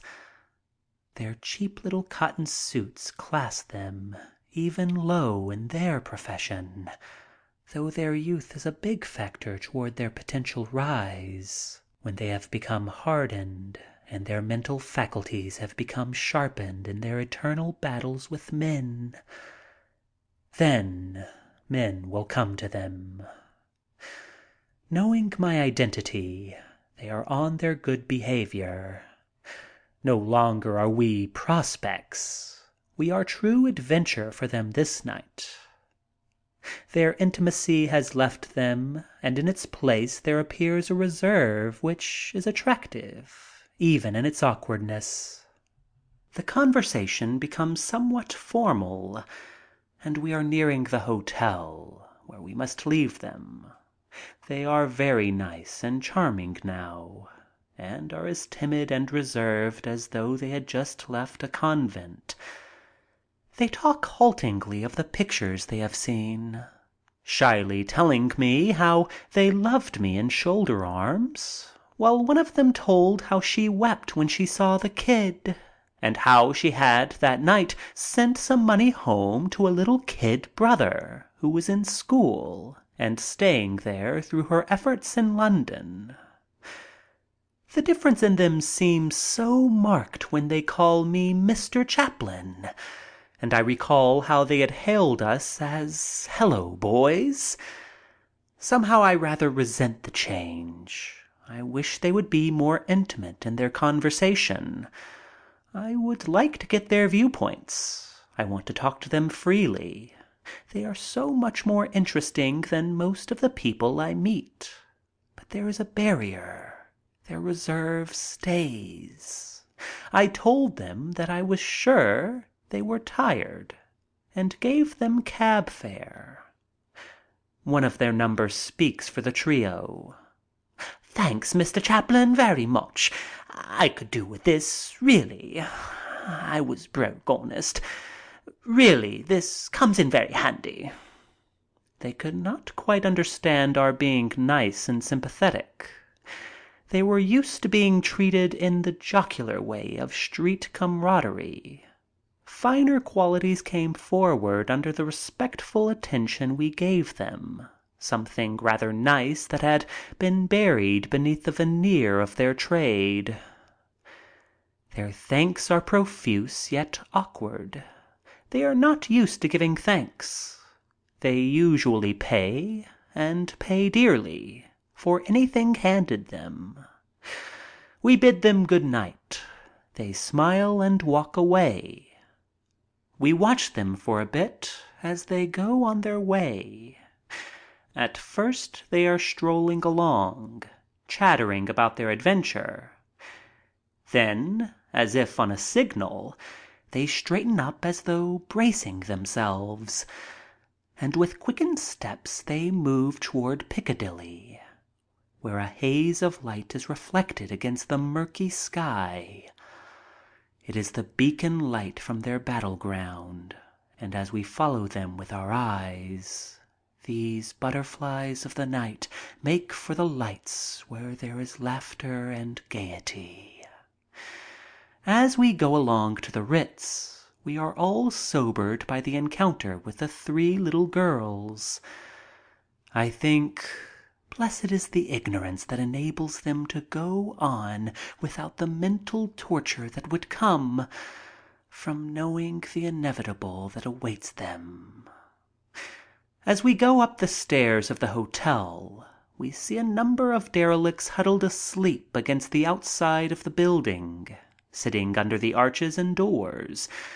Men and women, old and young, underfed, deprived, helpless. So much so that the imprint of their helplessness is woven into their brains and brings on an unconsciousness that is a blessing. We wake them up and hand them each money. "Here, get yourself a bed." They are too numbed. They thank us mechanically, accepting what we give them, but their reaction and thanks are more physical than mental. There was one woman about 70. I gave her something. She woke up, or stirred in her sleep, took the money without a word of thanks, took it as though it was her ration from the bread line, and no thanks were expected, huddled herself up in a tighter knot than before, and continued her slumber. The inertia of poverty has long since claimed her. We rang the night bell at the Ritz, for they are not like our American hotels, where guests are in the habit of coming in at all hours of the night. The Ritz closes its door at midnight, and after that hour you must ring them. But the night was not quite over. As we were ringing the bell, we noticed a wagon in the street about a block away, with the horse slipping and the driver out behind the wagon with his shoulders to the wheel and urging the horse along with a cheery word. We walked to the wagon and found it was loaded with apples and on its way to the market. The streets were so slippery that the horse could not negotiate the hill. I could not help but think how different from the usual driver this man was. He did not belay the tired animals with a whip and curse and swear at him in his helplessness. He saw that the animal was up against it, and instead of beating him, he got out and put his shoulder to the wheel, never for the moment doubting that the horse was doing his best. We all went out into the street and put our shoulders against the wagon along with the driver. He thanked us, and as we finally got the momentum necessary to carry it over the hill, he said, "These darn roads are so slippery that the darn horse even can't pull it." It was a source of wonder to him that he should come upon something too much for his horse. And the horse was so well fed and well kept. I could not help but notice how much better the animal looked than his master. The evening was over, and I don't know but that the incident of the apple wagon was a fitting finale. The next morning, for the first time, I am made to give my attention to the mail that has been arriving. We have been obliged to have another room added to our suite in order to have some place in which to keep the numerous sacks that have been brought to us at all hours. The pile is becoming so mountainous that we are compelled to engage half a dozen stenographers just for the purpose of reading and classifying them. We found that there were 73,000 letters or cards addressed to me during the first 3 days in London. And of this number, more than 28,000 were begging letters. Letters begging anywhere from £1 to £100,000. Countless and varied were the reasons set forth. Some were ridiculous. Some were amusing. Some were pathetic. Some were insulting. All of them in earnest. I discovered from the mail that there are 671 relatives of mine in England that I knew nothing about. The greater part of these were cousins, and they gave very detailed family tree tracings in support of their claims. All of them wished to be set up in business or to get into the movies. But the cousins did not have a monopoly on the relationships. There were brothers and sisters and aunts and uncles, and there were 9 claiming to be my mother, telling wondrous adventure stories about my being stolen by gypsies when a baby, or being left on doorsteps, until I began to think my youth had been a very hectic affair. But I did not worry about these last, as I had left a perfectly good mother back in California, and so far I have been pretty much satisfied with her. There were letters addressed just to Charles Chaplin, some to King Charles, some to the King of Mirth.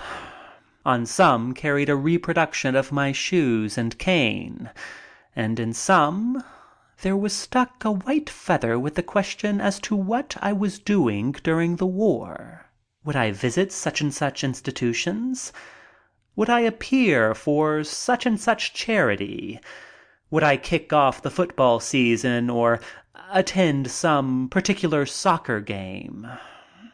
Then there were letters of welcome, and one enclosing an iron cross inscribed, "For your services in the Great War," and "Where were you when England was fighting?" Then there were others thanking me for happiness given the senders. These came by the thousands. One young soldier sent me 4 medals he had gotten during the big war. He said that he was sending them because I had never been properly recognized. His part was so small and mine so big, he said, that he wanted me to have his Croix de Guerre, his regimental, and other medals. Some of the letters were interesting. Here are a few samples. Dear Mr. Chaplin, you are a leader in your line, and I am a leader in mine. Your specialty is moving pictures and custard pies. My specialty is windmills. I know more about windmills than any man in the world. I have studied the winds all over the world, and am now in a position to invent a windmill that will be the standard mill of the world, and it will be made so it can be adapted to the winds of the tropics and the winds of the Arctic regions. I am going to let you in on this in an advantageous way. You have only to furnish the money.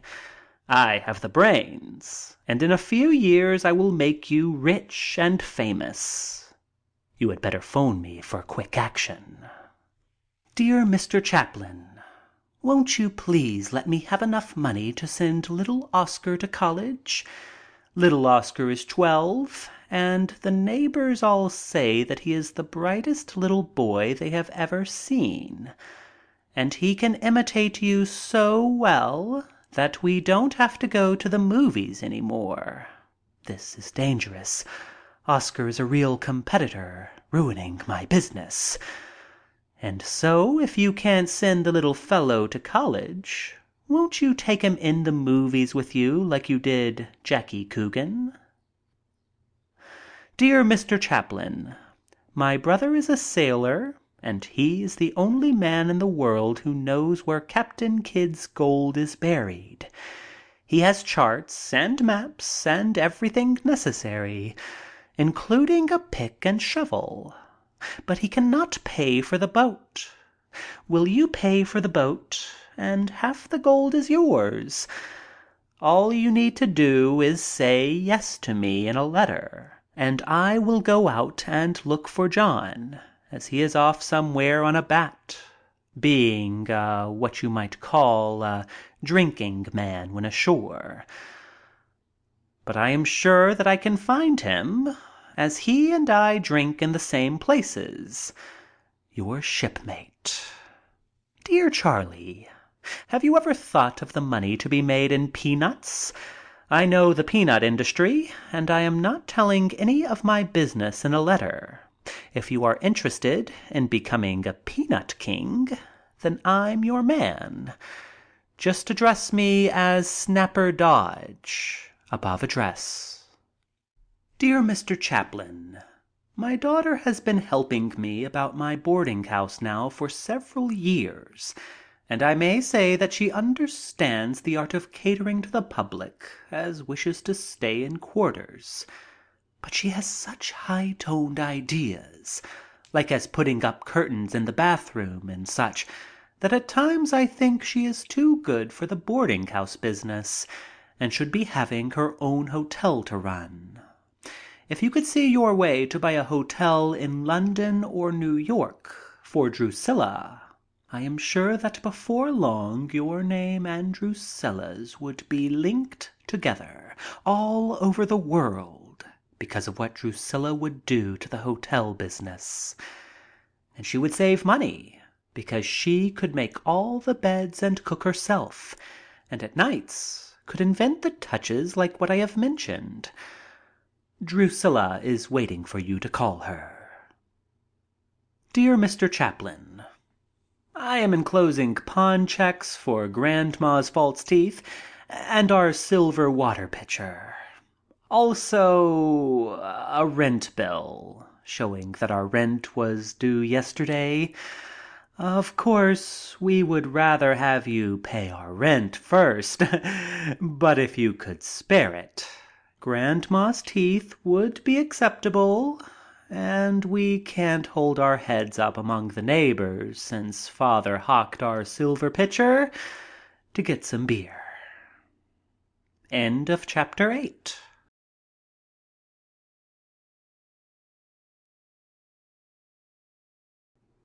Chapter 9. I Meet the Immortals. Here are more extracts from the mountain of mail awaiting me at the hotel. Wishes Mr. Chaplin a hearty welcome, and begs to give him the honor of shaving him on Sunday, September 11th, any time which he thinks suitable. A West End moneylender has forwarded his business card, which states, "Should you require temporary cash accommodation, I am prepared to advance you £50 to £10,000 on note of hand alone, without fees or delay. All communications strictly private and confidential." A man living in Lexington Street, Golden Square West, writes, "My son, in the endeavor to get a flower thrown by you from the Ritz Hotel, lost his hat. the bill for which I enclose 7 shillings and 6 pence. A Liverpool scalp specialist gathers that Mr. Chaplin is much concerned regarding the appearance of gray hairs on his head. I claim to be, he adds, the only man in Britain who can and does restore the color of gray hair. You may visit Liverpool, and if you will call, I shall be pleased to examine your scalp and give you a candid opinion. If nothing can be done, I will state so frankly. Is there any chance, writes Mrs. Violet Payne of 8 Angel Road, Brixton, of you requiring for your films the services of twin small boys nearly 4 years old and nearly indistinguishable? An American agent has recently been in this neighborhood and secured a contract with 2 such small girls, twins, which points to, at least, a demand for such on American films. A widow of 62 writes, I have a half-dozen china tea set of the late Queen Victoria's Diamond Jubilee, and it occurred to me that you might like to possess it. If you would call or allow me to take it anywhere for you to see, I would gladly do so.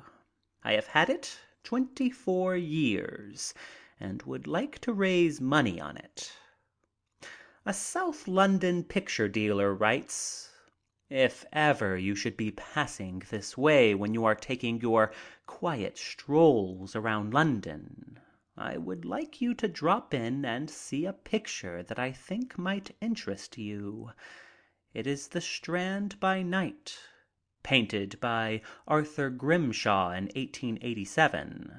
I hope you won't think I have taken too much of a liberty, but I knew your mother when I was in Kate Paradise's troupe, and I think she would remember me if ever you were to mention Clara Simmons of that troupe. It is a little link with the past. Dear old friend, some months ago I wrote to you, and no doubt you will remember me. I was in Casey's court, and as you know, we had Mr. Murray for our boss. You have indeed got on well. I myself have only come home this month from being in Turkey for 8 years. Dear old boy, I should like to see you when you come to London. That is, if you do not mind mixing with one of the Casey's court urchins.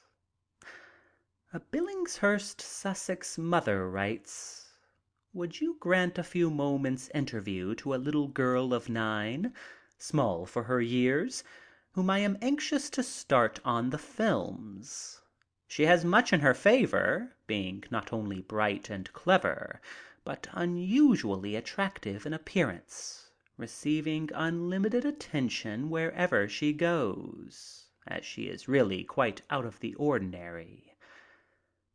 A disengaged actress writes, if you should take a film in England, it would be a great kindness to employ some of the hundreds of actresses out of work now, and with no prospects of getting any.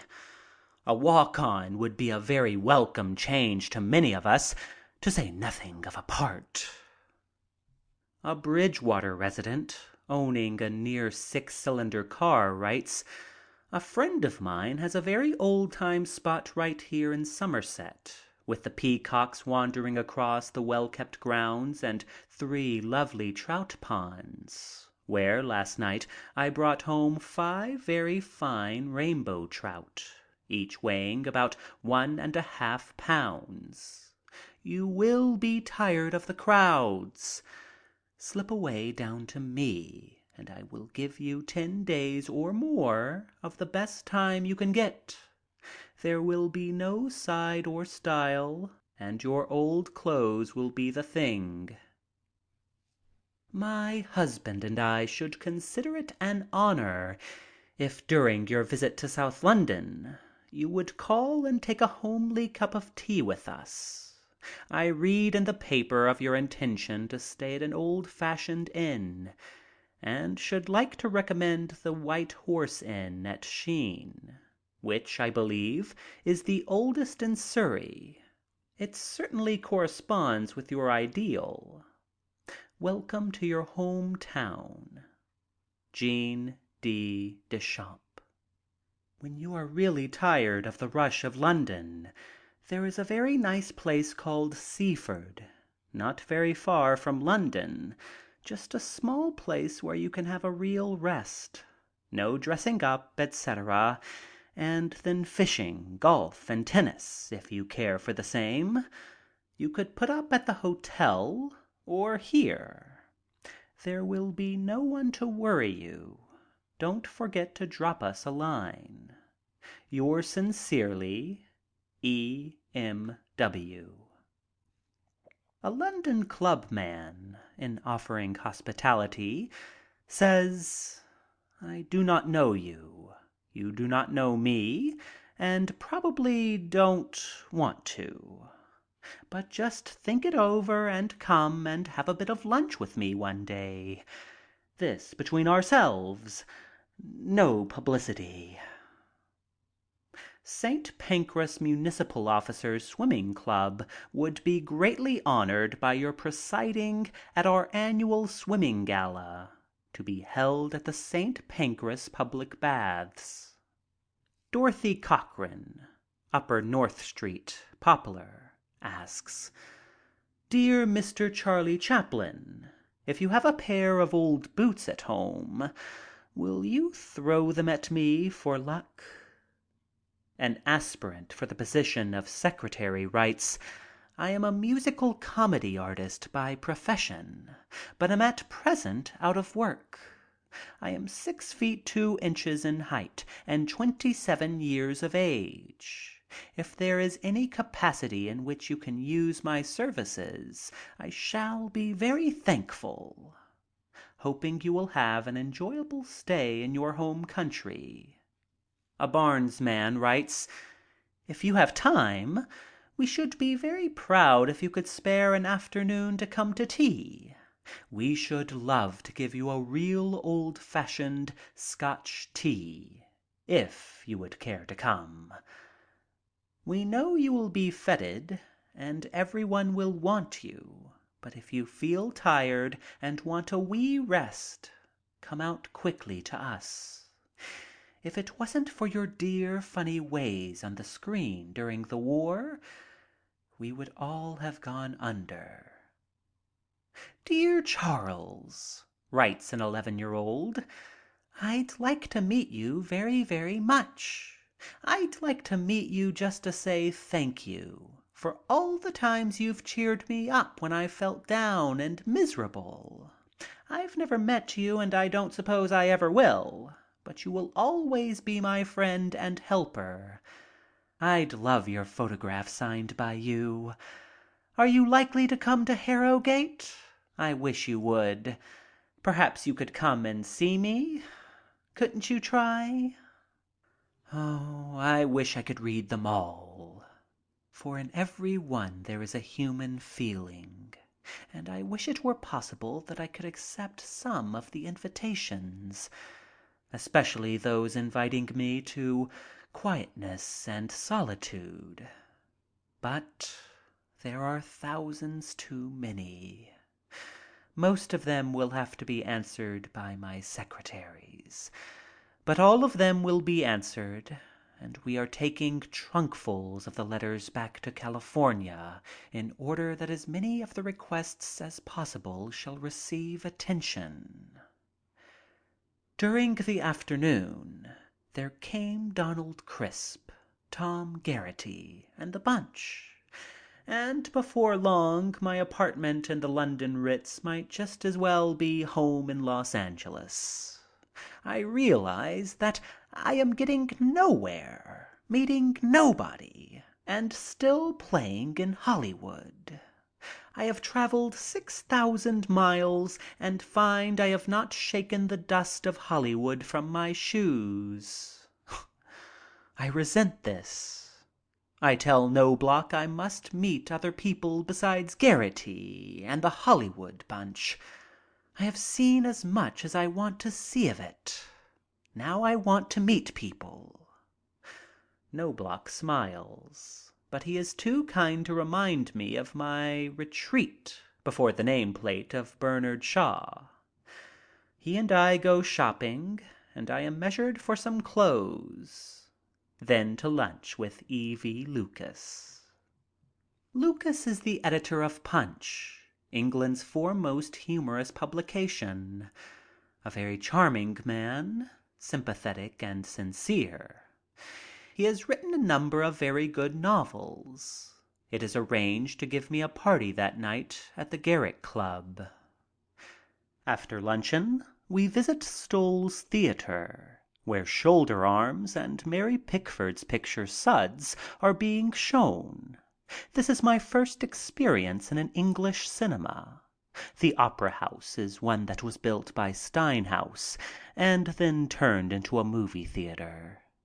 It is strange and odd to see the English audience drinking tea and eating pastry while watching the performance. I find very little difference in their appreciation of the picture. All the points get over just the same as in America. I get out without being recognized, and am very thankful for that. Back to the hotel and rest for the evening, before my dinner at the Garrick Club. The thought of dining at the Garrick Club brought up before me the mental picture that I have always carried of that famous old meeting place in London where art is most dignified. And the club itself realized my picture to the fullest. Tradition and custom are so deep-rooted there that I believe its routine would go on through sheer mechanics of spirit, even if its various employees should forget to show up some day. The corners seem almost peopled with the ghosts of Henry Irving and his comrades. There is, one end of the gloomy old room, is a chair in which David Garrick himself sat. All those at the dinner were well known in art circles. E.V. Lucas, Walter Hackett, George Frampton, J.M. Barrie, Herbert Hamill, Edward Knobloch, Harry Graham, N. Nicholas, Nicholas D. Davies, Squire Bancroft, and a number of others whose names I do not remember. What an interesting character is Squire Bancroft. I am told that he is England's oldest living actor, and he is now retired. He does not look as though he should retire. I am late, and that adds to an embarrassment which started as soon as I knew I was to meet Barrie and so many other famous people. There is Barrie. He is pointed out to me just about the time I recognize him myself. This is my primary reason for coming, to meet Barrie. He is a small man with a dark mustache and a deeply marked, sad face, with heavily shadowed eyes. But I detect lines of humor lurking around his mouth. Cynical? Not exactly. I catch his eye and make motions for us to sit together, and then find that the party had been planned that way anyhow. There is the inevitable hush for introductions. How I hate it. Names are the bane of my existence. Personalities, that's the thing. But everyone seems jovial except Barrie. His eyes look tired and sad, but he brightens as though all along there had been that hidden smile behind the mask. I wonder if they are all friendly toward me or if I am just the curiosity of the moment. There is an embarrassing pause after we have filed into the dining room, which E.V. Lucas breaks. Gentlemen, be seated." I felt almost like a minstrel man, and the guests took their seats as simultaneously as though rehearsed for it. I feel very uncomfortable mentally. I cough. What shall I say to Barrie? Why hadn't I given it some thought? I am aware that Squire Bancroft is seated at my other side. I feel as though I am in a vise with its jaws closing as the clock ticks. Why did I come? The atmosphere is so heavy, yet I am sure they all feel most hospitable towards me. I steal a look at Squire Bancroft.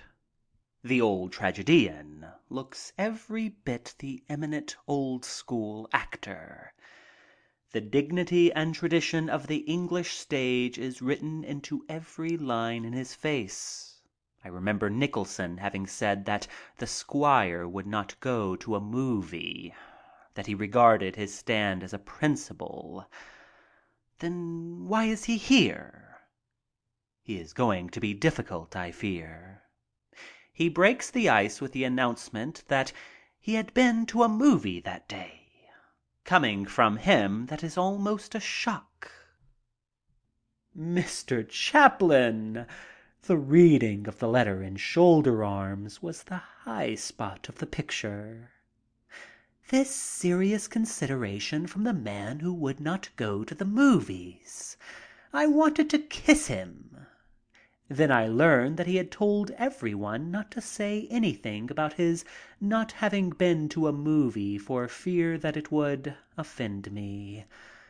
He leans over and whispers his age and tells me he is the oldest member of the club. He doesn't look within 10 years of his age. I find myself muttering inanities in answering him. Then Barrie tells me that he is looking for someone to play Peter Pan and says he wants me to play it. He bowls me over completely. To think that I was avoiding and afraid to meet such a man. But I am afraid to discuss it with him seriously. Am on my guard because he may decide that I know nothing about it and change his mind. Just imagine, Barrie has asked me to play Peter Pan. It is too big and grand to risk spoiling it by some chance witless observation. So I change the subject and let this golden opportunity pass. I have failed completely in my first skirmish with Barrie. There are labored jokes going the rounds of the table, and everyone seems to feel conscious of some duty that is resting on his shoulders ungracefully. One ruddy gentleman, whose occupation is a most serious one, I am told, that of building a giant memorial in Whitehall to the dead of the late war, is reacting to the situation most flippantly. His conversation, which has risen to a pitch of almost hysterical volume, is most ridiculously comic. He is a delightful buffoon. Everyone is laughing at his chatter, but nothing seems to be penetrating my stupidity, though I am carrying with me a wide mechanical grin, which I broaden and narrow with the nuances of the table laughing. I feel utterly out of the picture, that I don't belong, that there must be something significant in the badinage that is bandied about the board. Barrie is speaking again about moving pictures. I must understand. I summon all of my scattered faculties to bear upon what he is saying. What a peculiarly shaped head he has. He is speaking of the kid, and I feel that he is trying to flatter me. But how he does it! He is criticizing the picture. He is most severe, He declares that the heaven scene was entirely unnecessary. And why did I give it so much attention? And why so much of the mother in the picture? And why the meeting of the mother and the father? All of these things he is discussing analytically and profoundly. So much so that I find that my feeling of self-consciousness is rapidly leaving me. I find myself giving my side of the argument without hesitation, because I am not so sure that Barrie is right. And I had reasons, good reasons, for wanting all those things in the picture. But I am thrilled at his interest and appreciation, and it is borne upon me that by discussing dramatic construction with me, he is paying a very gracious and subtle compliment. It is sweet of him. It relieves me of the last vestige of my embarrassment. "But, Sir James," I am saying, "I cannot agree with you. Imagine the metamorphosis." And so our discussion continues easily and pleasantly. I am aware of his age as he talks, and I get more of his spirit of whimsicality. The food is being served, and I find that E.V. Lucas has provided a treacle pudding, a particular weakness of mine to which I do justice. I am wondering if Barrie resents age, he who is so youthful in spirit. There seems to be lots of fun in the general buffoonery that is going on around the table, but despite all efforts to the contrary, I am serving a diet of silence. I feel very colorless, that the whole conversation that is being shouted is colorless. I am a good audience. I laugh at anything and dare not speak. Why can't I be witty? Are they trying to draw me out? Is it phony? Maybe I am wrong and there is a purpose behind this buffoonery. But I hardly know whether to retaliate in kind or just grin. I am dying for something to happen. Lucas is rising. We all feel the tension. Why are parties like that? It ends. Barrie is whispering, "Let's go to my apartment for a drink and a quiet talk." And I begin to feel that things are most worthwhile. Knobloch and I walk with him to Adelphia Terrace, where his apartment overlooks the Thames Embankment.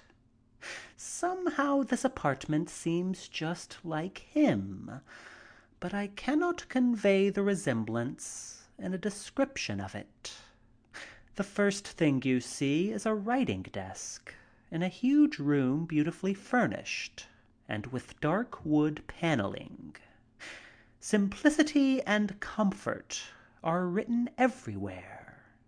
There is a large Dutch fireplace in the right side of the room, but the outstanding piece of furniture is a tiny kitchen stove in one corner. It is polished to such a point that it takes the aspect of the ornamental rather than the useful. He explains that on this he makes his tea when servants are away. Such a touch, perhaps, just the touch to suggest Barrie. Our talk drifts to the movies, and Barrie tells me of the plans for filming Peter Pan. We are on very friendly ground in this discussion, and I find myself giving Barrie ideas for plays while he is giving me ideas for movies, many of them suggestions that I can use in comedies. It is a great chat fest. There is a knock at the door. Gerard du Maurier is calling. He is one of England's greatest actors and the son of the man who wrote Trilby. Our party lasts far into the night, until about 3 a.m. I notice that Barrie looks rather tired and worn, so we leave. Walking with Du Maurier up the Strand, He tells us that Barry is not himself since his nephew was drowned, that he has aged considerably. We walk slowly back to the hotel and to bed. Next day there is a card from Bruce Bairnsfather, England's famous cartoonist, whose work during the war brought him international success, inviting me to tea. He carries me out into the country, where I have a lovely time. His wife tells me that he is just a bundle of nerves and that he never knows when to stop working. I ask what H.G. Wells is like, and Bruce tells me that he is like Wells and no one else. When I get back to the hotel, there is a letter from Wells. Do come over. I've just discovered that you are in town. Do you want to meet Shaw? He is really very charming out of the limelight. I suppose you are overwhelmed with invitations, but if there is a chance to get hold of you for a talk, I will be charmed. How about a weekend with me at Easton? Free from publicity and with harmless human people. No phones in the house. I lost no time in accepting such an invitation. There is a big luncheon party on among my friends, and I am told that a party has been arranged to go through the Limehouse district with Thomas Burke, who wrote Limehouse Nights. I resent it exceedingly and refuse to go with a crowd to meet Burke. I revolt against the constant crowding. I hate crowds. London and its experiences are telling on me, and I am nervous and unstrung. I must see Burke and go with him alone. He is the one man who sees London through the same kind of glasses as myself. I am told that Burke will be disappointing because he is so silent, but I do not believe that I will be disappointed in him. Robinson tells the crowd of my feelings and how much I have planned on this night alone with Burke, and the party is called off. We phone Burke, and I make an engagement to meet him at his house that evening at 10 o'clock. We are to spend the night together in Limehouse. What a prospect! That night I was at Thomas Burke's ahead of time. That prospect of a night spent in the Limehouse district with the author of Limehouse Nights was as alluring as Christmas morning to a child. Burke is so different from what I expected. Limehouse Nights had led me to look for someone physically, as well as mentally, big, though I had always pictured him as mild-mannered and tremendously human and sympathetic. I notice even as we are introduced that Burke looks tired, and it is hard to think that this little man with the thin, peaked face and sensitive features is the same one who has blazed into literature such elemental lusts, passions, and emotions as characterize his short stories. I am told that he doesn't give out much. I wonder just who he is like. He is very curious. Doesn't seem to be noticing anything that goes on about him. He just sits with his arms to his face, leaning on his hand and gazing into the fire. As he sits there, apparently unperturbed and indifferent, I am warming up to him considerably. I feel a sort of master of the situation. It's a comfortable feeling. Is his reticence real? Or is this some wonderful trick of his, this making his guest feel superior? His tired-looking, sensitive eyes at first seem rather severe and serious, but suddenly I am aware of something keen, quick, and twinkling in them. His wife has arrived, a very young lady of great charm, who makes you feel instantly her artistic capabilities, even in ordinary conversation. Shortly after his wife comes in, Burke and I leave. I feel very much the tourist in the hands of the super city guide. What, where, anything particular that I want to see? This rather scares me, but I take it as a challenge and make up my mind that I will know him. He is difficult, and somehow I don't believe that he cares for movie actors. Maybe I am only possible copy to him. He seems to be doing me a kindness, and I find myself feeling rather stiff and on my best behavior. But I resolve that before the evening is through, I will make him open up and like me, for I am sure that his interest is well worth while. I have nothing to suggest except that we ramble along with nothing deliberate in view.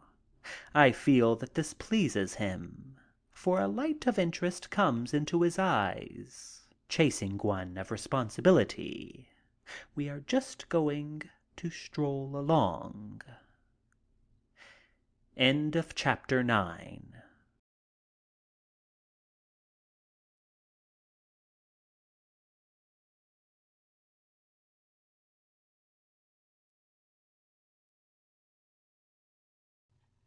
Chapter 10. I meet Thomas Burke and H.G. Wells. As Burke and I ramble along toward no place in particular, I talk about his book. I have read Limehouse Nights as he wrote it. There is nothing I could see half so effective. We discuss the fact that realities, such as he has kept alive, seldom happen in a stroll. But I am satisfied. I don't want to see. It could not be more beautiful than the book. There is no reaction to my flattery. I must watch good taste. Passing up my obvious back-patting, I feel that he is very intelligent, and I am silent for quite a while as we stroll along toward Stepney. There is a greenish mist hanging about everything, and we seem to be in a labyrinth of narrow alleyways, now turning into streets and then merging into squares. He is silent, and we merely walk. And then I awaken. I see his purpose. I can do my own story. He is merely lending me the tools. And what tools they are! I feel that I have served an ample apprenticeship in their use. Through merely reading his stories, I am fortified. It is so easy now. He has given me the stories before. Now he is telling them over in pictures. The very shadows take on life and romance. The skulking, strutting, mincing, hurrying forms that pass us and fade out into the night are now becoming characters. The curtain has risen on Limehouse Nights, dramatized with the original cast. There is a tang of the East in the air, and I am tinglingly aware of something vital, living, moving, in this murky atmosphere that is more intense even for the occasional dim light that peers out into the soft gloom from attic windows and storerooms, or municipal lights that gleam on the street corners. Here is a little slice of God's fashioning, where love runs hand in hand with death, where poetry sings in withered Mongolian hearts, even as knives are buried in snow-white breasts and swarthy necks. Here hearts are broken casually, but at the same time there comes just as often to this lotus land The pity, terror, and wonder of first love. And who shall say which is predominant? Behind each of those tiny garret windows lurks life. Life in its most elemental costume. There is no time, thought, or preparation for anything but the elemental passions.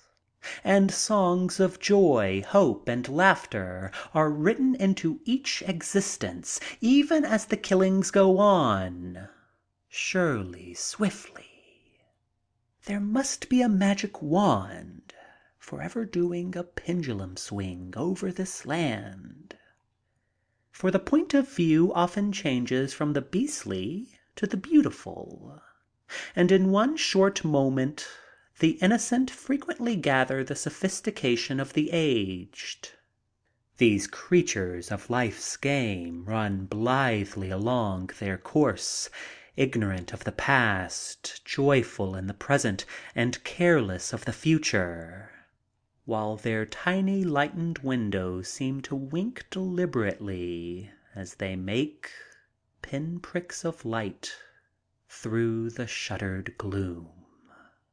On the other side of the street there is stepping a little lady whose cheap cotton clothes are cut with Parisian cunning, and as we cross and pass her we discern beauty, enhanced many-fold by youth and vitality, but hardened with premature knowledge.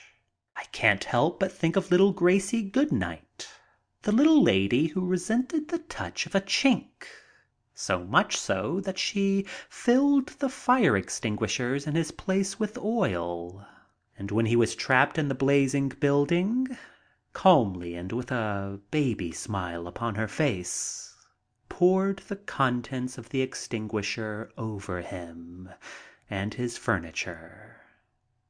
There's the Queen's Theater, bringing forward a mental picture of little Gina of Chinatown, who stopped a panic in the fire-frightened audience of the Playhouse as her debut offering on the stage.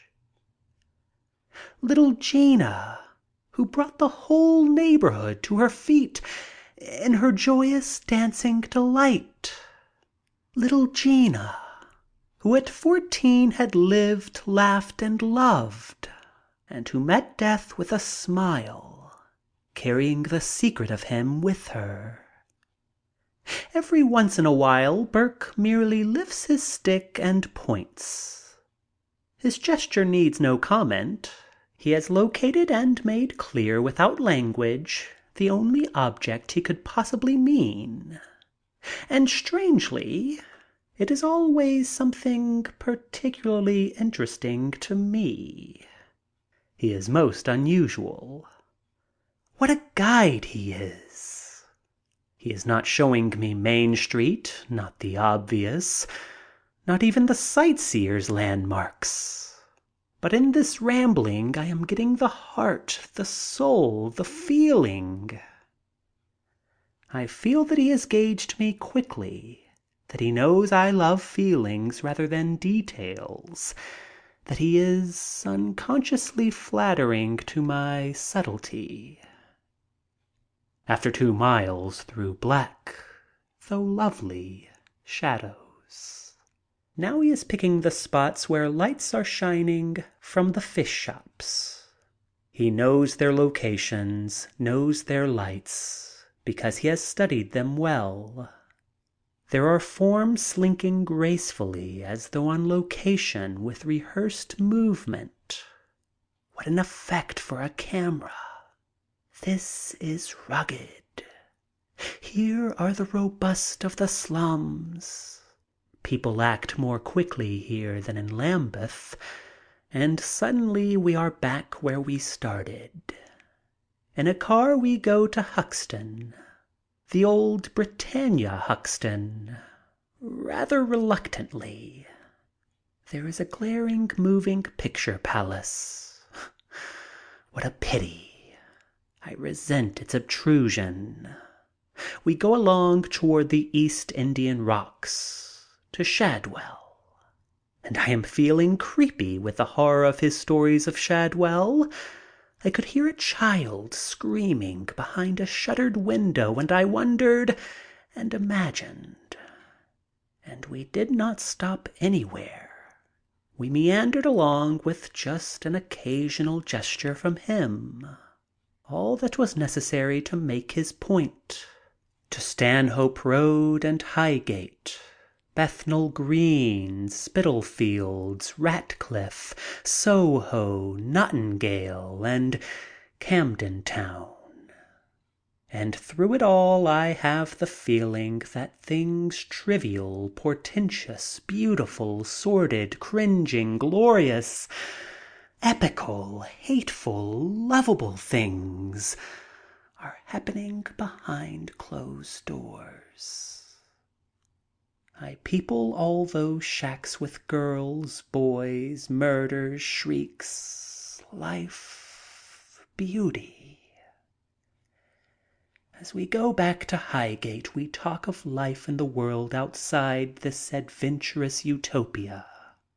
He tells me that he has never been outside of London, not even to Paris.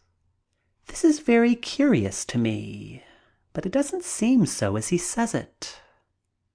He tells me of another book he has ready, and of a play that he is working on for early production.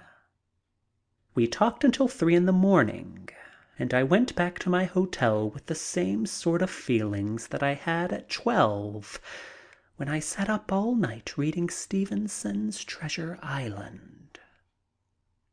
The next day I did some shopping, going through the Burlington Arcade, where I was measured for boots. How different is shopping here! A graceful ceremony that is pleasing even to a man.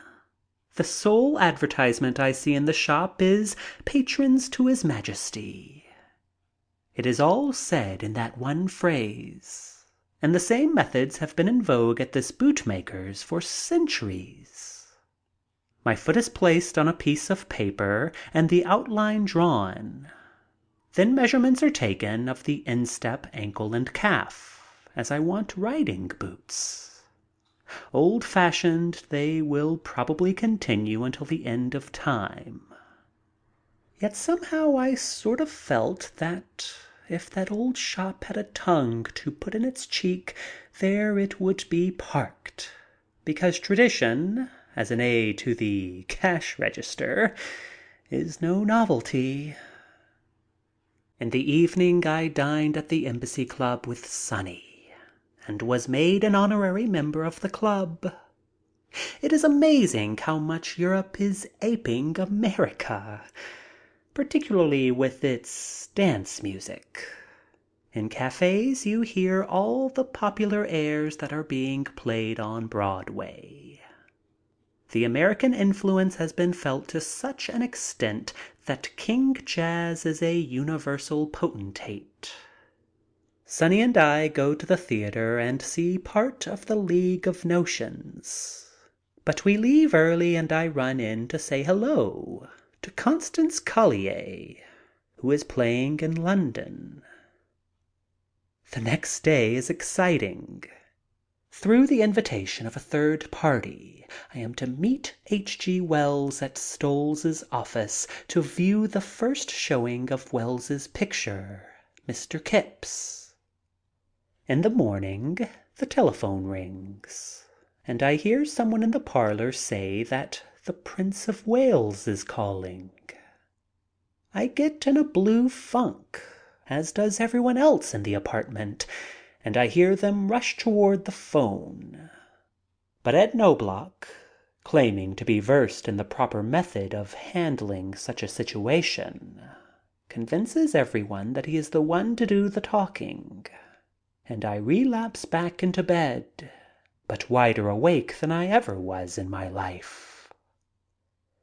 Knobloch on the phone. "Are you there?" "Yes." "Oh, yes. Tonight." "Thank you." Knobloch, turning from the phone, announces, very formally, The Prince of Wales wishes Charlie to dine with him tonight, and he starts toward my bedroom door. Through all of this I have been in the bedroom, and the others are in the parlor, confident, with the confidence of custom, that I am still asleep. As Knobloch starts for my bedroom door, my very American secretary, in the very routine voice he has trained for such occurrences, says, "Don't wake him. Tell him to call later. Not before 2:00. Knobloch: "Good God, man, this is the Prince of Wales!" And he launches into a monologue regarding the traditions of England and the customs of court and what a momentous occasion this is, contemptuously observing that I am in bed and my secretary wants him to tell the prince to call later. He cannot get the American viewpoint. Knobloch's sincere indignation wins, and the secretary backs away from the bedroom as I plunge under the covers and feign sleep. Knobloch comes in very dignified and, trying to keep his voice in the most casual tone, announces, "Keep tonight open to dine with the Prince of Wales." I try to enter into it properly, but I feel rather stiff so early in the morning. I try to remonstrate with him for having made the engagement. I have another engagement with H.G. Wells, but I am thrilled at the thought of dining with the Prince in Buckingham Palace. I can't do it. What must I do? Knobloch takes me in hand. He repeats the message. I think someone is spoofing and tell him so. I am very suspicious, and the thrill leaves me as I remember that the Prince is in Scotland, shooting. How could he get back? But Knobloch is practical. This must go through, and I think he is a bit sore at me for my lack of appreciation. He would go to the palace himself and find out everything.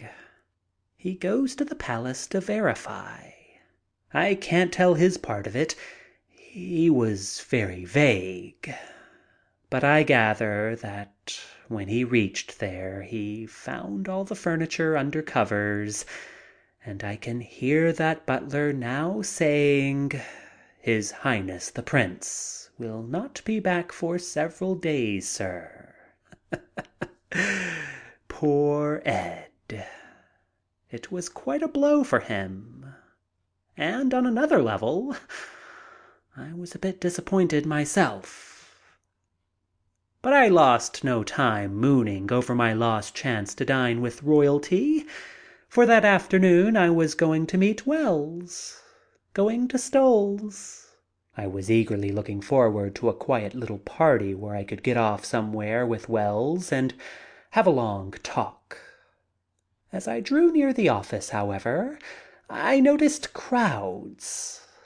The same sort of crowds that I had been dodging since my exit from Los Angeles. It was a dense mass of humanity packed around the entire front of the building, waiting for something that had been promised them. And then I knew that it was an arranged affair and that, so far as a chat was concerned, Wells and I were just among those present, even though we were the guests of honor.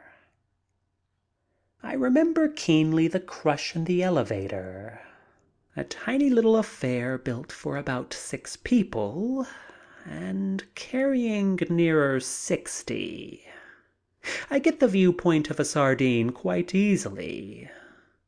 Upstairs it is not so bad, and I am swept into a room where there are only a few people, and the door is then closed.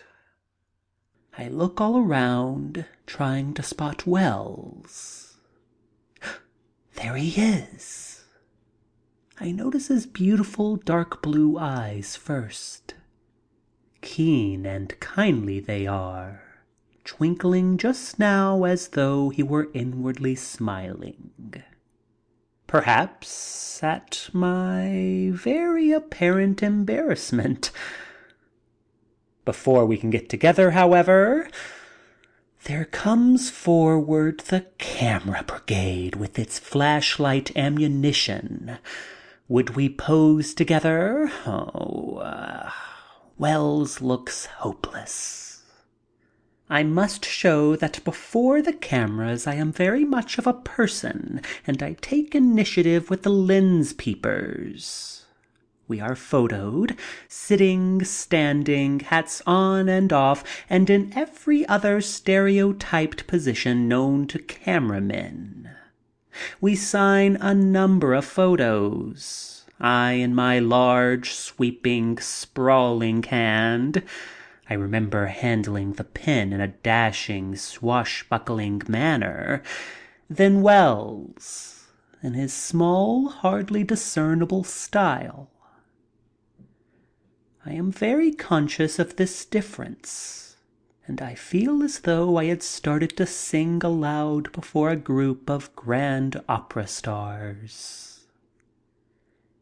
Then there is a quick sketch artist for whom we pose. He does his work rapidly, however, and while he is drawing, Wells leans over and whispers in my ear. "We are the goats," he tells me. "I was invited here to meet you, and you were probably invited here to meet me." He had called the turn perfectly, and when we had both accepted the invitation, our double acceptance had been used to make the showing an important event. I don't think that Wells liked it.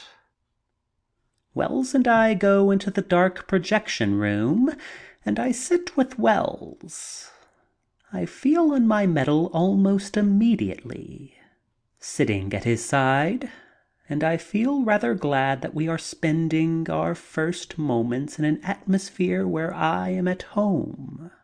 In his presence I feel critical and analytical, and I decide to tell the truth about the picture at all cost.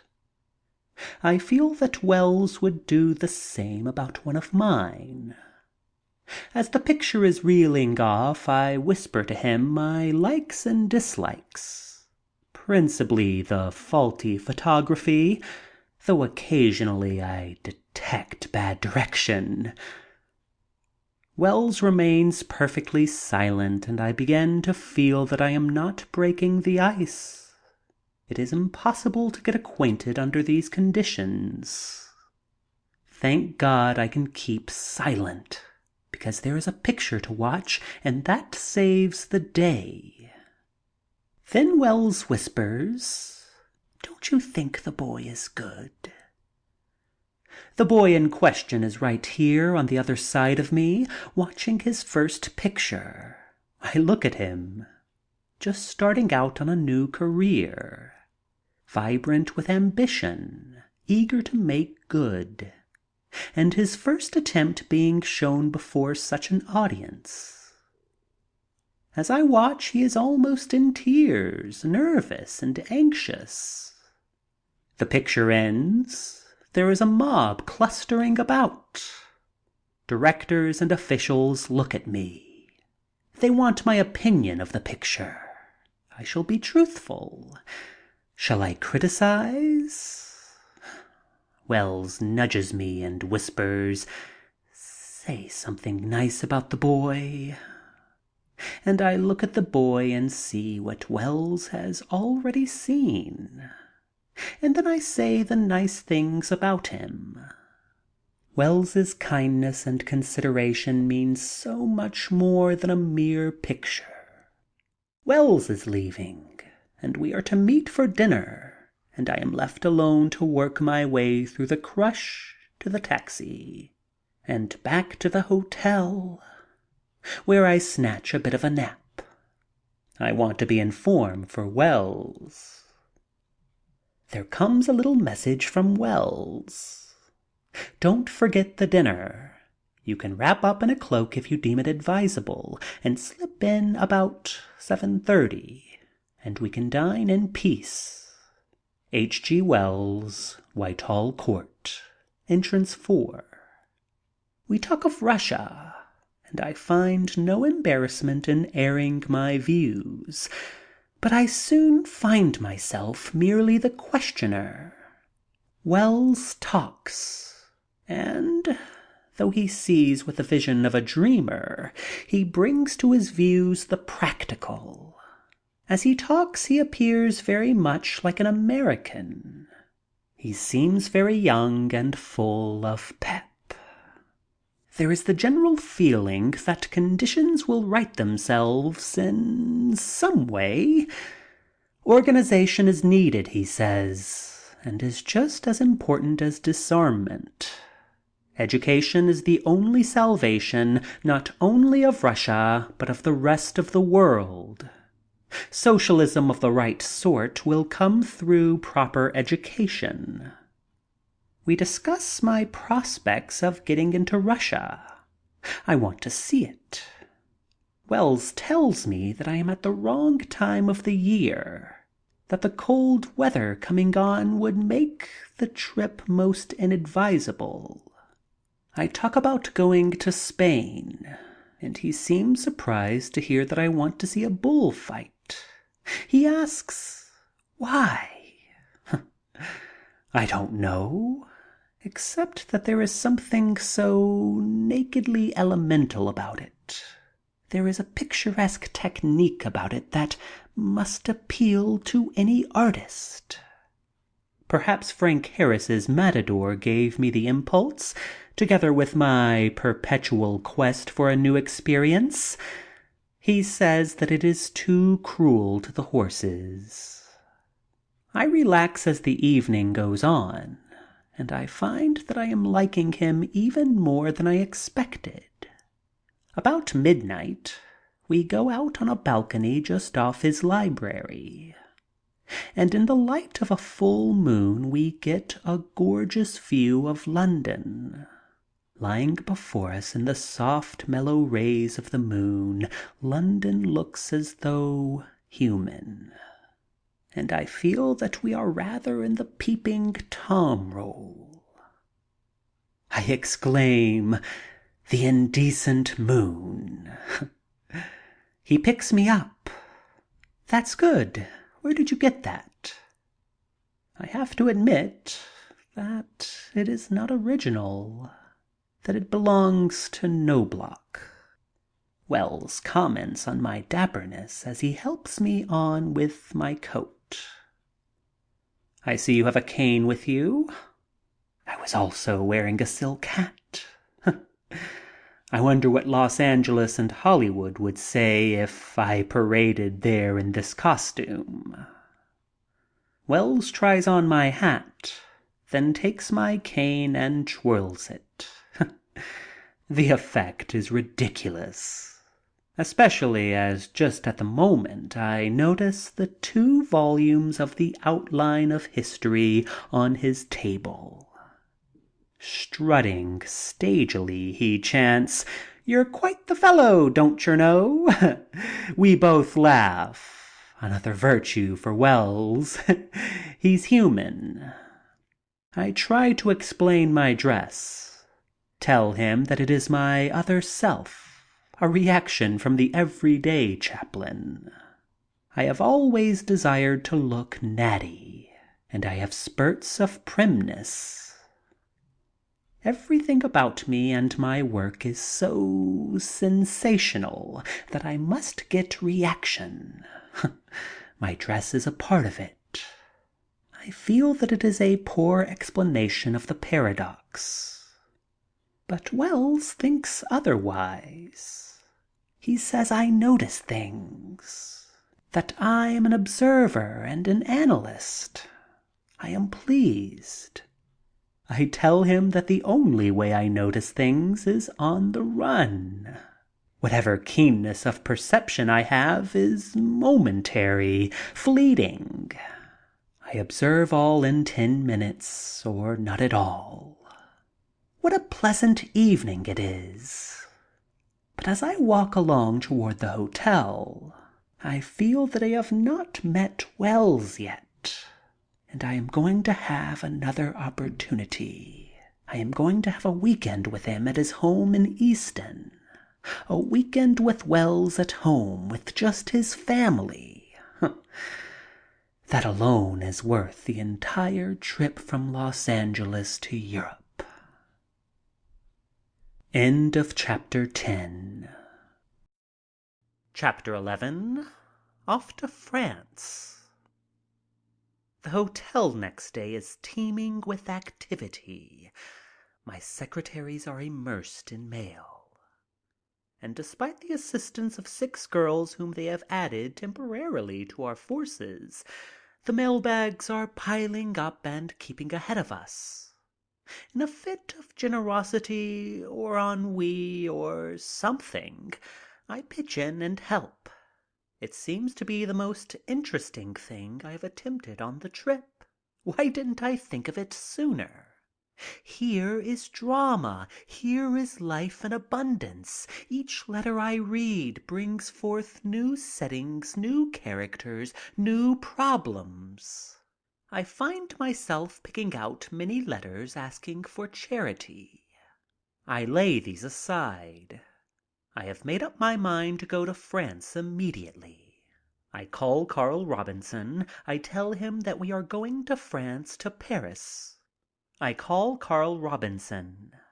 I tell him that we are going to France, to Paris, at once. Carl is not surprised. He has been with me for a long time.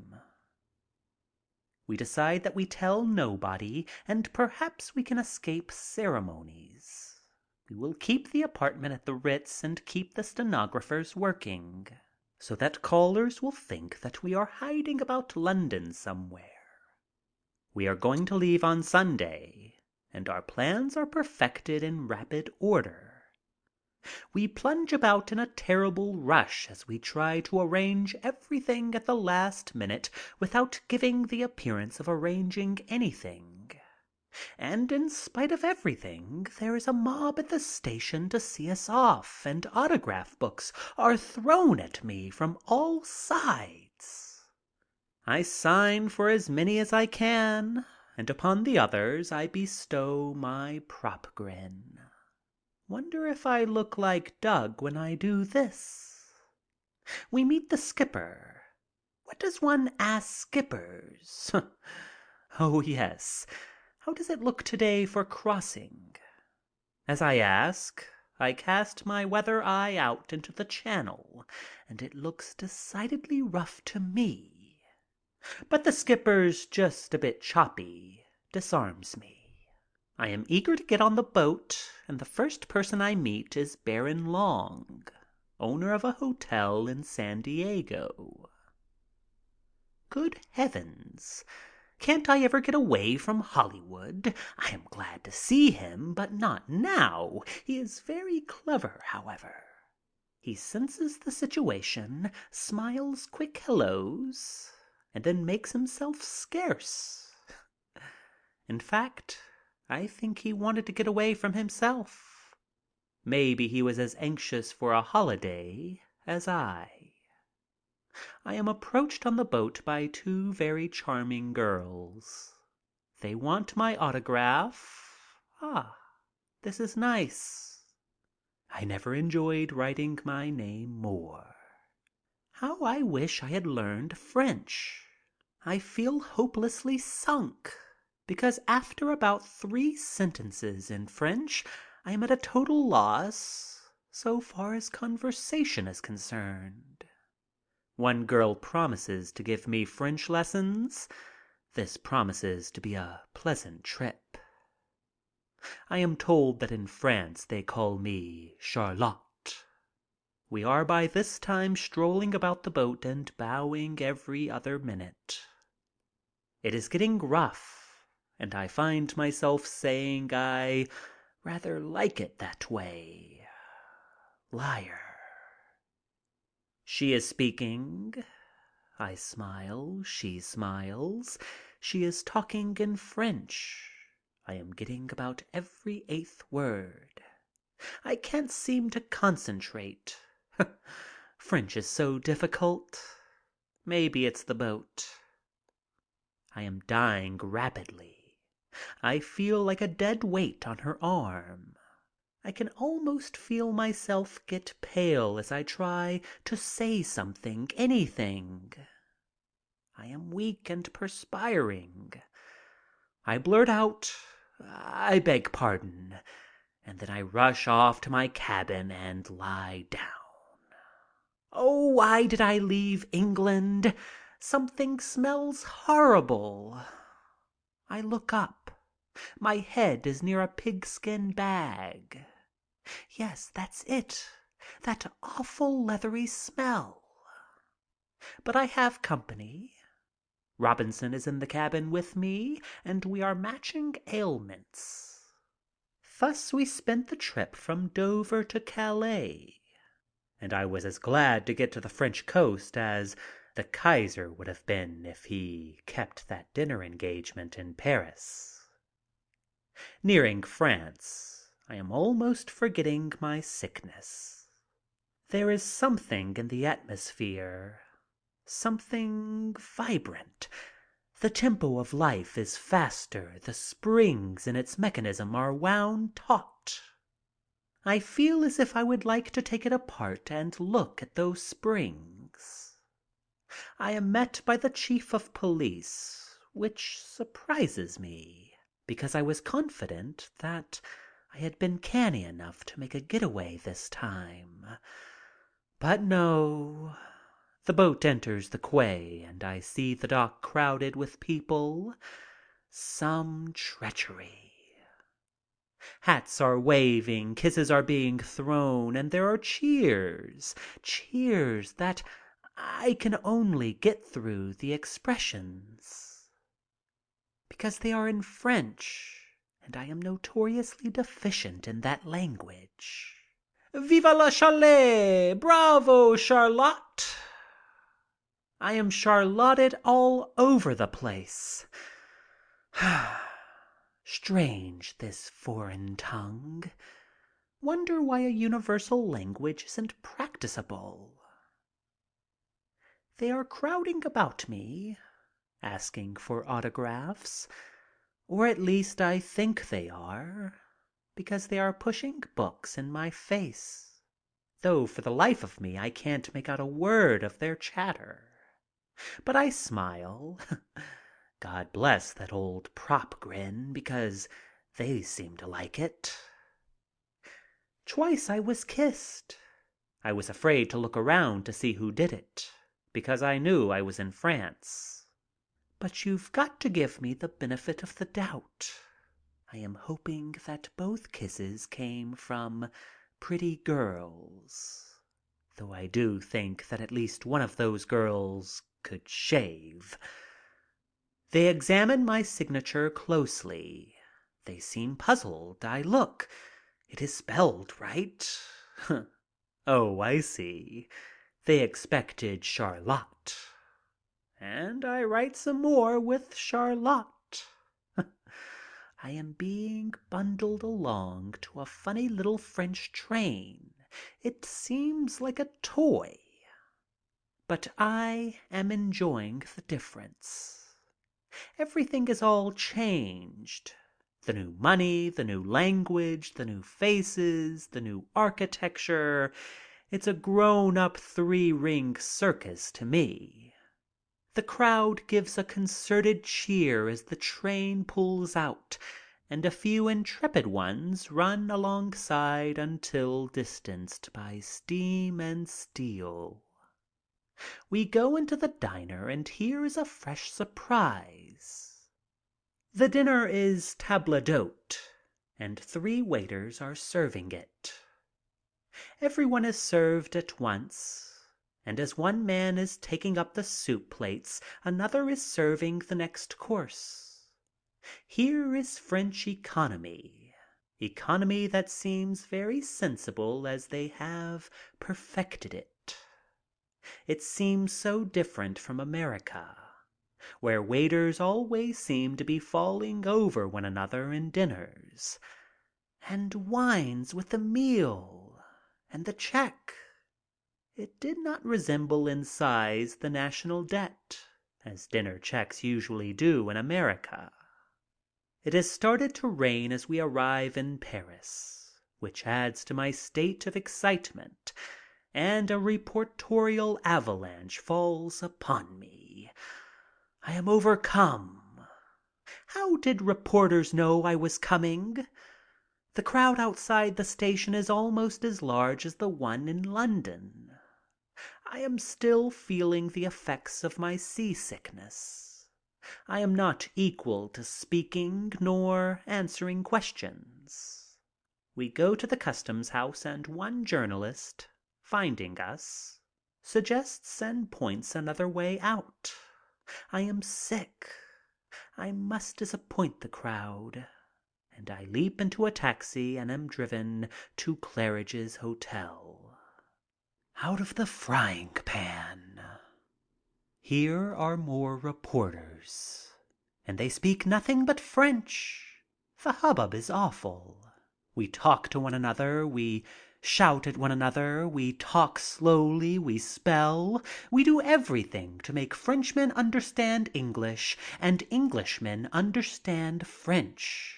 But it is no use. One of them manages to ask me what I think of Paris.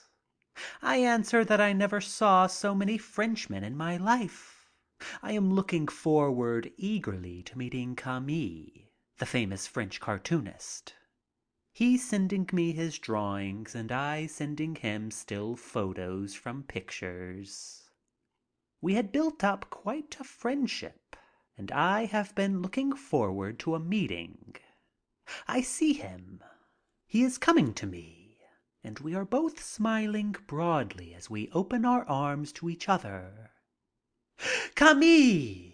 Charlotte! Our greeting is most effusive. And then something goes wrong. He is talking in French, a blue streak, with the rapidity of a machine gun. I can feel my smile fading into blankness. Then I get an inspiration. I start talking in English just as rapidly. Then we both talk at once. It's the old story of the irresistible force in the immovable body. We get nowhere. Then I try talking slowly, extremely slow. Do you understand? It means nothing. We both realize at the same time what a hopeless thing our interview is. We are sad a bit. Then we smile at the absurdity of it. He is still Camille and I am still Charlotte. So we grin and have a good time anyhow. He stays to dinner, which is a hectic meal. For through it all I am tasting this Paris that is waiting for me. We go out and to the Folies Bergère. Paris does not seem as light as I expected it to be, and the Folies Bergère seems shabbier. I remember having played here once myself with a pantomime act. How grand it looked then. Rather antiquated now. Somehow it saddened me, this bit of memory that was chased up before me. Next day, there is a luncheon with Dudley Field Malone and Waldo Frank. It is a brisk and vivacious meal, except when it is broken up by a visit from the American newspaper correspondents. Mr. Chaplin, why did you come to Europe? Are you going to Russia? Did you call on Shaw? They must have cabled over a set of questions. I went all over the catechism for them and managed to keep the prop grin at work. I wouldn't let them spoil Paris for me. We escape after a bit, and back to the hotel I notice an air of formality creeping into the atmosphere as I hear voices in the parlor of my suite. Then my secretary comes in and announces that a very important personage is calling and would like to speak with me. He enters, an attractive-looking gentleman, and he speaks English. "Mr. Chaplin, that I am to you talk of greetings from the heart of the people with France, that you make laugh. Cannot you forego to make showing of yourself with charity sometime for devastated France? On its behalf, I say to you—" I tell him that I will take it up later. He smiles. "Ah, you are boozy." "Oh, no, I haven't had a drink for several days," I hasten to inform him. "I am busy and want to get to bed early tonight." But Malone butts in with, "Oh, yes, he's very boozy." And I get a bit indignant until Malone tells me that the Frenchman means busy. Then I am told that there is one young journalist still waiting who has been here all day, refusing to go until I have seen him, and I tell them to bring him in. He comes in smiling in triumph. And he can't speak English. After his hours of waiting, we cannot talk. I feel rather sorry for him, and we do our best. Finally, with the aid of about everyone in the hotel, he manages to ask, "Do you like France?" "Yes," I answer. He is satisfied. Waldo Frank and I sit on a bench in the Champs-Élysées and watch the wagons going to market in the early morning. Paris seems most beautiful to me just at this time. What a city! What is the force that has made it what it is? Could anyone conceive such a creation, such a land of continuous gaiety? It is a masterpiece among cities, the last word in pleasure. Yet I feel that something has happened to it. Something that they are trying to cover by heightened plunges into song and laughter. We stroll along the boulevard and it is growing light. I am recognized and we are being followed. We are passing a church. There is an old lady asleep on the steps, but she does not seem worn and haggard. There is almost a smile on her face as she sleeps. She typifies Paris to me, hides her poverty behind a smile. Sir Philip Sassoon, who is the confidential secretary to Lloyd George, calls the next day with Georges Carpentier, the pugilistic idol of France, and we are photographed many times, the three of us together and separately. I am quite surprised that Sir Philip is such a young man. I had pictured the secretary of Lloyd George as rather a dignified and aged person. He makes an appointment for me to dine with Lord and Lady Rock-Savage the next day. Lady Rock-Savage is his sister.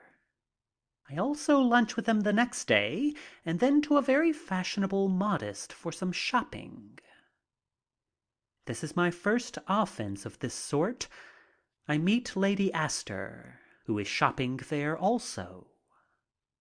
It was quite a treat for me, watching the models in this huge, elaborate institution that was rather a palace in appointments. In fact, it greatly resembled the palace at Versailles. I felt very meek when tall, suave creatures strolled out and swept past me. Some imperious, some contemptuous. It was a studied air, but they did it well. I wonder what effect it has on the girl's mind as she parades herself before the high-born ladies and gentlemen. But I catch the imperfection in their schooling. It is very amusing to watch them strut about until their display is made. And then, their stint done, slouch back into the dressing room sans carriage and manner. And then, too, I am discovered. This also causes a break in the spell of their queenly stroll. They are laughing and at the same time trying to maintain the dignity due the gowns they are wearing. They become self-conscious, and the effect is ludicrous. I am demoralizing the institution, so we get away. I would like to talk to some of the models, but it can't be done very well. From there we go to a candy store, where I lay in supply of chocolates and preserved fruits for my trip into Germany the next day. I am invited by Sir Philip to visit him at his country home in Lymm, Kent, on my return from Germany. That evening, I go with a party of Dudley Field Malones to the Palais Royal in the Montmartre district. This is a novelty, different, seems several steps ahead of America, and it has an atmosphere, something entirely its own, that you feel so much more than the tangible things about you. There is a woman wearing a monocle. A simple touch, but how it changes. The fashions here proclaim themselves even without comparison and expert opinion. The music is simple, exotic, neurotic. Its simplicity demands attention. It reaches inside you instead of affecting your feet. They are dancing a tango. It is entertainment just to watch them. The pauses in the music, its dreamy cadences, its insinuation, its suggestiveness, its whining, almost monotonous swing. It is tropical, yet this Paris. I realize that Paris is at a high pitch. Paris has not yet had relief from the cloudy numbness brought on with the war. I wonder, will relief come easily? Or will there be a conflagration? I meet Dowie, the correspondent. We recall our first meeting in the kitchen of Christine's in Greenwich Village. It is soon noised about that I am here, and our table takes on the atmosphere of a reception. What a medley! Strangely garbled artists, long-haired poets, news sheet and flower vendors, sightseers, students, children, and coquettes. Presently came Miss Iris T., the poet, her lovely golden hair gleaming in the tavern light, and she with the air and figure of a medieval page. It is good to see her again, and we fix up a bit of a party and get into Dudley's petrol wagon. And as we bowl along, we sing songs, ancient songs of the music halls.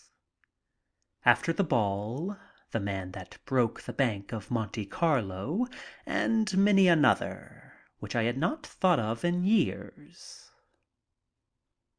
Presently the wagon becomes balky and will not continue. So we all pile out and into a tavern nearby, where we call for wine. And Dudley played upon the tin-pan sounding piano. There came one, a tall, strange, pale youth, who asked if we would like to go to the haunt of the agile rabbit. Thence uphill and into a cavernous place. When the patron came, the youth ordered wine for us. Somehow I think he sensed the fact that I wanted to remain incognito. The patron was such a perfect host. Ancient and white-bearded, he served us with a finesse that was pure artistry. Then, at his command, one named René Chedecal, with a sad, haunted face, played upon the violin. That little house sheltered music that night. He played as if from his soul, a message yearning, passionate, sad, gay, as we were speechless before the emotional beauty and mystery of it. I was overcome. I wanted to express my appreciation, but could do no more than grasp his hand. Genius breeds in strange places, and humble. And then the bearded one sang a song that he said the followers of Lafayette had sung before they left France for America.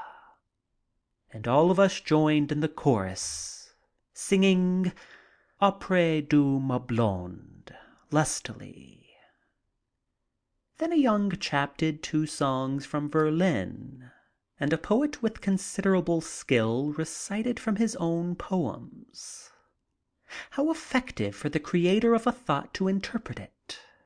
And afterward the violin player gave us another selection of great beauty, one of his own compositions. Then the old patron asked me to put my name in his ledger, which contained many names of both humble and famous.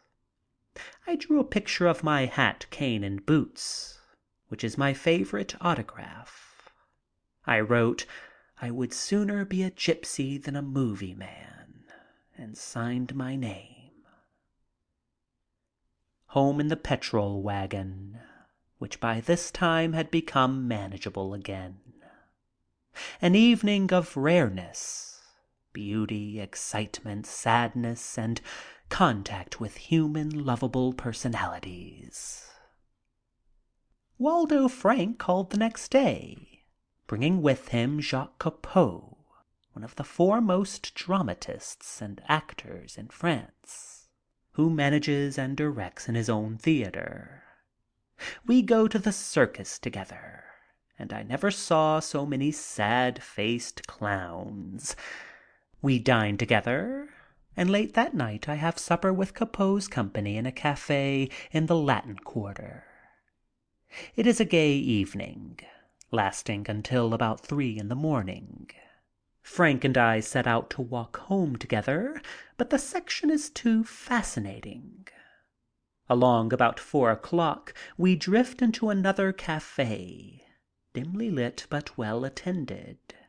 We sit there for some time, studying the various occupants. Over in one corner, a young girl has leaned over and kissed her sailor companion. No one seems to notice. All the girls here seem young, but their actions stamp their vocations. Music stimulating, exotic, and for the dance is being played. The girls are very much alive.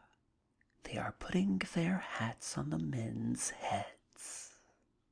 There are 3 peasant farmer boys, in all probability. They seem very much embarrassed as 3 tiny girls, bright-eyed and red-lipped, join them for a drink.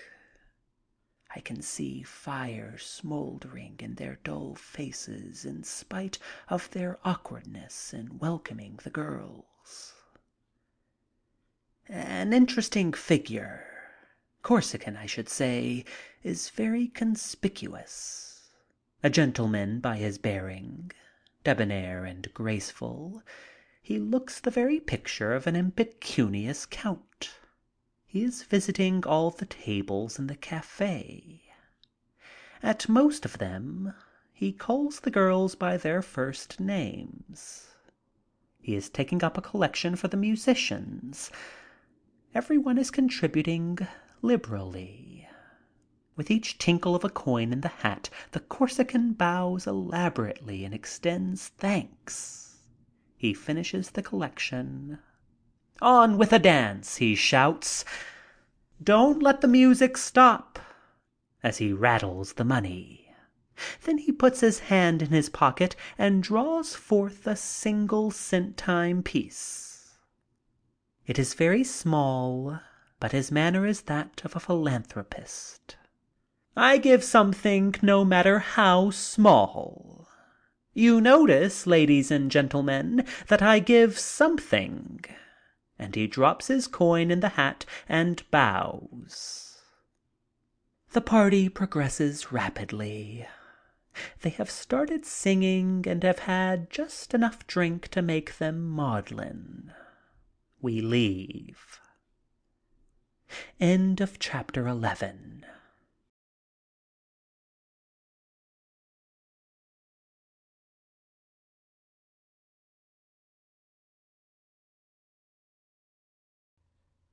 Chapter 12. My visit to Germany. The train to Germany left so late in the evening that it was impossible for me to see devastated France, even though we passed through a considerable portion of it. Our compartment on the train is very stuffy and smelly, and train service is atrocious. Food and sanitary conditions being intolerable after American train service. Again, there is a crowd at the station to see me off, but I am rather enjoying it. A beautiful French girl presents me with a bouquet of flowers with a cute little speech, or at least I suppose it was, because she looked very cute delivering it. And the pouts that the language gave to her red lips were most provocative. She tells me in delicious broken English that I look tired and sad, and I find myself yielding without a struggle to her suggestion. We arrive at Jaumont, near the Belgian frontier, along about midnight. And like a message from home, there is a gang of American soldier boys at the station to greet me. And they are not alone, for French, Belgian, and British troops are also waving and cheering. I wanted to talk to the Belgians, and we tried it, but it was no use. What a pity. But one of them had a happy inspiration and saved the day. "Glass of beer, Charlotte?" I nodded, smiling, and to my surprise they bring me beer, which I lift my lips for politeness and then drink it to the last drop in pure pleasure. It is very good beer.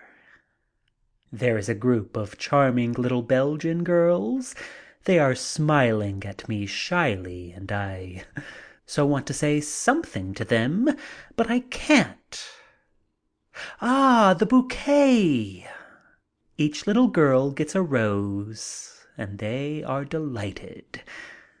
"Merci, merci, monsieur."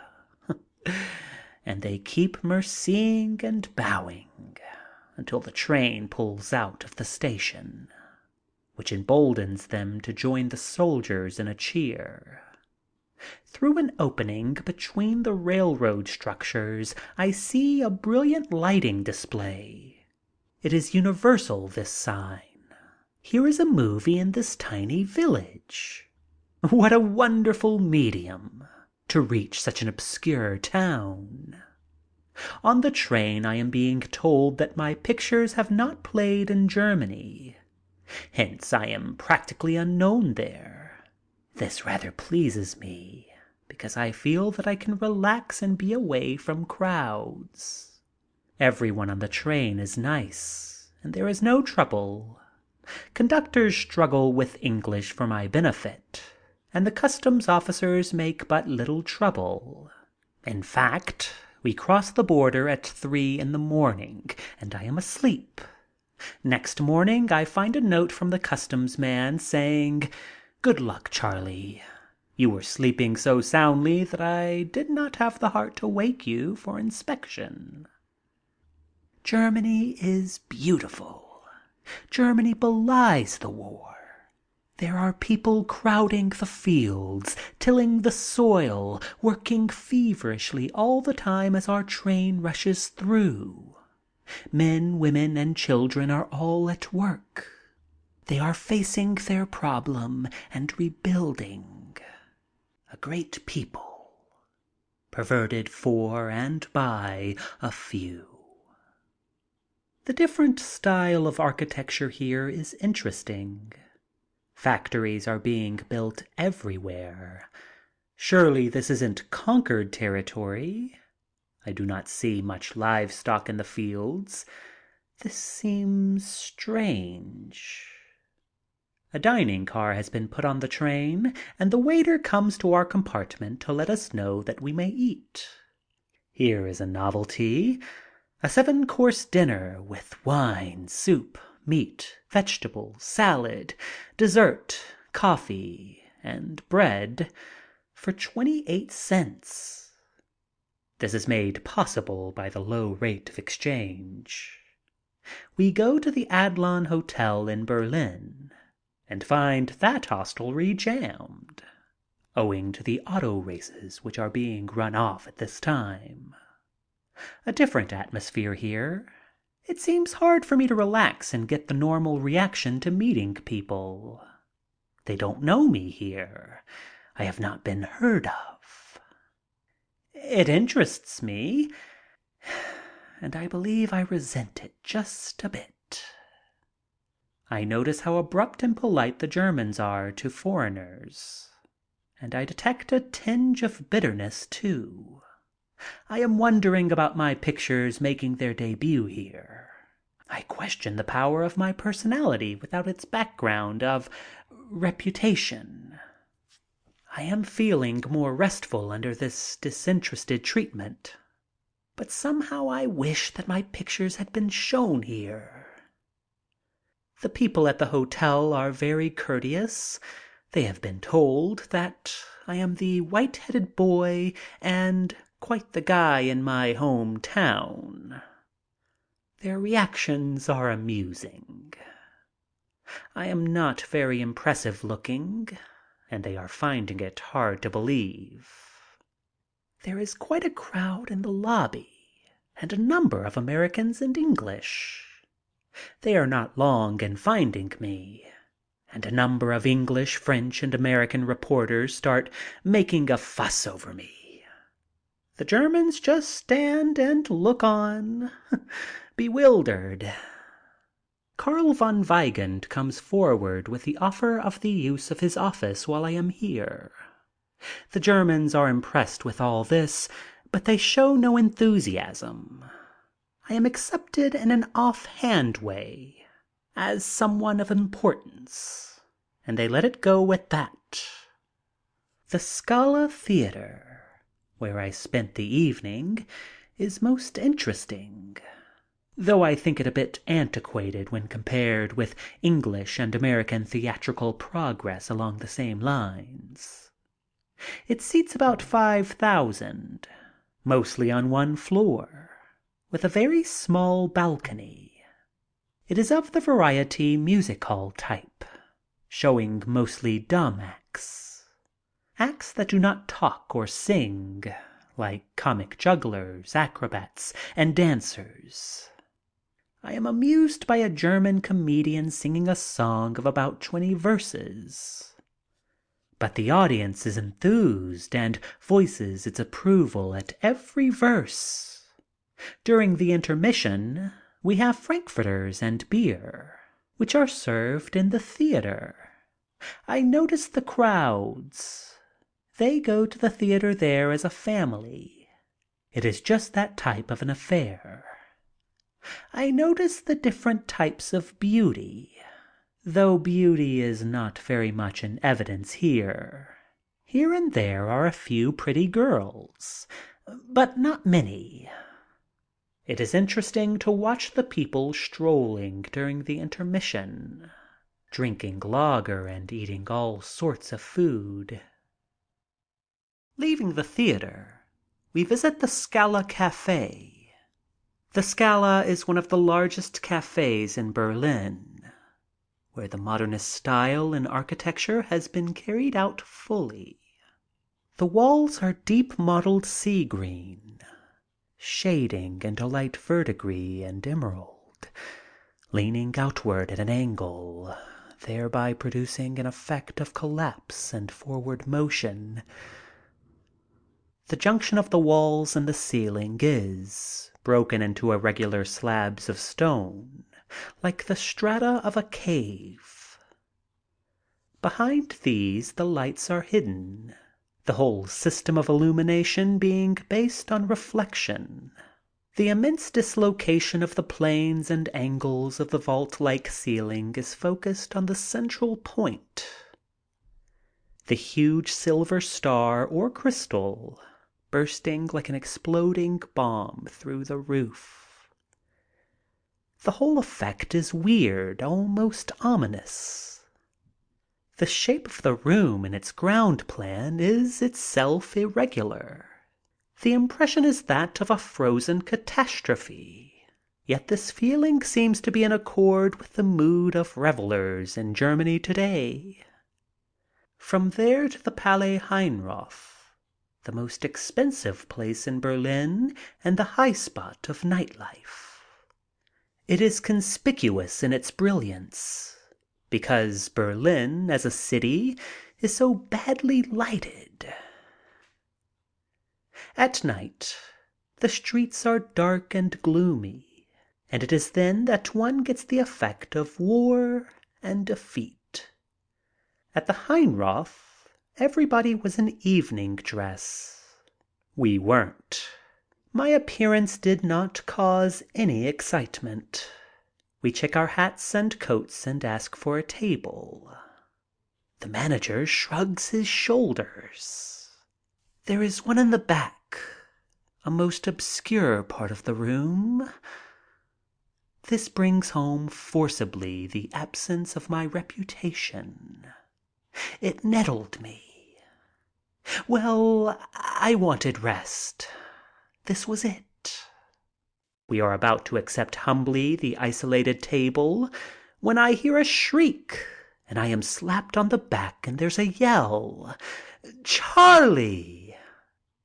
It is Al Kaufman of the Lasky Corporation and manager of the famous Players Studio in Berlin. Come over to our table. Pola Negri wants to meet you. The Germans look on, wondering. I have created attention at last. I discover that there is an American jazz band in the place. In the middle of a number, they stop playing and shout, "Hooray for Charlie Chaplin!" The proprietor shrugs his shoulders, and the band resumes playing. I learn that the musicians are former American doughboys. I feel rather pleased that I have impressed the Germans in the place. In our party were Rita Kaufman, wife of Al, Pola Negri, Carl Robinson, and myself. Pola Negri is really beautiful. She is Polish and really true to the type. Beautiful jet black hair, white, even teeth, and wonderful coloring. I think it's such a pity that such coloring does not register on the screen. She is the center of attention here. I am introduced. What a voice she has! Her mouth speaks so prettily the German language. Her voice has a soft, mellow quality, with charming inflections. Offered a drink, she clinks my glass and offers her only English words, "Jazz boy Charlie." Language again stumps me. What a pity. But with the aid of a third party, we get along famously. Kaufman whispers, "Charlie, you've made a hit." She just told me that you are charming. You tell her that she's the loveliest thing I've seen in Europe." These compliments keep up for some time, and then I ask Kaufman how to say, "I think you are divine," in German. He tells me something in German, and I repeat it to her. She's startled and looks up and slaps my hand. "Naughty boy," she says. The table roars. I sense that I have been double-crossed by Kaufman. What have I said? But Pola joins in the joke, and there is no casualty. I learn later that I have said, "I think you are terrible." I decided to go home and learn German. As I am going out, the proprietor approaches and very formally addresses me. "I beg pardon, sir. I understand that you are a great man in the United States. Accept my apologies for not knowing, and the gates here are always open to you." I accept them formally, though through it all I feel very comic opera. I didn't like the proprietor. I want to go through the German slums. I mention such a trip to a German newspaper man. I am told that I am just like every Londoner and New Yorker who comes to Berlin for the first time.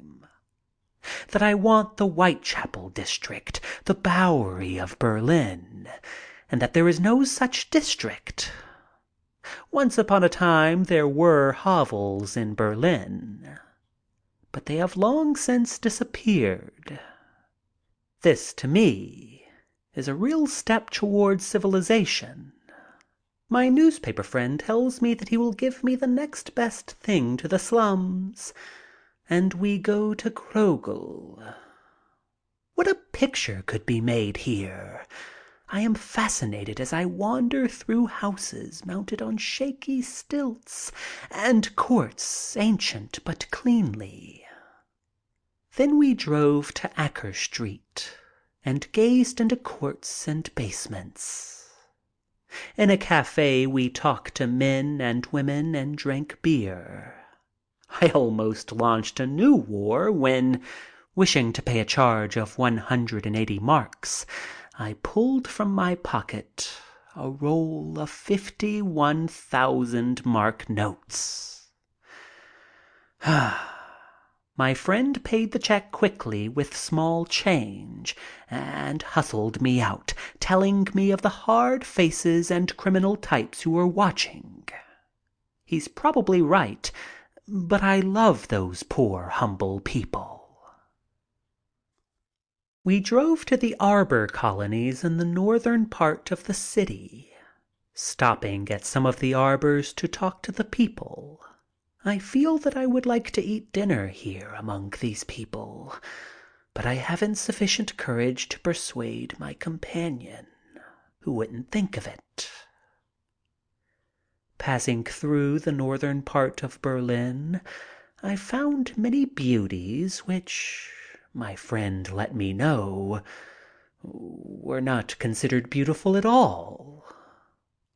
He even suggested that he show me something in contrast with all that I had seen. I told him no, that it would spoil my whole viewpoint.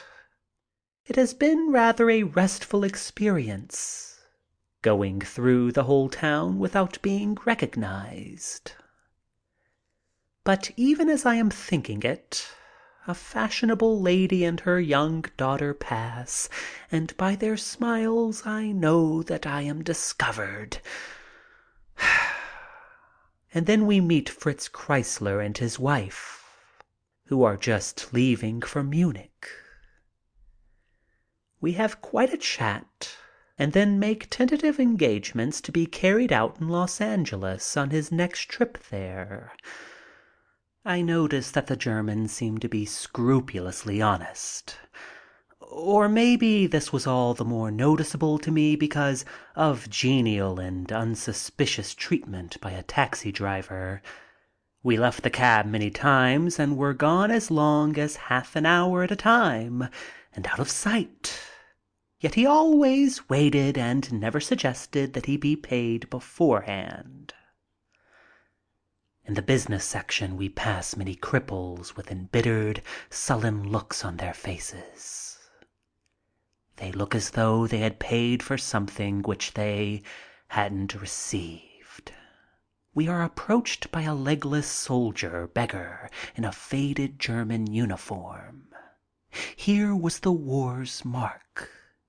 These sights you will find on every side in Berlin. I am presented with a police card to the Berliner Club, which is evidently a technicality by which the law is circumvented. Berlin is full of such nightlife clubs. They are somewhat like the gatherings that Prohibition has brought to America. There is no signs, however, from the outside of any activity, and you are compelled to go up dark passages and suddenly come upon gaily lit rooms very similar to Parisian cafes.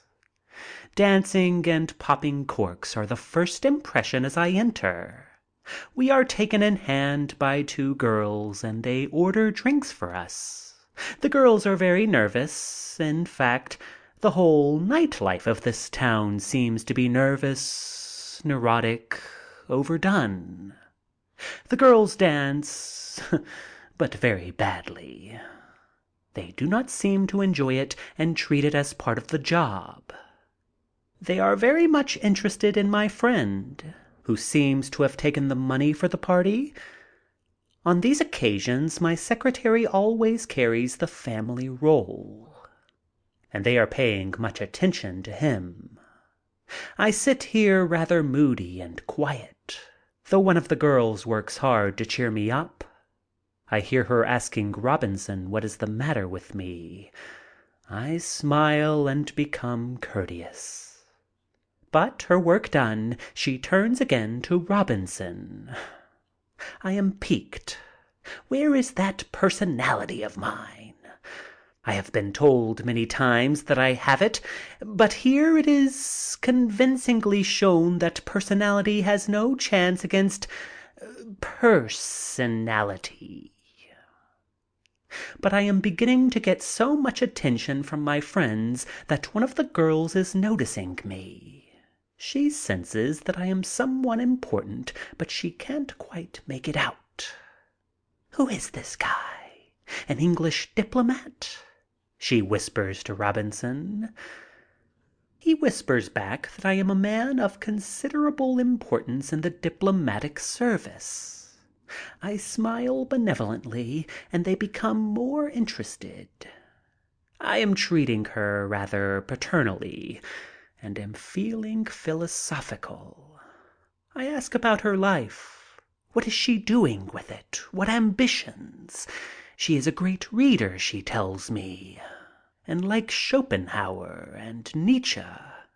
But she shrugs her shoulders in an indifferent and tragic manner and says, "What does it matter about life? You make of it what it is," she says. "In your brain alone it exists, and effort is only necessary for physical comfort." We are becoming closer friends as she tells me this. But she must have some objective. There must be some dreams of the future still alive within her. I am very anxious to know what she really thinks. I ask her about the defeat of Germany. She becomes discreet at once, blames it on the Kaiser. She hates war and militarism. That's all I can get out of her. And it is getting late and we must leave. Her future intrigues me, but does not seem to worry her. On the way home, we stop in at Kaufman's apartment and have quite a chat about pictures and things back in Los Angeles. Los Angeles seems very far away. I am invited to a formal dinner party for the next evening at the home of Herr Werthauer, one of the most prominent lawyers in all of Europe and a chief of the Kaiser during the war. The occasion for the dinner was to celebrate the announcement of Werthauer's engagement to his third wife. His is a wonderful home in the finest section of Berlin. At the party there are a number of his personal friends: Pola Negri, Al Kaufman, Mrs. Kaufman, Robinson, and myself. There is a Russian band playing native music, although the dinner and jazz music is also being dispensed by two orchestras made up of American doughboys who have been discharged but have stayed on in Germany. For no reason at all, I think of the story of Rasputin. This seems the sort of house for elaborate murders. Perhaps it is the Russian music that is having this effect on me. There is a huge marble staircase whose cold austereness suggests all sorts of things designed to send chills up the spine. The servants are so impressive and the meal such a ceremony that I feel I am in a palace. The Russian folk songs that are being dreamily whined from the strings of their peculiar instruments have a very weird effect, and I find food and dining the least interesting things here. There is a touch of mystery, of the exotic, something so foreign though intangible, that I find myself searching everything and everybody, trying to delve deeper into the atmosphere. We are all introduced, but there are too many people for me to try to remember names. There are Herrs, Frauleins, and Fraus galore, and I find it hard to keep even their sex salutations correct. Someone is making a long, formal speech in German, and everybody is watching him attentively. The host arises and offers a toast to his bride-to-be. Everyone rises and drinks to their happiness. The party is very formal, and I can make nothing from the talk going on all around me. The host is talking, and then all get up again with their glasses. Why, I don't know, but I get up with them. At this, there is general laughter, and I wonder what calamity has befallen me. I wonder if my clothes are all right. Then I understand. The host is about to toast me. He does it in very bad English, though his gestures and tone make it most graceful. He is inclined to be somewhat pedantic, and whenever he can think of the proper English word, he uses its German equivalent. As the various courses come, the toasts are many. I am always about 2 bites late in getting to my feet with my glass. After I have been toasted about 4 times, Mrs. Kaufman leans over and whispers, "You should toast back again to the host and say something nice about his bride-to-be." I am almost gagged with the stage fright that grips me. It is the custom to toast back to the host, and here I have been gulping down all kinds of toasts without a word, and he has been sitting there waiting for me. I rise and hesitate. "Mr. I feel a kick on the shins, and I hear Mrs. Kaufman whisper hoarsely, "Herr." I think she means the bride-to-be. "Mrs. No, she isn't that yet. Oh, heavens, this is terrible. I plunge in fast and furious. "My very best respects to your future wife." As I speak, I look at a young girl at the head of the table, whom I thought was the lucky woman. I am all wrong. I sit, conscious of some horrible mistake. He bows and thanks me. Mrs. Kaufman scowls and says, "That's not the woman. It's the one on the other side." Oh, I have a suppressed convulsion and almost die.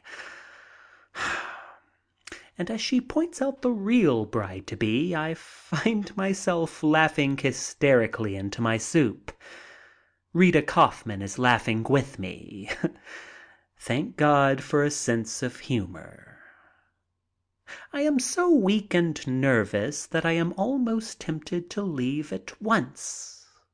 The bride-to-be is reaching for her glass to return my salute, though unless she thinks I am cross-eyed, I don't see how she knows I said anything nice to her.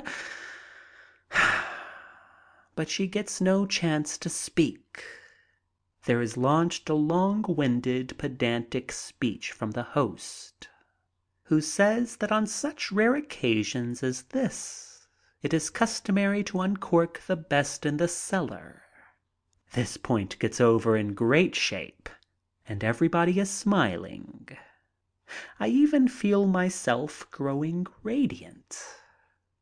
I was under the impression that the best had already been served. Didn't know he was holding back anything. With the promise of better wine, I am tempted to try another toast to the bride-to-be. End of chapter 12.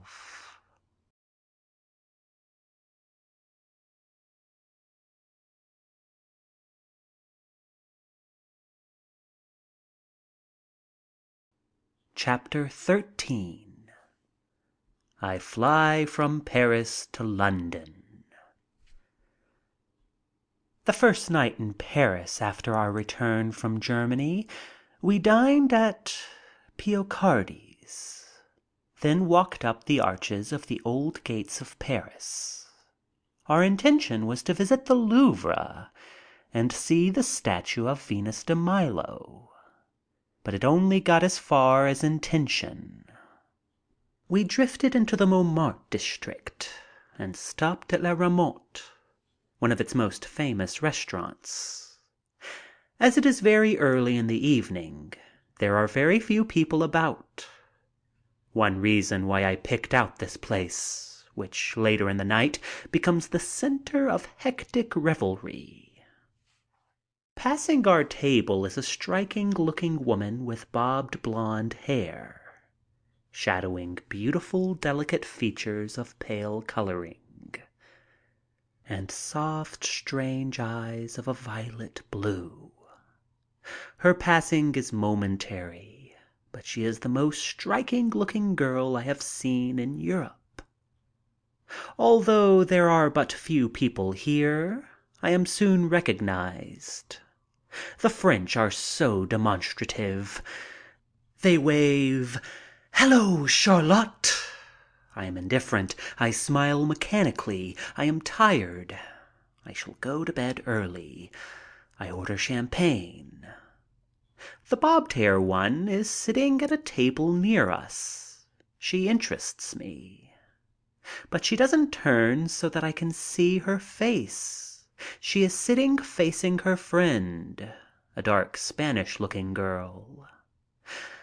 I wish she'd turn. She has a beautiful profile, but I would like to see her full face again. She looked so lovely when she passed me. I recall that ghost of a smile that hovered near her mouth, showing just a bit of beautiful, even white teeth. The orchestra is starting, and dancers are swinging onto the floor. The two girls rise and join the dance. I will watch closely now and perhaps get another flash at her when she whirls by. There is something refined and distinguished about the little girl. She is different. She doesn't belong here. I am watching her very closely, though she has never once looked my way. I like this touch of the unusual in Montmartre. Still, she may be just clever. She is passing me in the dance and I get a full view of her face. One of real beauty, with a sensitive mouth, smiling at her friend and giving a complete view of the beautiful teeth. Her face is most expressive. The music stops and they sit at their table. I notice that there is nothing on their table. They are not drinking. This is strange here. Nor are there sandwiches or coffee. I wonder who they are. That girl is somebody, I know it. She gets up as the orchestra plays a few strains of a plaintive Russian thing. She is singing the song. Fascinating, an artist. Why is she here? I must know her. The song itself is plaintive, elemental, with the insinuating nuances that are vital to Russian music. The orchestra, with the violins and cellos predominant, is playing hauntingly, weaving a foreign exotic spell. She has poise, grace, and is compelling attention even in this place. There comes a bit of melancholy in the song and she sings it as one possessed, giving it drama, pathos. Suddenly there is a change. The music leaps to wild abandon. She is with it. She tosses her head like a wild Hungarian gypsy and gives fire to every note. But almost as it began, the abandon is over. With wistful sweetness, she is singing plaintively again. She is touching every human emotion in her song. At times, she is tossing away care, then gently wooing. An elusive strain that is almost fairy-like, that crescendos into tragedy, coming into a crashing climax that diminishes into an ending, searching, yearning, and wistfully sad. Her personality is written into every mood of the song. She is at once fine, courageous, pathetic, and wild. She finishes to an applause that reflected the indifference of the place. In spots it was spontaneous and insistent. In others little attention was paid to her. She is wasted here. But she cares not. In her face you see that she gets her applause in the song itself. It was glorious just to be singing with heart, soul, and voice. She smiles faintly, then sits down modestly. I knew it. She is Russian. She has everything to suggest it. Full of temperament, talent, and real emotional ability, hidden away here in La Rotte Morte. What a sensation she would be in America with a little advertising. This is just a thought. But all sorts of schemes present themselves to me. I can see her in the Follies with superb dressing and doing just the song she has done then. I did not understand a word of it, but I felt every syllable. Art is universal and needs no language. She has everything from gentleness to passion and a startling beauty. I am applauding too much, but she looks and smiles, so I am repaid. They dance again, and while they are gone I call the waiter and have him explain to the manager that I would like to be presented to her. The manager introduces her, and I invite her to my table. She sits there with us, while her companion, the dark girl, does a solo dance.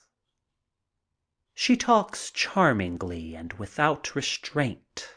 She speaks 3 languages, Russian, French, and English. Her father was a Russian general during the Tsar's reign. I can see now where she gets her imperious carriage. Are you a Bolshevik? She flushes as I ask it, and her lips pout prettily as she struggles with English. She seems all afire. No, they are wicked. Bolshevik man, he's very bad. Her eyes flash as she speaks. Then you are bourgeoisie? No, but not a Bolshevik. Her voice suggests a tremendous vitality, though her vocabulary is limited. Bolshevik good idea for the mind, but not for practice. Has it had a fair opportunity? I ask her. Plenty. My father, my mother, my brother, all in Russia, and very poor. Mother is Bolshevik, father bourgeoisie. Bolshevik man very important to me. I want to kill him. He insult me.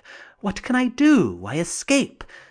Bolshevik good idea, but no good for life. What of Lenin? Very clever man. He tried hard for Bolshevik, but no good for everybody, just in the head. I learned that she was educated in a convent and that she had lost all trace of her people. She earns her living singing here. She has been to the movies but has never seen me. She is go first chance because I am nice man. I ask her if she would like to go into moving pictures. Her eyes light up. If I get opportunity, I know I make success, but she curls her mouth prettily. It's difficult to get opportunity. She is just 20 years old and has been in the cafe for 2 weeks. Coming there from Turkey, to which country she fled following her escape from Russia. I explain that she must have photographic tests made and that I will try to get her a position in America. She puts everything into her eyes as she thanks me. She looks like a combination of Mary Pickford and Pola Negri, plus her own distinctive beauty and personality. Her name is Skaya. I write her full name and address in my book and promise to do all I can for her, and I mean to. We say good night, and she says she feels that I will do what I say. How has she kept hidden? Due at Sir Philip Sassoon's for a garden party the next day. I decide to go there in an airplane, and I leave the La Bourget Aerodrome in Paris in a plane of La Compagnie des Messageries Aériennes. And at a special request, the pilot landed me at Lympne in Kent, and I thereby avoided the crowd that would have been on hand in London. It was quite thrilling, and I felt that I made a very effective entrance to the party. And what a delightful retreat! All the charm of the English country home, and Sir Philip is a perfect host. I get English food and treatment. I have a perfect rest with no duties and entertainment as I desire it. A day and a half that are most pleasant. Next day there is to be a ceremonial in the schoolhouse, when a memorial is to be unveiled. It is in honor of the boys of the town who had fallen. There are mothers, fathers, and many old people, some of them old in years, others aged by the trials of the war. The simple affair is most impressive, and the streets are crowded on our way. I was to blame for an unhappy contrast. Outside, people were shouting, "Hooray for Charlie!" while inside, souls were hushed in grief. Such a discordant note. I wished I had not been so prominent. I wanted everyone to bow in respect to these dead. The crowds did not belong outside. And inside, on the little children's faces, I could see conflicting emotions. There is the reverence for the dead, and yet there is eagerness as they steal glances at me. I wish I hadn't come. I feel that I am the disturbing element. From the school, Sir Philip and I went to the Star and Garter Hospital for wounded soldiers. Sheer tragedy was here. Young men suffering from spinal wounds, some of them with legs withered, some suffering from shell shock. No hope for them, yet they smiled. There was one whose hands were all twisted, and he was painting signs with a brush held between his teeth. I looked at the signs. They were mottos. "Never say die." "Are we downhearted?" A Superman. Here is a lad who must take an anesthetic whenever his nails are cut because of his twisted limbs. And he is smiling and to all appearances happy. The capacity that God gives for suffering is so tremendous. I marvel at their endurance. I inquire about food and general conditions. They suggest that the food could be better. This is attended to. We are received politely and with smiles from the crippled lads who are crippled in flesh only. Their spirit is boisterous. I feel a puny atom as they shout, "Good luck to you, Charlie." I can't talk. There is nothing for me to say. I merely smile and nod and shake hands whenever this is possible. I sign autographs for as many as ask, and I ask them to give me their autographs. I honestly want them. One jovially says, "Sure, and Bill will give you one too." There is an uproar of laughter, and Bill laughs just as loud as the rest. Bill has no arms, but he bests them. He will sign at that, and he does, with his teeth. Such is their spirit. What is to become of them?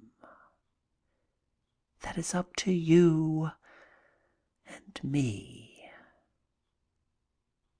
Back to Sir Philip's, very tired and depressed.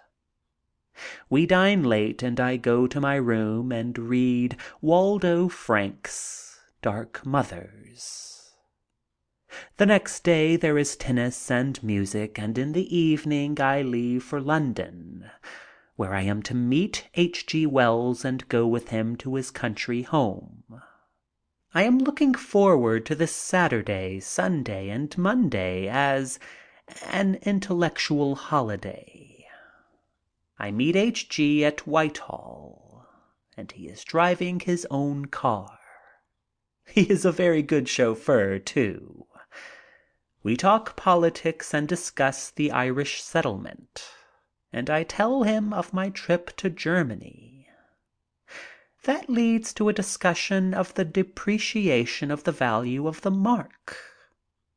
What will be the outcome? Wells thinks financial collapse. He thinks that marks issued as they are in Germany will be worthless. I am feeling more intimate and closer to him. There is no strain in talking, though I am still a bit self-conscious and find myself watching myself closely. We are out in the country near Lady Warwick's estate, and H.G. tells me how the beautiful place is going to seed, that parts of it are being divided into lots and sold. The estate, with its livestock, is a show place. It is breeding time for the deer, and from the road we hear the stags bellowing. H.G. tells me they are dangerous at this time of the year.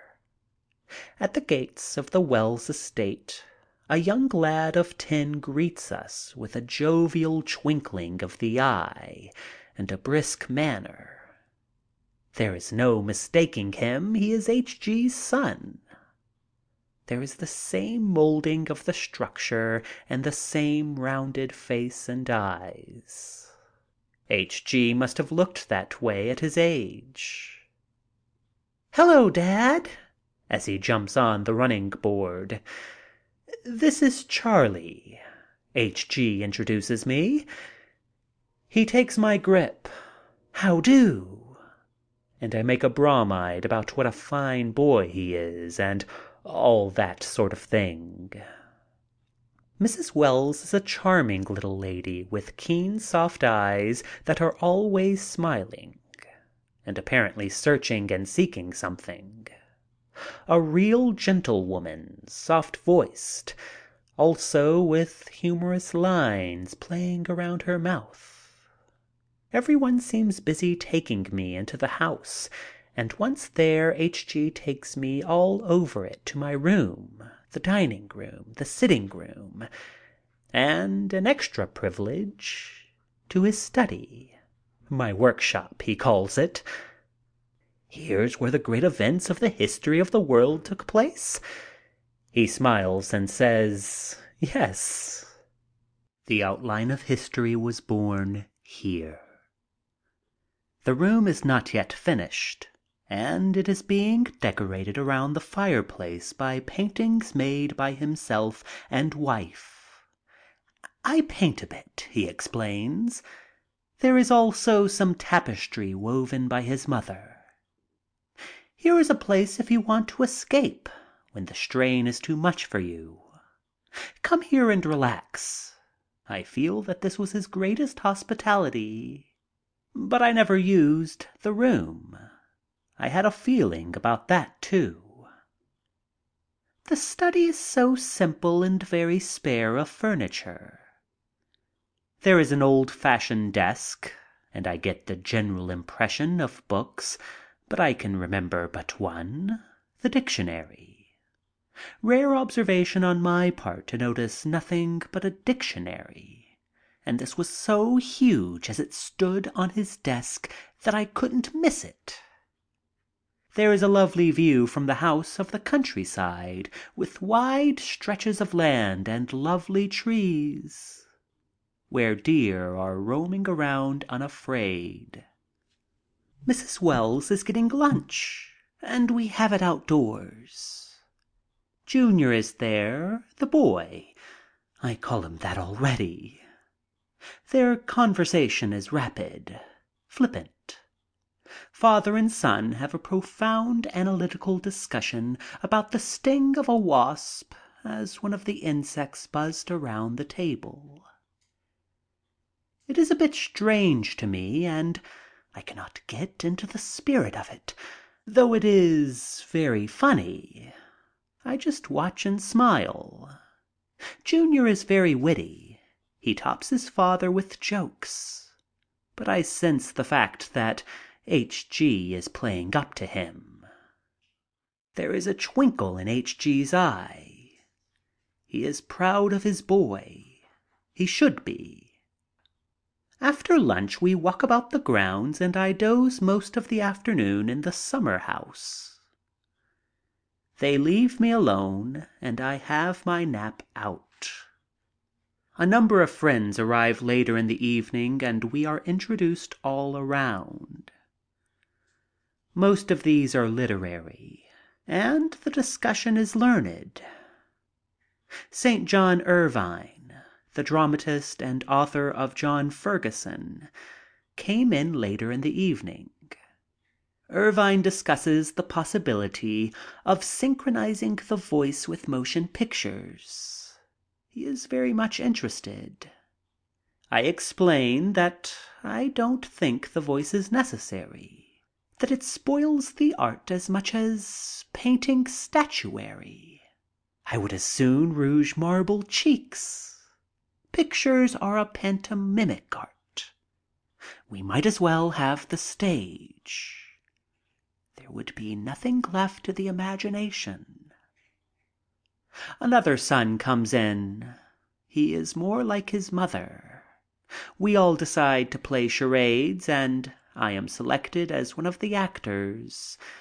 I play Orlando the wrestler, getting a lot of fun through using a coal hod as a helmet. Then Noah's Ark, with Junior imitating the different animals going into the ark, using walking sticks as horns for a stag and putting a hat on the end of the stick for a camel, and making elephants and other animals through adroit quick changes. I played old Noah and opened an umbrella and looked at the sky. Then I went into the ark and they guessed. Then H.G. Wells did a clog dance and did it very well. We talked far into the night and I marveled at Wells's vitality. He played many mental guessing games and Junior took all honors. I was awakened next morning by a chorus outside my door. "We want Charlie Chaplin." This was repeated many times. They had been waiting breakfast half an hour for me. After breakfast, we played a new game of H.G.'s own invention. Everyone was in it, and we played it in the barn. It was a combination of handball and tennis, with rules made by H.G. Very exciting and good fun. Then a walk to Lady Warwick's estate. As I walk, I recall how dramatic it had sounded last night as I was in bed to hear the stags bellowing, evidently their cry of battle. The castle, with beautiful gardens going to seed, seemed very sad, yet its ruins assumed a beauty for me. I liked it better that way. Ruins are majestic. H.G. explains that everyone about is land poor. It takes on a fantastic beauty for me, this cultivation of centuries now going to seed. Beautiful in its very tragedy. Home for tea, and in the evening I teach them baseball. Here is my one chance to shine. It is funny to see H.G. try to throw a curve and being caught at first base after hitting a grounder to the pitcher. H.G. pitched and his son caught. As a baseball player, H.G. is a great writer. Dinner that night is perfect, made more enjoyable by our strenuous exercise. As I retire that night, I think of what a wonderful holiday I am having. Next day, I must leave at 2:30 p.m. But in the morning H.G. and I take a walk and visit an old country church built in the 11th century. A man is working on a tombstone in the churchyard, engraving an epitaph. H.G. points out the influence of the different lords on the manor on the art changes of different periods. Here the families of Lady Warwick and other notable people are buried. The tombstones show the influence of the sculpture of all periods. We go to the top of the church and view the surrounding country and then come back for lunch. My things are all packed and H.G. and his son see me off. H.G. reminds me not to forget another engagement to dine with him and Chaplin, the famous Russian baritone. As I speed into town, I am wondering if Wells wants to know me or whether he wants me to know him. I am certain that now I have met Wells, really met him, more than I've met anyone in Europe. It's so worthwhile. End of chapter 13.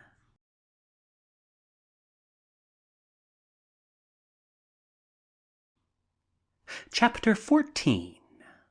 Farewells to London and Paris.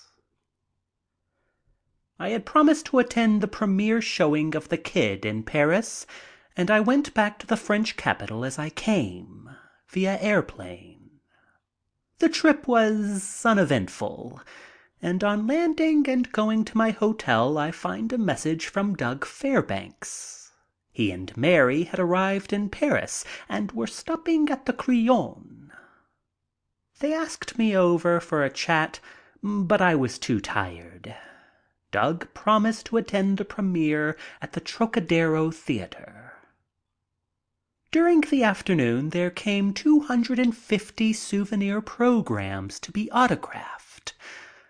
These were to be sold that night for 100 francs each. In the evening I went to the theater via the back way, but there was no escape. It was the biggest demonstration I had yet seen. For several blocks around, the crowds were jammed in the streets, and the gendarmes had their hands full.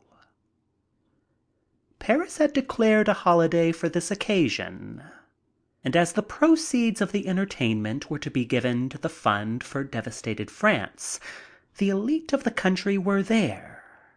I am introduced to Ambassador Herrick, then shown to my box and introduced to the ministers of the French cabinet. I do not attempt to remember names, but the following list has been preserved for me by my secretary. Monsieur Menard, who attended on behalf of President Mirande, Monsieur Jusserand, Monsieur Hubert, Monsieur Caron, Monsieur Lochet, Minister of the Liberated Regions, Monsieur Hermite, Colonel and Mrs. H. Harget, Miss Hope Harget, Mr. and Mrs. Wrigley Carter, Mrs. Arthur James, Mrs. W.K. Vanderbilt, Mrs. Rutherford Stuyvesant, Walter Berry, Monsieur du Erazu, Marquis du Vallombrosa, Mademoiselle Cecil Sorel, Robert Hostetter, Monsieur Byron Coon, Mr. and Mrs. Charles G. Loeb, Florence O'Neill, Monsieur Henry Letellet, Monsieur Georges Carpentier, Paul C. Otey, Mr. and Mrs. George Kenneth End, Prince George of Greece, Princess Xenia, Prince Christopher, Lady Sarah Wilson, Mrs. Elsa Maxwell, Princess Sutso, Vice Admiral and Mrs. Albert P. Niblack, Comte and Comtesse Cardelli, Duchess du Talleyrand, Colonel and Mrs. N.D.J., Colonel Bernau Varilla, Marquise du Talleyrand Perigord, Marquis and Marquise du Chambron, Miss Viola Cross, Miss Elsie de Wolfe, Marquis and Marquise du Dampier, and Mr. and Mrs. Theodore Rousseau. My box is draped with American and British flags, and the applause is so insistent that I find I am embarrassed. But there is a delicious tingle to it, and I am feeling now what Doug felt when his Three Musketeers was shown. The programs which I autograph during the afternoon are sold immediately, and the audience wants more. I autograph as many more as possible. I am photographed many times, and I sit in a daze through most of it, at one time going backstage, though I don't know why, except that I was photoed back there too. The picture was shown, but I did not see much of it. There was too much to be seen in that audience. At the end of the picture, there came a messenger from the minister. Would I come to his box and be decorated? I almost fell out of my box. I grew sick. What would I say? There was no chance to prepare. I had visions of the all-night preparation of my speech in Southampton. This would be infinitely worse. I couldn't even think clearly. Why do I pick out stunts like that?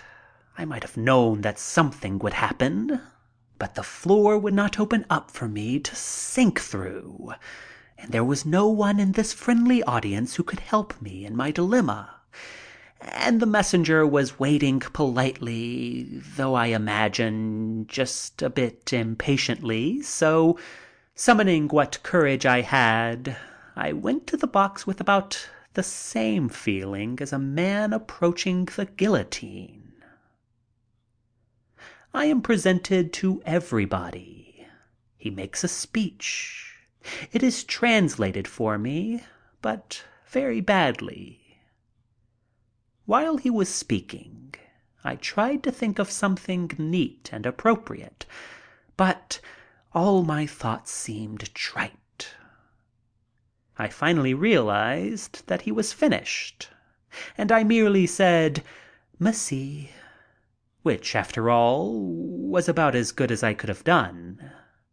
And believe me, I meant merci, both in French and in English. But the applause is continuing. I must say something. So I stand up in the box and make a speech about the motion picture industry and tell them that it is a privilege for us to make a presentation for such a cause as that of devastated France. Somehow they liked it, or made me believe they did. There was a tremendous demonstration, and several bearded men kissed me before I could get out. But I was blocked in, and the crowd wouldn't leave. At last, the lights were turned on, but still they lingered.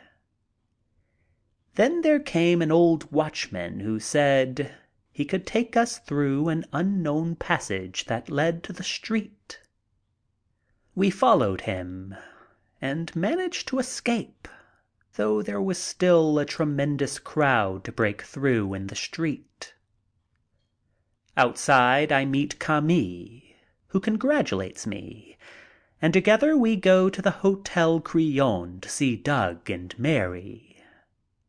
Mary and Doug are very kind in congratulating me, and I tell them of my terrible conduct during the presentation of the decoration. I knew that I was wholly inadequate for the occasion.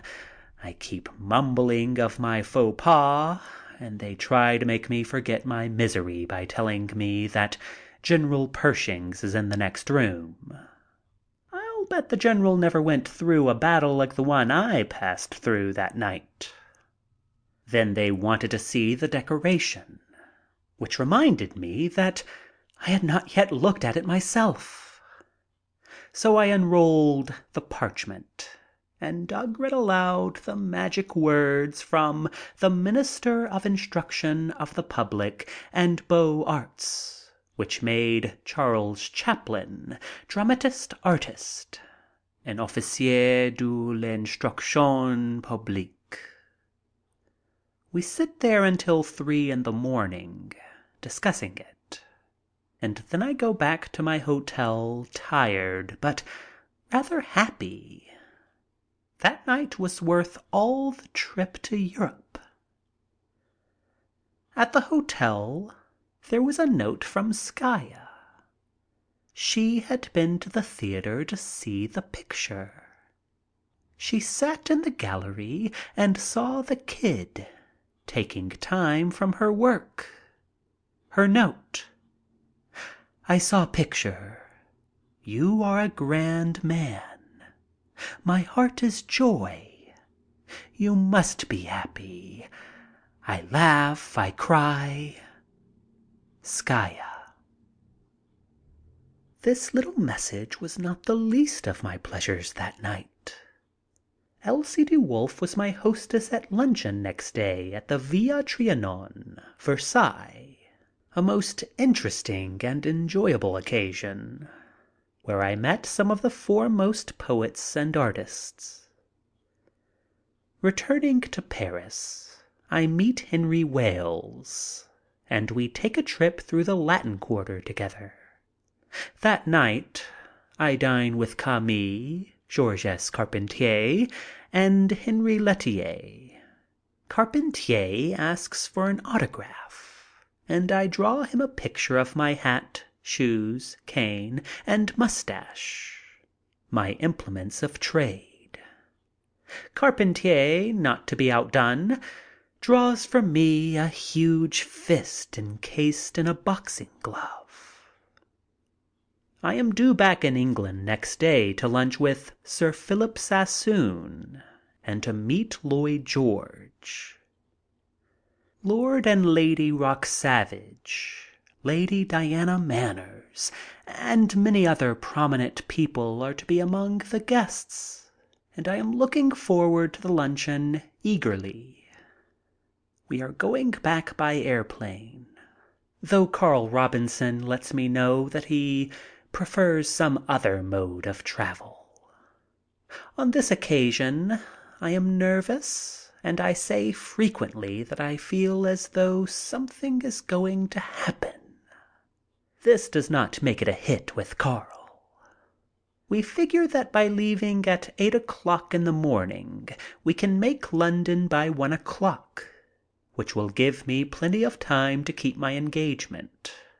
But we hadn't been up long before we were lost in the fog over the Channel and were forced to make a landing on the French coast, causing a delay of 2 hours.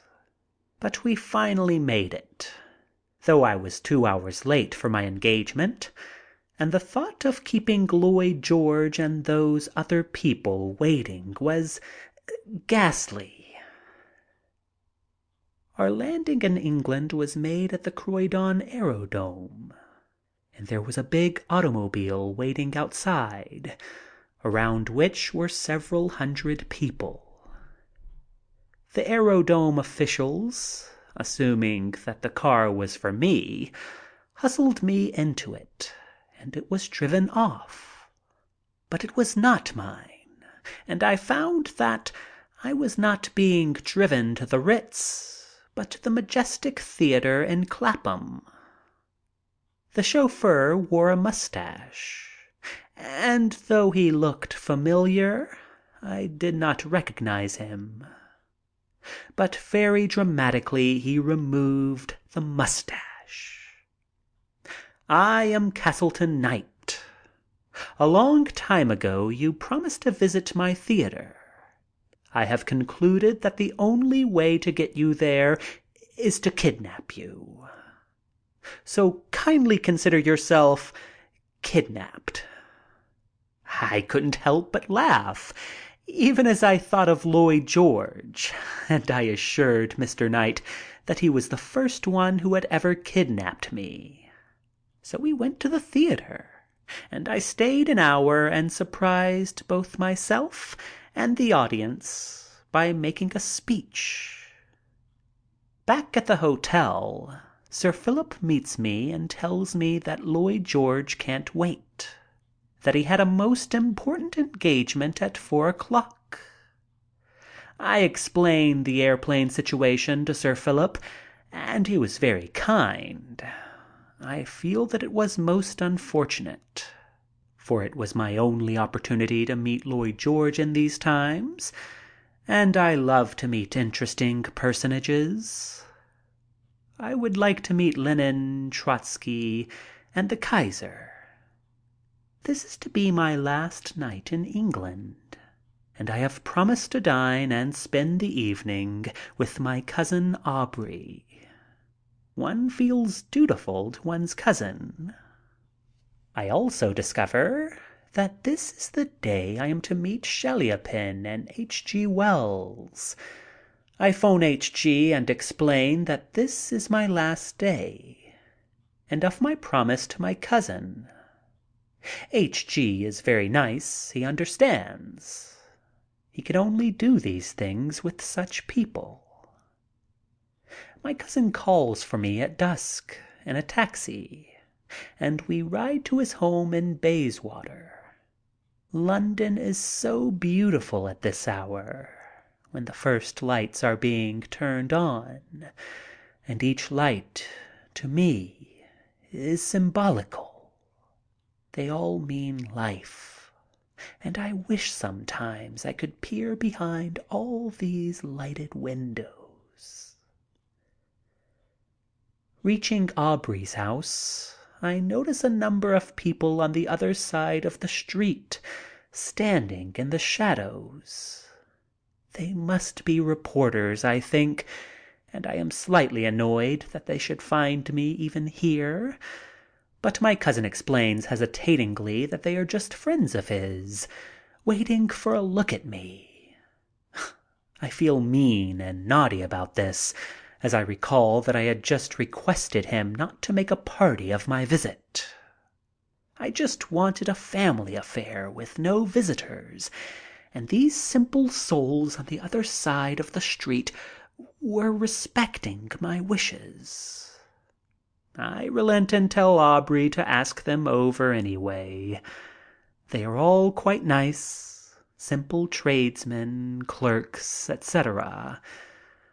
Aubrey has a salon, or at least a hotel, as he calls it, in the vicinity of Bayswater. And later in the evening I suggest that we go there and take his friends with us. Aubrey is shocked. "No, not around to my place." Then they all demur. They don't wish to intrude. I like this. Then I insist. They weaken. He weakens. We go to a pub in a very respectable part of Bayswater and enter the bar. The place is doing a flourishing business. There are a number of pictures of my brother Sid and myself all over the walls, in character and straight. The place is packed tonight.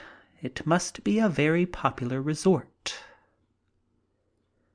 "What will you have?" I feel breezy. "Give the whole saloon a drink."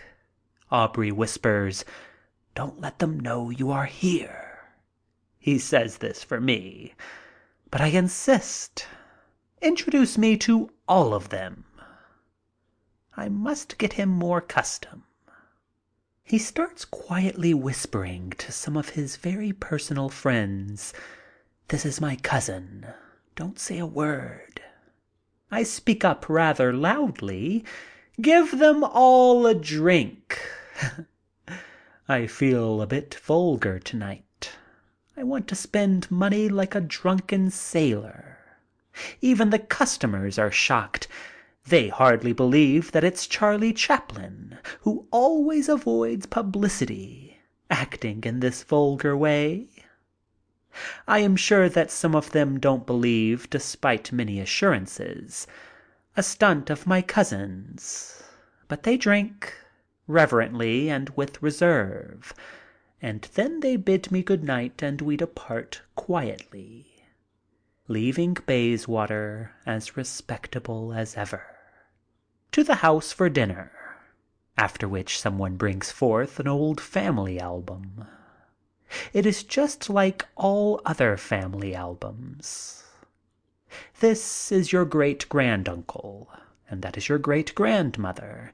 This is Aunt Lucy. This one was a French general.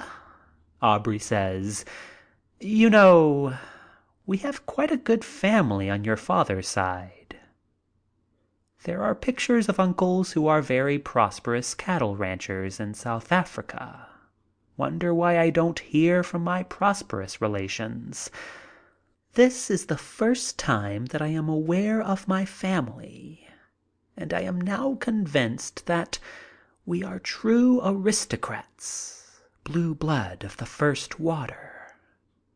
Aubrey has children, a boy of 12, whom I have never met before. A fine boy. I suggest educating him. We talk of it at length and with stress. Let's keep up family tradition. He may be a member of Parliament, or perhaps president. He's a bright boy.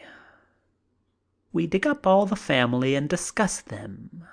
The uncles in Spain. Why, we Chaplins have populated the earth. When I came, I told Aubrey that I could stay only 2 hours. But it is 4 a.m., and we are still talking. As we leave, Aubrey walks with me toward the Ritz. We hail a Ford truck on the way, and a rather dandified young Johnny, a former officer, gives us a lift. "Right you are, jump on." A new element, these dandies driving trucks. Some of them graduates of Cambridge and Oxford, of good families. Most of them impecunious aristocrats. Perhaps it is the best thing that could happen to such families. This chap is very quiet and gentle. He talks mostly of his truck and his marketing, which he thinks is quite a game. He has been in the grocery business since the war and has never made so much money. We get considerable of his story as we jolt along in the truck. He is providing groceries for all his friends in Bayswater, and every morning at 4 o'clock he is on his way to the market. He loves the truck. It is so simple to drive. Half a mo. He stops talking and pulls up for gas at a pretty little white-tiled gas station. The station is all lit up, though it is but 5 a.m. "Good morning. Give me about 5 gal." "Righto." The cheery greeting means more than the simple words that are said. The lad recognizes me and greets me frankly, though formally. It seems so strange to hear this truck driver go along conversing in the easiest possible manner, a truck driver who enjoyed truck driving. He spoke of films for just a bit and then discreetly stopped, thinking, perhaps, that I might not like to talk about them. And besides, He liked to talk about his truck. He told us how wonderful it was to drive along in the truck in the early morning with only the company of dawn and the stars. He loved the silent streets, sleeping London. He was enterprising, full of hopes and ambitions. Told how he bartered, he knew how. His was a lovely business. He was smoking a pipe and wore a trilby hat with a sort of frock coat, and his neck was wrapped in a scarf. I figured him to be about 30 years of age. I nudged my cousin. Would he accept anything? We hardly know whether or not to offer it, though he is going out of his way to drive me to the Ritz. He has insisted that it is no trouble, that he can cut through to Covent Garden. No trouble. I tell the gas man to fill it up, and I insist on paying for the gas. The lad protests, but I insist. That's very nice of you, really, but it was a pleasure to have you, he says as he gets back into his seat. We cut through to Piccadilly and pull up at the Ritz in a Ford truck. Quite an arrival. The lad bids us goodbye. Delighted to have met you. Hope you have a bully time. Too bad you are leaving. Bon voyage. Come back in the spring. London is charming then. Well, I must be off. I'm late. Good morning. We talk him over on the steps as he drives away. He is the type of an aristocrat that must live. He is made of the stuff that marks the true aristocrat. He is an inspiration. He talked just enough, never too much. The intonation of his voice and his sense of beauty as he appreciated the dawn stamped him as of the elite. The real elite, not the blue book variety. Loving adventure, virtuous, doing something all the time, and loving doing it. What an example he is. He has 2 stores. This is his first truck. He loves it. He is the first of his kind that I have met. This is my last night in England. I am glad that it brought me this contact with real nobility. End of chapter 14.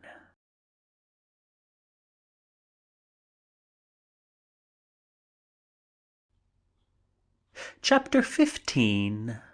Bon voyage.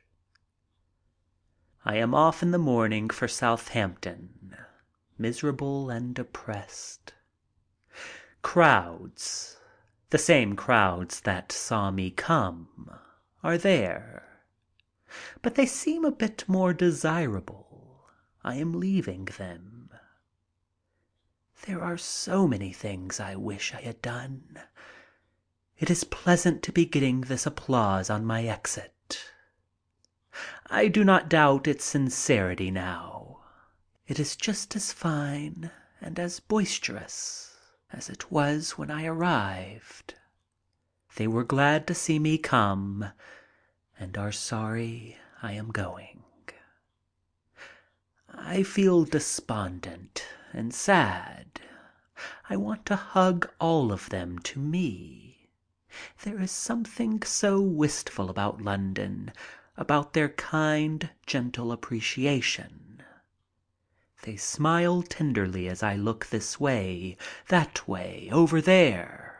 On every side it is the same. They are all my friends, and I am leaving them. Will I sign this? A few excited ones are shoving autograph books at me, but most of them are under restraint, almost in repose. They feel the parting. They sense it. but are sending me away with a smile. My car is full of friends going with me to Southampton. They mean little at the moment. The crowd has me. Old friends turn up. Friends that I have been too busy to see.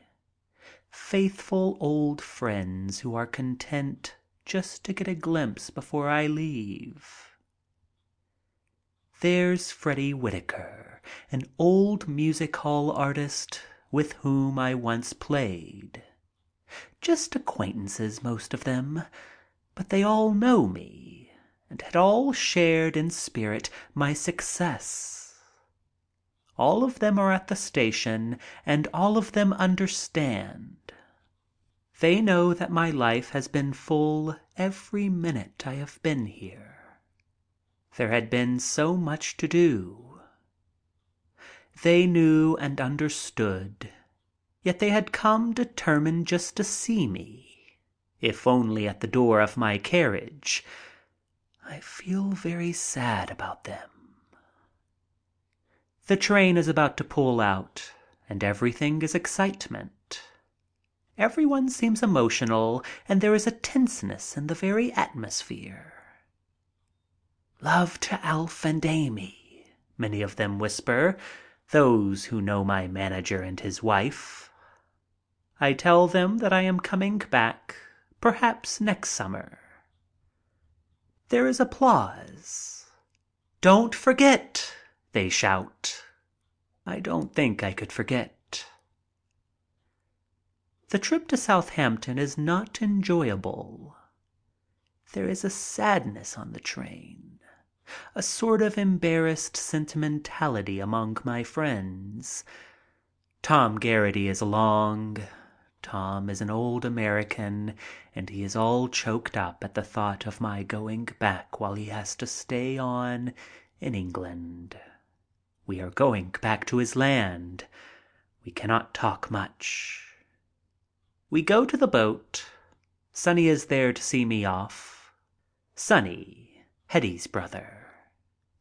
There is luncheon with my friends, and there are crowds of reporters. I can't be annoyed. There is nothing for me to say. I can't even think. We talk. Small talk. Joke talk. Sonny is very matter of fact. I look at him and wonder if he has ever known. He has always been so vague with me, has always met me in a joking way. He leans over and whispers, "I thought you might like this." It is a package. I almost know without asking that it is a picture of Hetty. I am amazed. He understood all the time, was always alive to the situation. How England covers up her feelings. Everybody is off the boat but the passengers. My friends stand on the dock and wave to me. I see everything in their glowing faces. Loyalty, love, sadness, a few tears. There is a lump in my throat. I smile just as hard as I can to keep them from seeing. I even smile at the reporters. They're darn nice fellows. I wish I knew them better. After all, it's their job to ask questions, and they have been merely doing their job with me. Just doing their jobs as they see it. That spirit would make the world if it were universal. England never looked more lovely. Why didn't I go here? Why didn't I do this and that? There is so much that I missed. I must come back again. Will they be glad to see me? As glad as I am to see them? I hope so. My cheek is damp. I turn away and blot out the sadness. I am not going to look back again. A sweet little girl, about 8 years of age, full of laughing childhood, is coming toward me with a bubbling voice. Her very look commands me not to try to escape. I don't think I want to escape from her. "Oh, Mr. Chaplin," gurgled the little girl. "I've been looking all over the boat. Please adopt me like you did Jackie Coogan. We could smash windows together and have lots of fun. I love your plays." She takes my hand and looks up into my face. "They are so clever and beautiful. Won't you teach me like you taught him? He's so much like you. Oh, if I could only be like him." And with a rapt look on her little face, she prattles on, leaving me very few opportunities to get in a word, though I prefer to listen rather than talk. I wave goodbye to my friends and then walk along with her, going up and looking back at the crowd over the rail. Reporters are here. They scent something interesting in my affair with the little girl. I answer all questions. Then a photographer. We are photographed together. And the movie men are getting action pictures. We are looking back at my friends on shore. The little girl asks, "Are they all actors and in the movies? Why are you so sad? Don't you like leaving England? There will be many friends in America to meet you. Why, you should be so happy because you have friends all over the world." I tell her that it is just the parting, that the thought of leaving is always sad. Life is always goodbye. And here I feel it is goodbye to new friends, that my old ones are in America. We walk around the deck, and she discusses the merits of my pictures. "Do you like drama?" I ask. "No, but I like to laugh. But I love to make people cry myself. It must be nice to act cry parts, but I don't like to watch them." "And you want me to adopt you?" "Only in the pictures, like Jackie. I would love to break windows." She has dark hair and a beautiful profile of the Spanish type, with a delicately formed nose and a Cupid's bow sort of mouth. Her eyes are sensitive, dark and shining, dancing with life and laughter. As we talk, I notice as she gets serious she grows tender and full of childish love. "You like smashing windows? You must be Spanish," I tell her. "Oh, no, not Spanish. I'm Jewish," she answers. "That accounts for your genius." "Oh, do you think Jewish people are clever?" she asks eagerly. "Oh, of course. All great geniuses had Jewish blood in them." "No, I am not Jewish," as she is about to put that question. But I am sure there must be somewhere in me. I hope so. "Oh, I am so glad you think them clever. You must meet my mother. She's brilliant and an elocutionist. She recites beautifully and is so clever at anything. And I am sure you would like my father. He loves me so much, and I think he admires me some too." She chatters on as we walk around. Then suddenly, "You look tired. Please tell me and I will run away." As the boat is pulling out, her mother comes toward us. and the child introduces us with perfect formality and without any embarrassment. She is a fine, cultured person. "Come along, dear. We must go down to the second class. We cannot stay here." I make an appointment to lunch with a little girl on the day after the morrow, and am already looking forward to it. I spend the greater part of the second day in reading books by Frank Harris, Waldo Frank, Claude McKay, and Major Douglas's Economic Democracy. The next day I meet Miss Taylor, a famous moving picture actress of England, and Mr. Hempworth, who is a director of prominence in Great Britain. Miss Taylor, though sensitive, shy, and retiring, has a great bit of charm. They are making their first trip to America, and we soon become good friends. We discuss the characteristics of the American people, contrasting their youthful, frank abruptness with the quiet, shy, and reserved Britisher. I find myself running wild as I tell them of this land.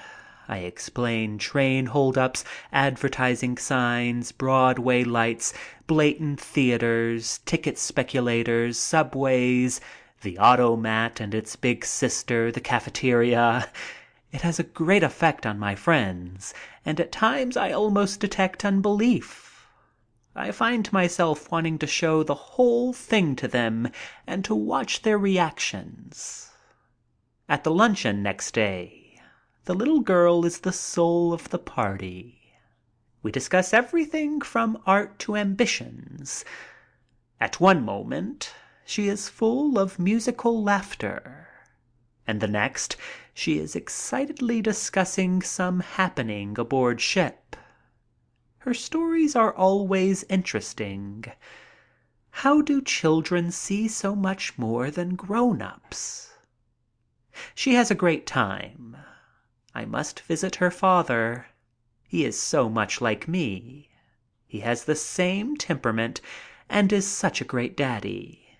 He is so good to her. And she rattles on without stopping. Then again, she thinks I may be tired. "Sit back now." And she puts a pillow behind my head and bids me rest. These moments with her make days aboard pass quickly and pleasantly. Carl Robinson and I are strolling around the top deck the next day in an effort to get away from everyone, and I notice someone looking up at a wire running between the funnels of the ship. Perched on the wire is a little bird, and I am wondering how it got there, and if it had been there since we left England. The other watcher notices us. He turns and smiles. The little bird must think this is the promised land. I knew at once that he was somebody. Those thoughts belong only to poets. Later in the evening, he joins us at my invitation, and I learn that he is Easthope Martin, the composer and pianist. He had been through the war, and it had left its stamp on this fine, sensitive fellow. He had been gassed. I could not imagine such a man in the trenches. He is very frail of body, and as he talks, I always imagine his big soul at the bursting point with a pent-up yearning. There is the inevitable concert on the last night of the voyage. We are off the banks of Newfoundland and in the midst of a fog. Foghorns must be kept blowing at intervals, hence the effect on the concert, particularly the vocal part, is obvious. We land at 7 a.m. on a very windy day, and it is 11 o'clock before we can get away. Reporters and cameramen fill the air during that time, and I am rather glad. because it shows Miss Taylor and Mr. Hempworth a glimpse of what America is like. We arrange to meet that night at Sam Goldwyn's for dinner. Goodbyes here are rather joyous, because we are all getting off in the same land, and there will be an opportunity to see one another again. My little friend comes to me excitedly and gives me a present, a silver stamp box. I hope that when you write your first letter, you take a stamp from here and mail it to me. Goodbye. She shakes hands. We are real lovers and must be careful. She tells me not to overwork. Don't forget to come and see us. You must meet Daddy. Goodbye, Charlie. She curtsies and is gone. I go to my cabin to wait until we land. There is a tiny knock. She comes in. Charlie, I couldn't kiss you out there in front of all those people. Goodbye, dear. Take care of yourself. This is real love. She kisses my cheek and then runs out on deck. East Hope Martin is with us that night at Goldwyn's party. He plays one of his own compositions and holds us spellbound. He is very grateful for our sincere applause, and quite retiring and unassuming, though he is the hit of the evening. Following the dinner, I carried the English movie folk on a sightseeing trip, enjoying their amazement at the wonders of a New York night. What do you think of it? I asked them. Thrilling, says Hempworth. I like it. There is something electrical in the air. It is a driving force. You must do things. We go to a cafe where the elite of New York are gathered and dance until midnight. I bid them goodbye, hoping to meet them later when they come to Los Angeles. I dine at Max Eastman's the next night and meet McKay, the Negro poet. He is quite handsome, a full-blooded Jamaican Negro not more than 25 years of age. I can readily see why he has been termed an African prince. He has just that manner. I have read a number of his poems. He is a true aristocrat, with the sensitiveness of a poet and the humor of a philosopher, and quite shy. In fact, he is rather supersensitive, but with a dignity and manner that seem to hold him aloof. There are many other friends there, and we discuss Max's new book on humor. There is a controversy whether to call it sense of humor or psychology of humor. We talk about my trip.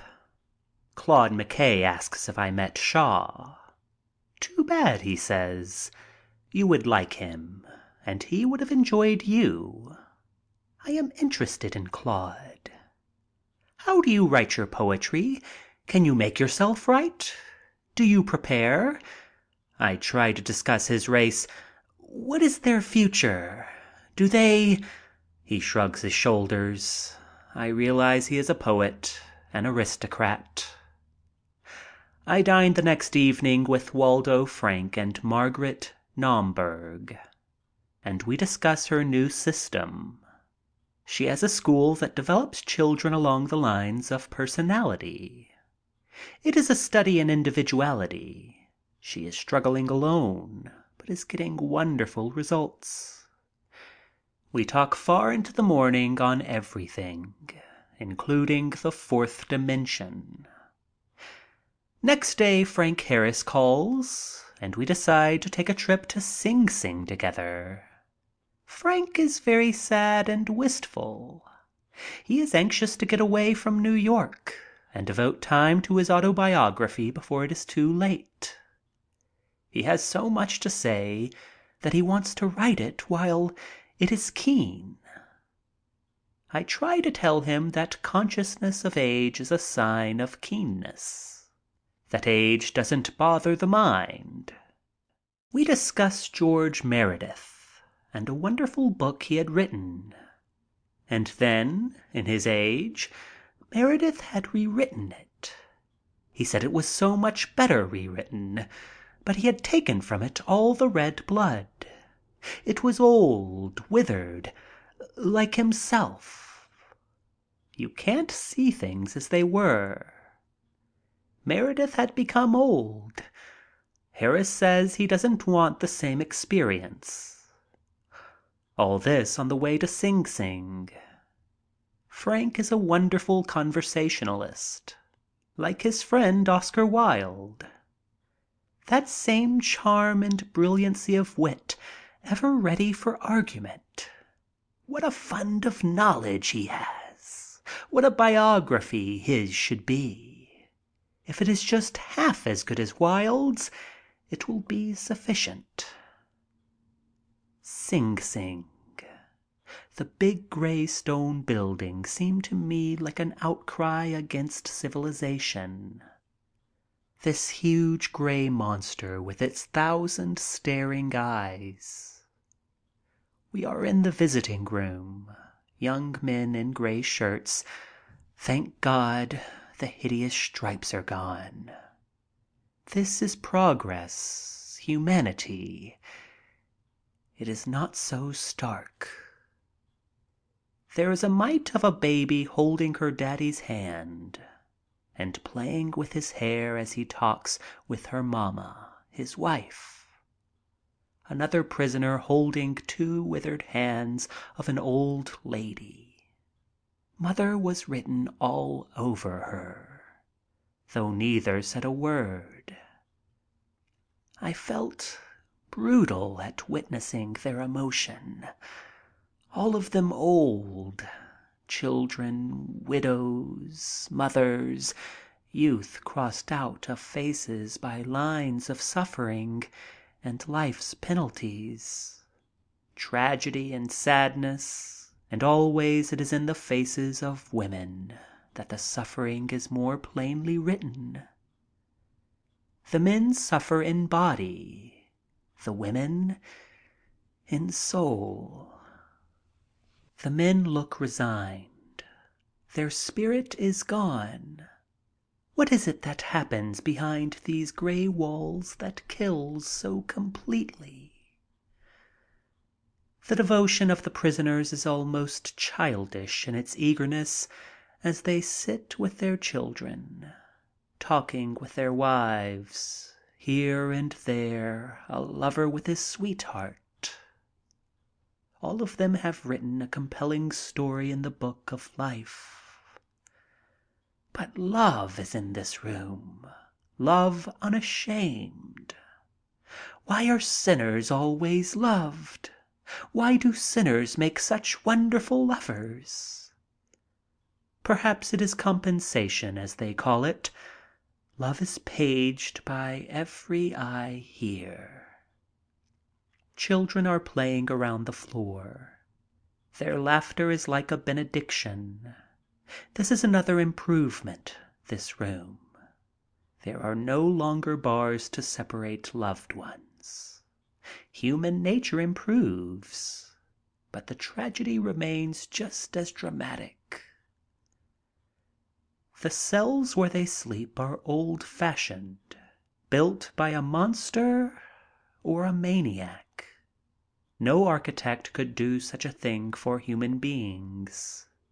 They are built of hate, ignorance, and stupidity. I understand they are building a new prison, more sane, with far more understanding of human needs. Until then, these poor wretches must endure these awful cells. I'd go mad there.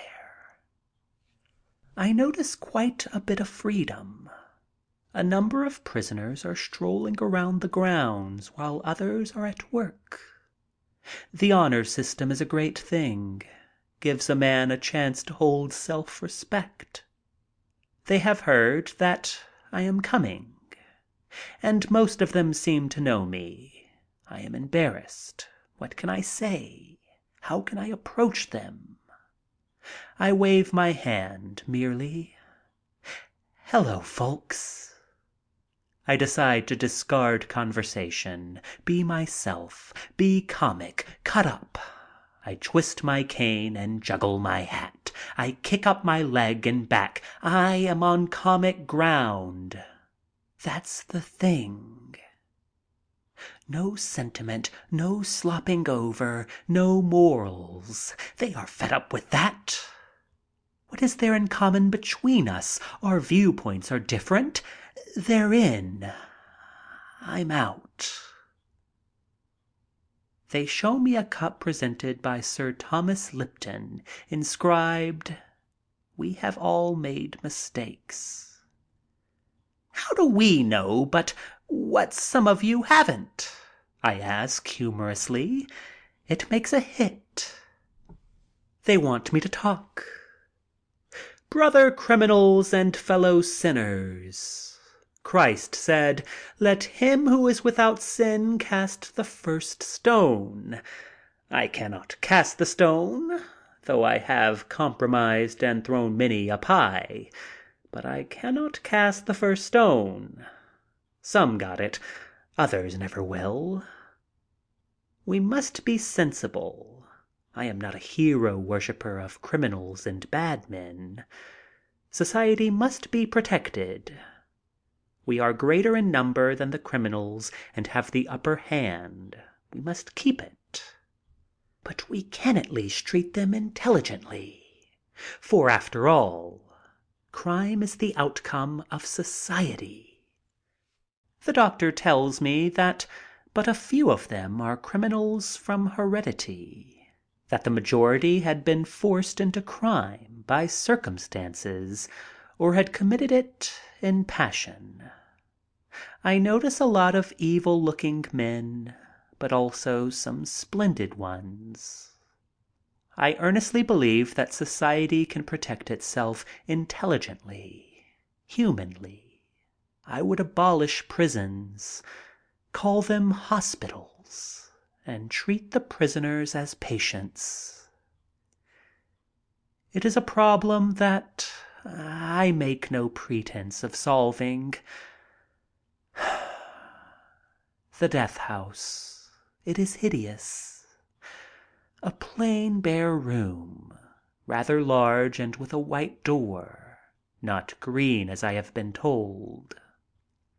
The chair. A plain wooden armchair with a single wire coming down over it. This is an instrument to snuff out life. It is too simple. It is not even dramatic. Just cold-blooded and matter-of-fact. Someone is telling me how they watch the prisoner after he is strapped in the chair. Good God! How can they calmly plan with such exactness? And they have killed as many as 7 in one day. I must get out.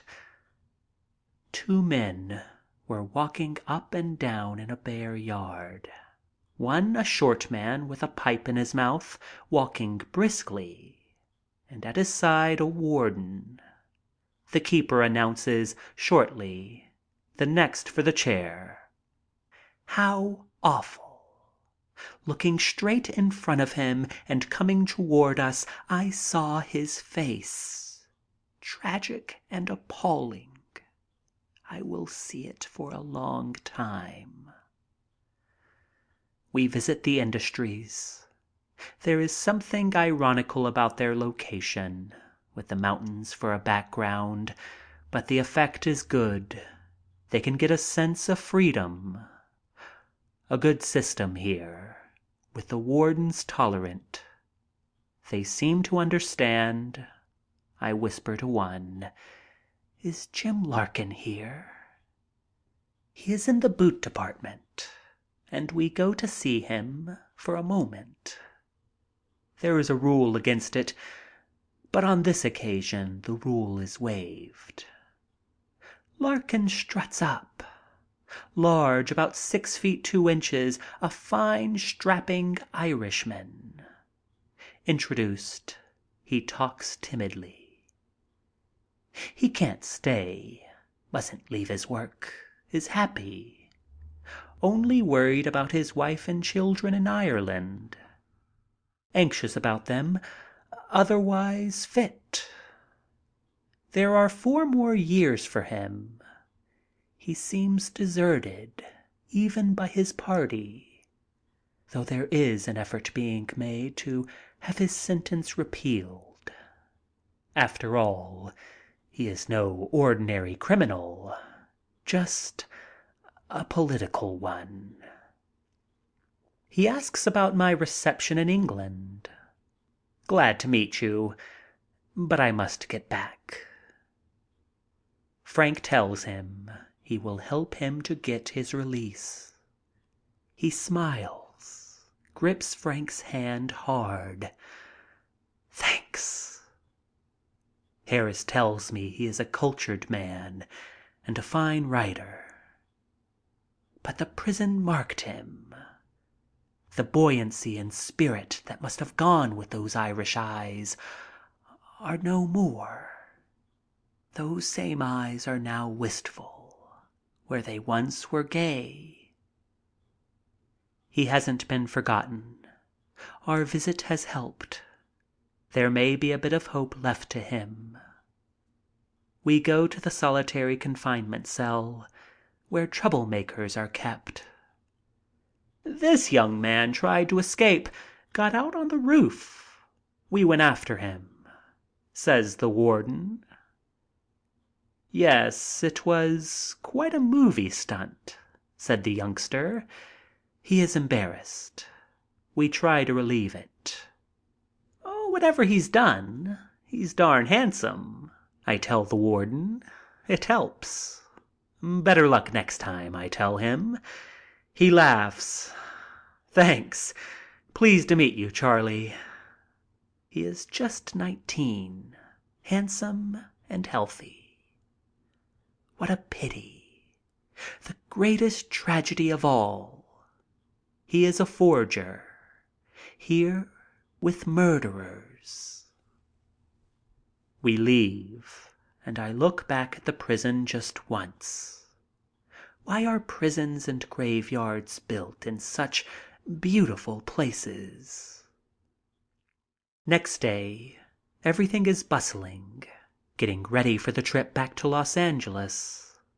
I sneak out in the excitement and go to a matinee to see Marie Doro in Lilies of the Field, and that night to The Hero, a splendid play. A young actor, Robert Ames, I believe, gives the finest performance I have seen in America. We are on the way. I am rushing back with the swiftness of the 20th Century Limited. There is a wire from my studio manager. When will I be back for work? I wire him that I am rushing and anxious to get there. There is a brief stop in Chicago, and then we are on again. And as the train rushes me back, I am living again with this vacation of mine. Its every moment now seems wonderful. The petty annoyances were but seasoning. I even began to like reporters. They are regular fellows, intent on their job. And going over it all, it has been so worthwhile, and the job ahead of me looks worthwhile. If I can bring smiles to the tired eyes in Kennington and Whitechapel, if I have absorbed and understood the virtues and problems of those simpler people I have met And if I have gathered the least bit of inspiration from those greater personages who were kind to me, then this has been a wonderful trip. And somehow I am eager to get back to work and begin paying for it. I notice a newspaper headline as I write. It tells of the Conference for Disarmament. Is it prophetic? Does it mean that war will never stride through the world again? Is it a gleam of intelligence coming into the world? We are arriving at Ogden, Utah, as I write. There is a telegram asking me to dine with Claire Sheridan on my arrival in Los Angeles. The prospect is most alluring, and that wire, with several others, convinces me that I am getting home. I turn again to the newspaper. My holiday is over. I reflect on disarmament. I wonder what will be the answer. I hope and am inclined to believe that it will be for good. Was it Tennyson who wrote, "When shall all men's good be each man's rule, and universal peace shine like a shaft of light across the lane, and like a layer of beams athwart the sea"? What a beautiful thought. Can those who go to Washington make it more than a thought? The conductor is calling, "Los Angeles!" Bye. The end.